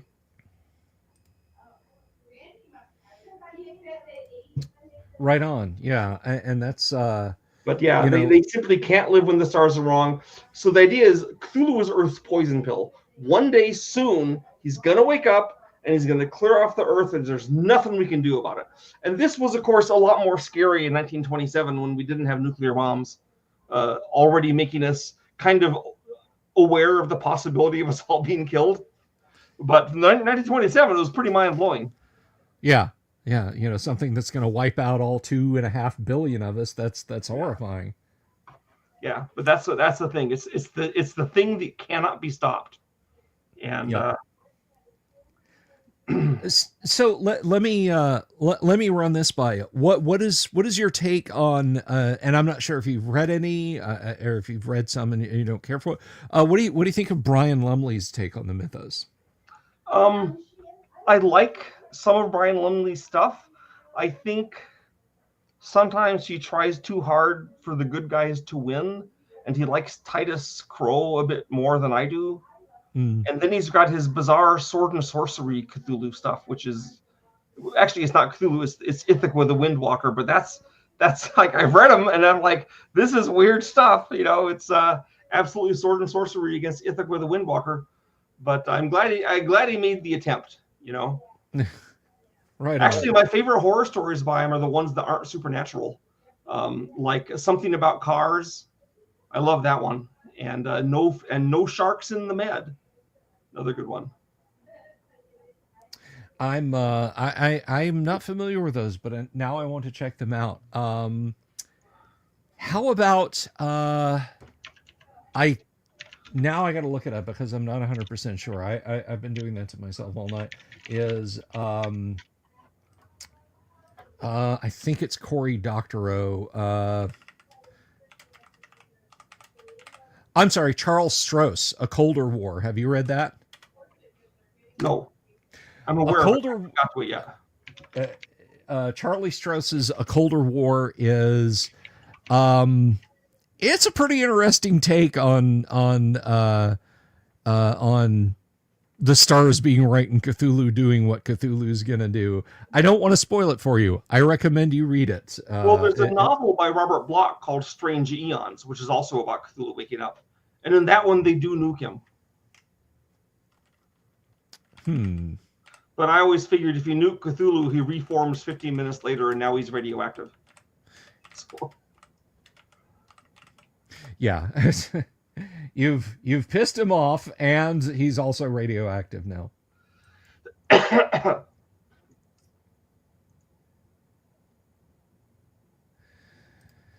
Let's see. Looks like I might enjoy it. Yeah. I think you'd like A Colder War, and it's a pretty brisk read. You can probably knock it down in a half an hour. It's also a novelette, so it can't be too long. Yeah. My grandfather also fought in World War I. I'm not sure where he fought, Sandy. I do know he got gassed, and your grandpa? Yes, he finished out the war as a cook for General Pershing. Well, like many of the soldiers that fought at the Somme, that was my grandpa's first battle, and he went into battle and immediately got shot by the Germans and taken prisoner. So actually, he laid in a mud puddle for 3 days before the Germans found him, because the British didn't bother to pick him up. He was in the Canadian forces, so maybe they didn't care. But yeah, so he spent the rest of the war in a German prison camp. Gosh. Uh-oh, did we lose Sandy again? Sandy, can you hear us? That's kind of how when things went. And it's not like, and you're in the Somme, right? I mean, that's not a good battle to be in. Yeah. It's one of the candidates for the worst battle of all time to be in if you're British. Yeah, it was a pointless damn war. But at any rate, so let me ask My you. father-in-law was in World War II. So I believe I actually the only family member I can think of that who served in World War II. I had a great uncle who was with Patton in Africa. hmm. He was a supply sergeant, and that was it. Had a few uncles who were in Vietnam. I had an uncle who served in Korea on a U.S. Navy ship. My wife's uncle was on Iwo Jima. He was a Marine, Oh wow! and he got shot too in the legs. He was carrying coffee back to the guys in the front line. The machine guns were put about 4 inches off the ground, and they got him. Do you know that they did not get the last Japanese soldiers out of Iwo Jima until 1949? Yeah, I find that amazing because Iwo Jima is not like this huge place with a jungle you can hide in. It's just this flat desert rock. Yeah. Where they hid is beyond another dimension. It makes no sense. I can kind of see doing it in the Philippines, but Iwo Jima, that's loony. Yeah, I mean the Philippine holdouts almost made sense, despite the fact that I think some were there till 72, 73. Yeah, they were there a long time. But and the fact is, they knew the war was over. I read reports and they said, yeah, we knew it was over. We just didn't want to surrender. We got used to living in the jungle, eating worms and stuff. And they read how they tried to get them out. It was amazing. They brought out their old commanders and ordered them just to come around, and they sent guys in, like Japanese reporters, to talk to him, and then he come back out again and says he doesn't want to come out, and and they find their old comrades. It was the guy just wanted to hide out in the woods, and he didn't have a gun or anything anymore. He's just this guy living in the jungle. Yeah, he'd steal. I guess he's lucky. The Philippines jungle is actually pretty friendly. The only thing that can kill you are mosquitoes and snakes. Yeah. It's got no big predators. Yeah, that's. Whew. So let me ask you this, Sandy. Setting aside the thing that we are all confident is going to get set right, what's next? What is Hyperspace? Hyperspace? My hyperspace board game. Okay. It's actually completely a cardboard version of it. Is completely finished. It's been assembled. It's been printed. It's sitting in China, waiting to be shipped to America, and it can't be done now because we missed the deadline to do it before the Chinese New Year, and now it's the Chinese New Year, and no work can be done during the Chinese New Year, so we have to wait for that to end. Yeah, that's a tabletop strategy game set in the future with really bizarre world aliens, the kind I like, which are not like Klingons at all. They're more like Lovecraft aliens. In fact, some of them are Lovecraft aliens, because Lovecraft's monsters are aliens. So I just threw some of them in. There's 25 different races in it, and 5 of them are Lovecraftian. 6 if you count humans. Are the humans Lovecraftian? I don't know. Anyway, and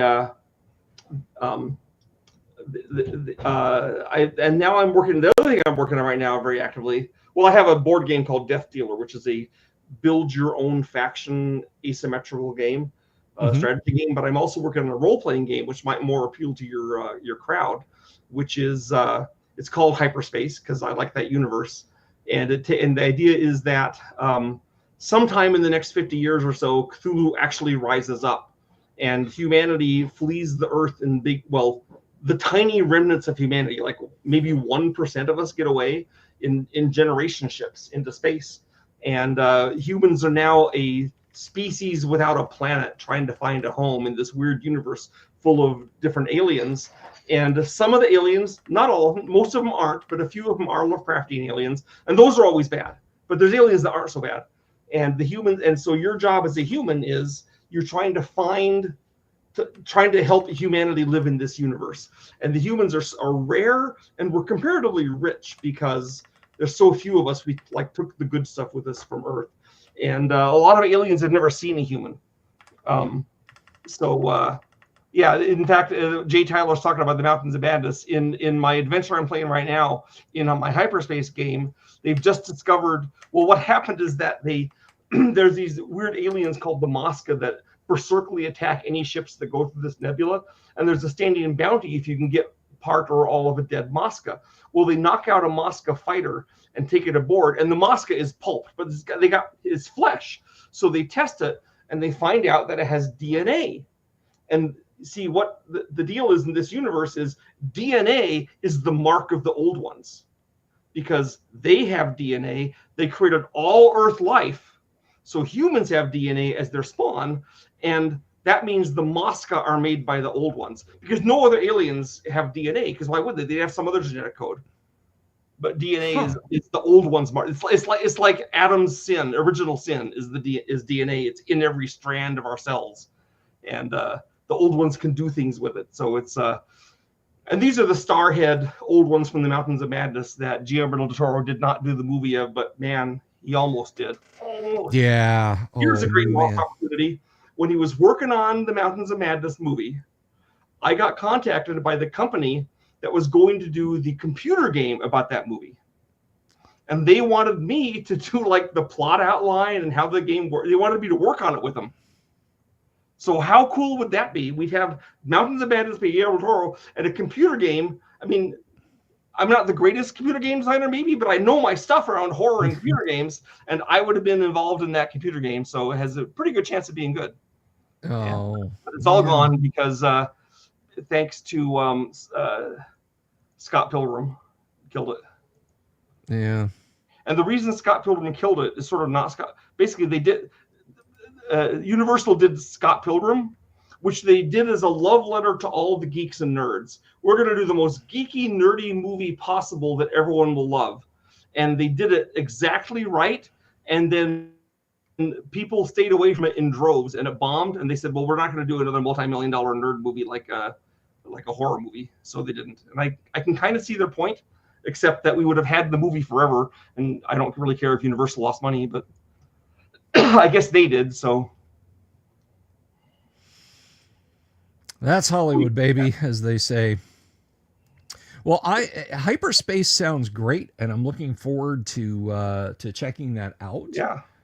The basically each new group of humans on one of the rocks we're hiding out on are given a spaceship, which they have to buy back at some point. They give it a loan for a spaceship, and then they travel the galaxy and of course the players are the crew of the spaceship.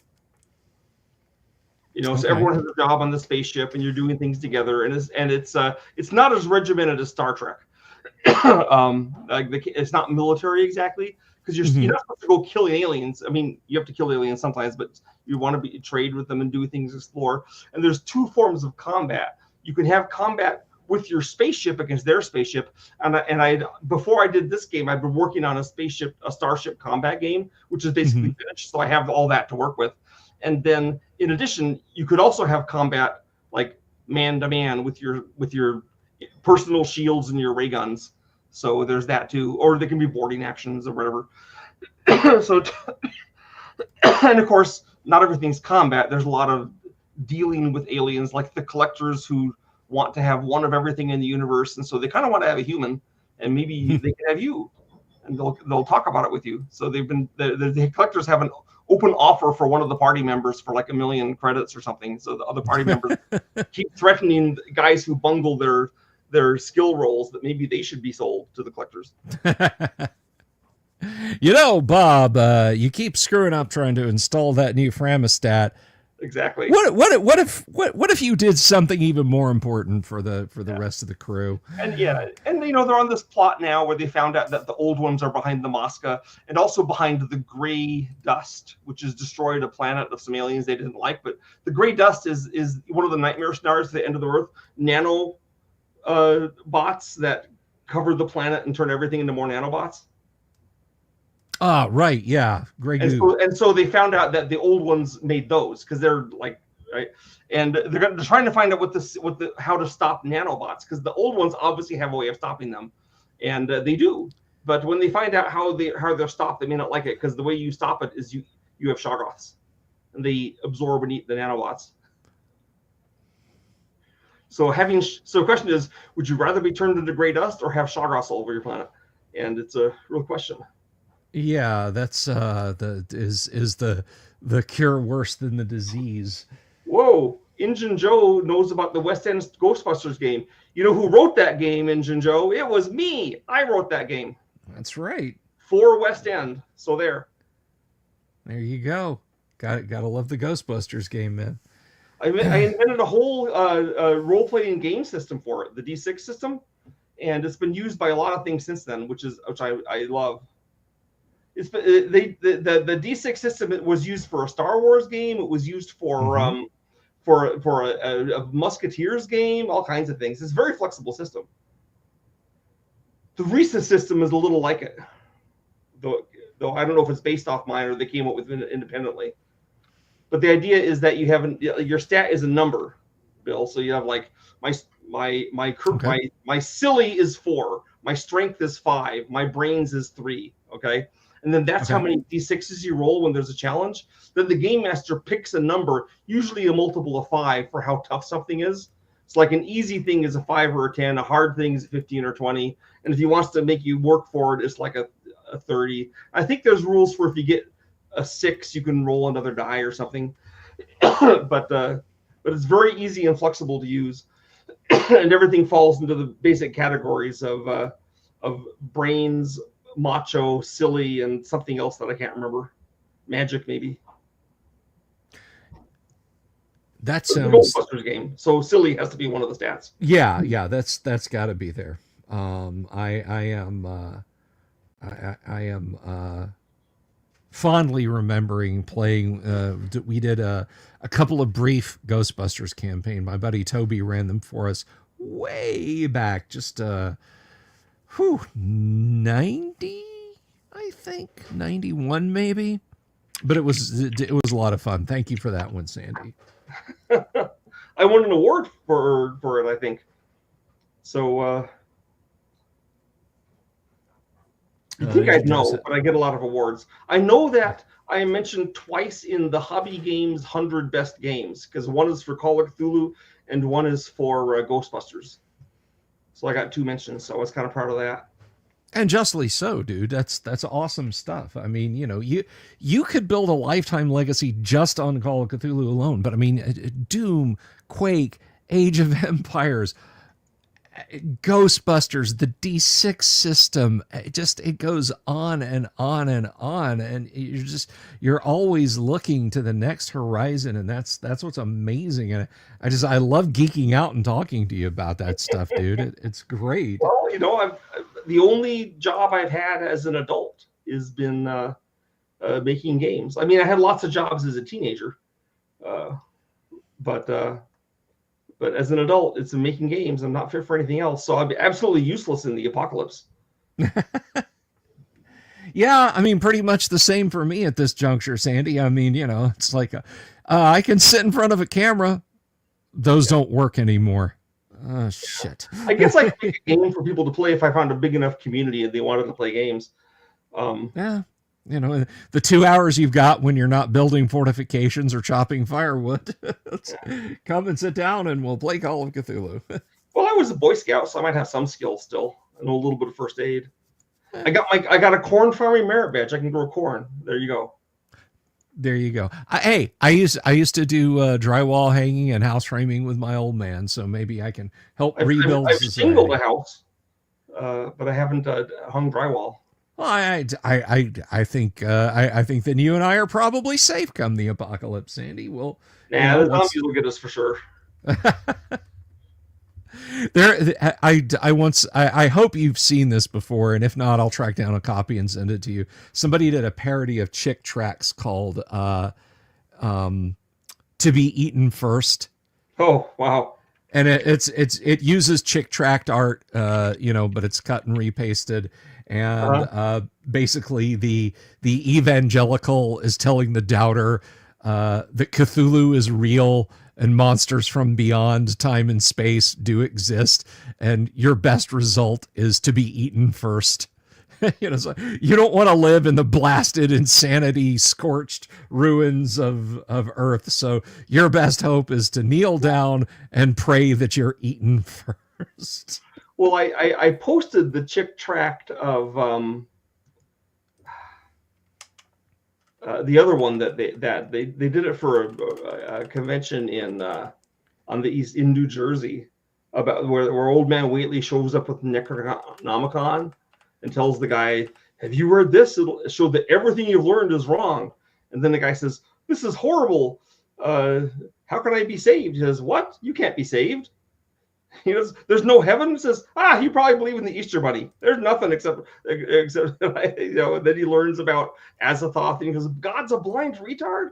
What am I going to do?" I posted the whole thing on X because it was great, giving credit as credit was due, because it's hard to find, But Yeah. I think it's up there with Dark Dungeons. Let me see. I'm trying to find it. The parody is titled "Who Will Be Eaten First." Yeah, I've seen that one. Yeah, that's the one I meant. Who will be eaten first? That's a good one. Yeah, the one I was pitching just now is let's see, it's on my phone of all places.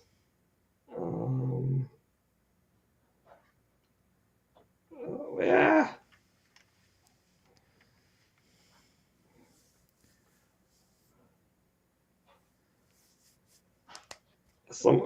My phone is trying to help me by giving me a weird interface that is not helpful, that I hate. I can't find the things I want, It's seriously, why can I not find my folders? How do I go back to the sorry. That's okay. iPhones. That's okay. You are the worst. Jay Tyler has another question for you. How is the place term Arkham allowed to be used across books and comics? Okay, here is why it's allowed to be used. Lovecraft was very active in the Amateur Press Association, which was the prelude to like chat rooms and stuff, or blogs. Because what it was, an Amateur Press magazine was a magazine that had a whole bunch of articles by contributors, and it was sent around to everyone each month, and then a new one was done, sent around, and so you'd have discussions over the course of months between people talking about things, and people would comment and put notes in about previous stories. And one of Lovecraft's goals was to spread his mythos so other people would use his things in their stories. He thought it would make his stories have more verisimilitude, and it worked. Like when I was a kid and I read about Cthulhu or Arkham, and then I'd pick up a story by a completely different author, and it would mention Cthulhu and Arkham. I was like, wait, are these real places? What the heck? And so he was the first guy to do the shared universe. Okay. In a formal way. I mean, I guess King Arthur had that earlier with people in France and England doing King Arthur stories, but really Lovecraft's the guy that invented he did a lot. And people don't realize what he did. Like, he basically invented the shared universe. He's one of the first guys ever to have a spaceship, like a propelled spaceship that goes through space in his story, Through the Gates of the Silver Key. Like even the story by like Edgar Rice Burroughs, when his guy travels to space, he does it by astral body. When H.G. Wells goes through space, they fire him through a cannon. But Lovecraft had a spaceship. He called it a light envelope. But he did a lot of things for the first time. He was the first guy to have a meteor monster in the color out of space. Although I admit H.G. Wells they thought they were meteors for a while, but then they weren't. I always thought, if HPL had stayed longer, if he had lived longer, I think he was embarrassingly young. Yeah. I think he was working towards some great sci-fi, and it showed. Well, the stuff he did to the end of his life was some of his best stuff. Yeah. He's getting better, not worse. In the Walls of Erks was a great science fiction story. I quite like. A lot of people think The Shadow Out of Time was one of his best. That is a really good one also.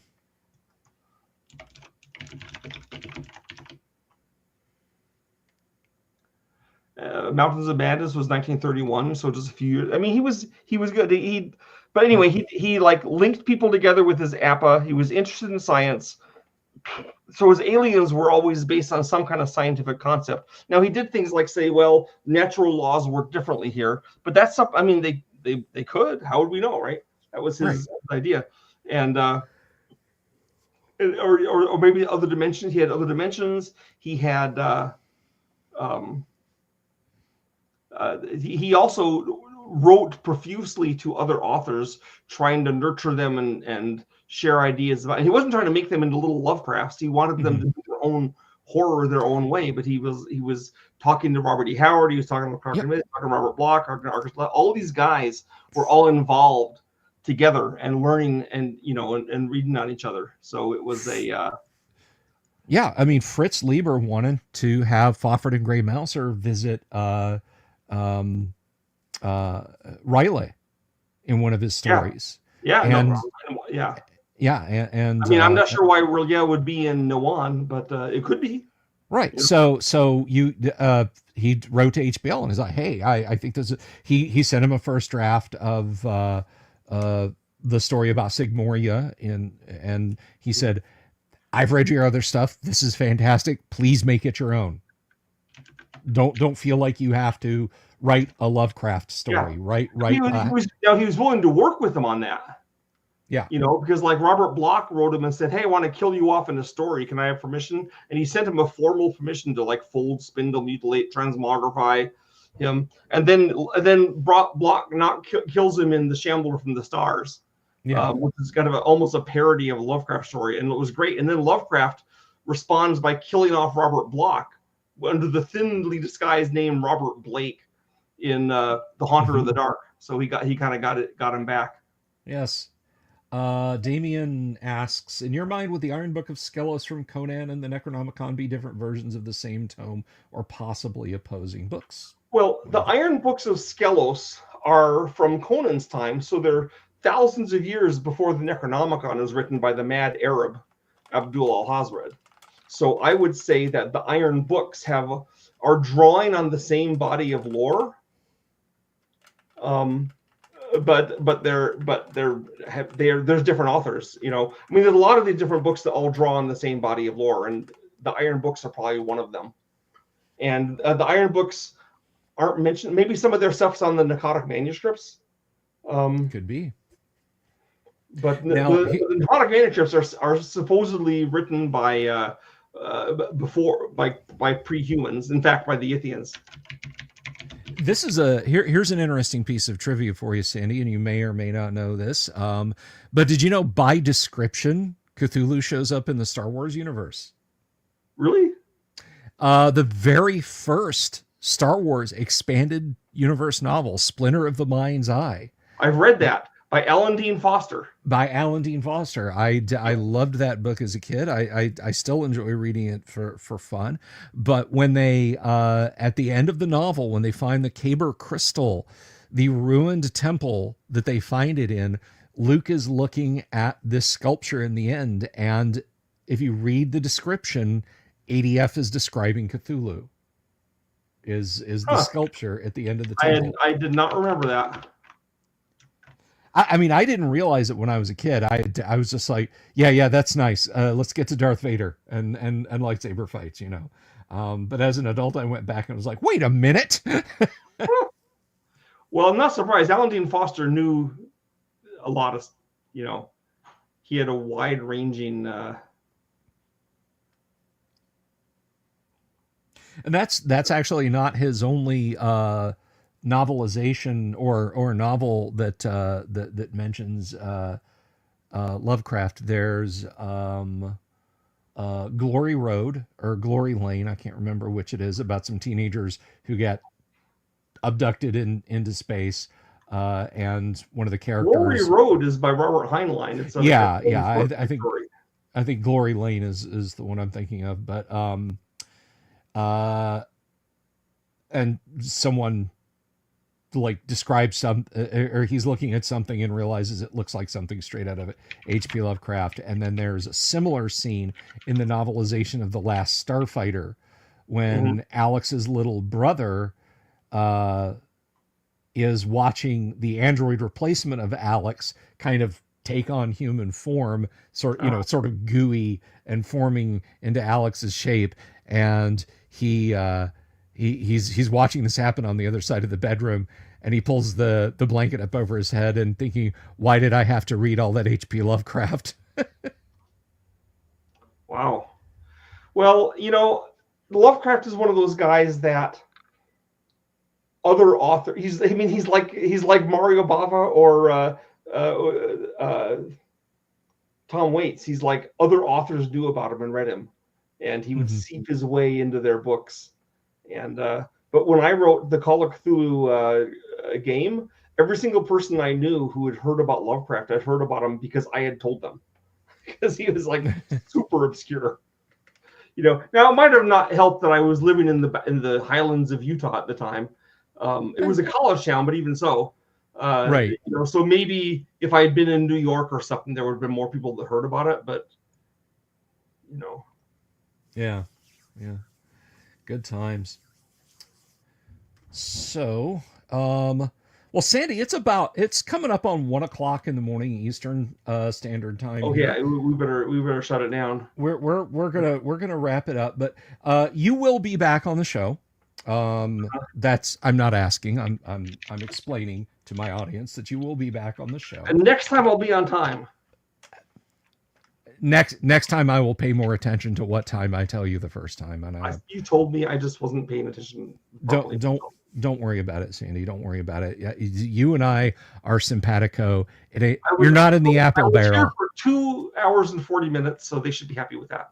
That's right. Gosh darn it, you people out there! I will even I will even tell people if they just want to jump in and watch the Sandy Petersen stuff instead of Tim and I geeking out about old computers for a little while. Well, maybe someday I can get you even to play my hyperspace game.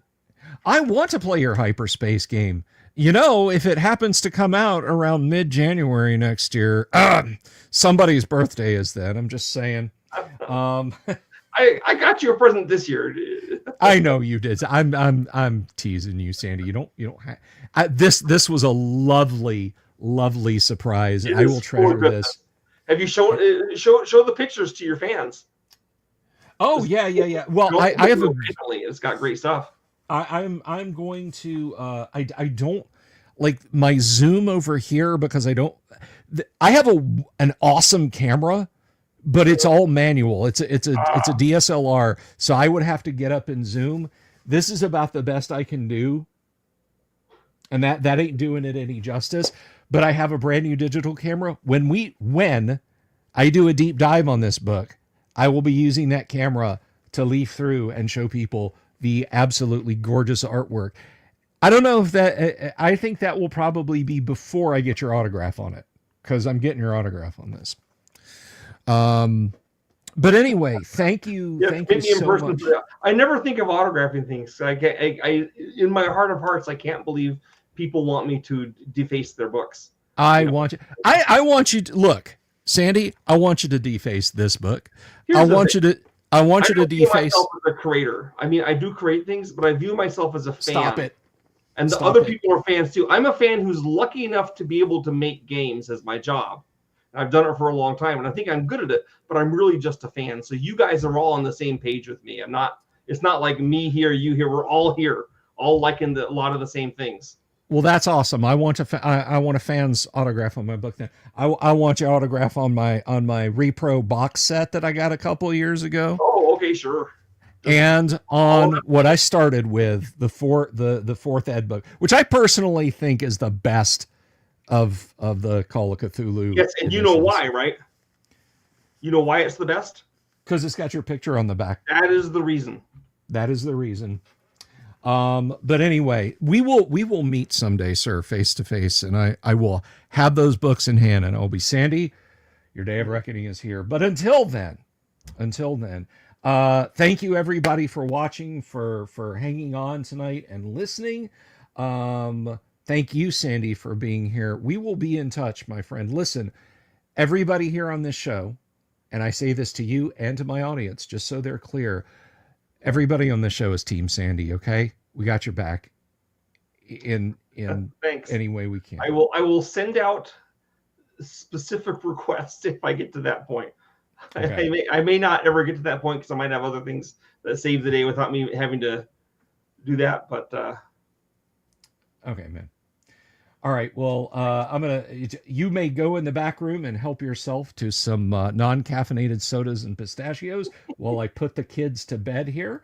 Thank you, everyone, for tuning in tonight, for writing out the tech hiccups that Sandy was having. But listen, I don't know if it's Lovecraftian or not. It probably is, at least a little bit. So on your way out tonight, please be very careful and watch out for the dreaded owl bears. Thank you all. Love you to pieces. I'll see you tomorrow night for some Gamma World. Peace. Good night. Have you seen my owl bear?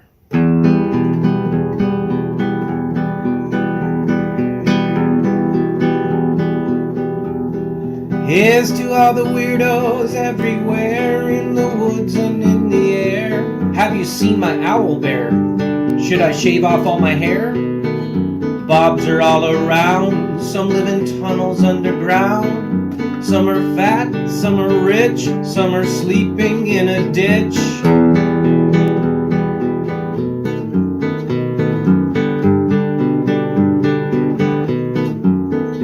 Can you ride a crooked horse without a saddle, way off course?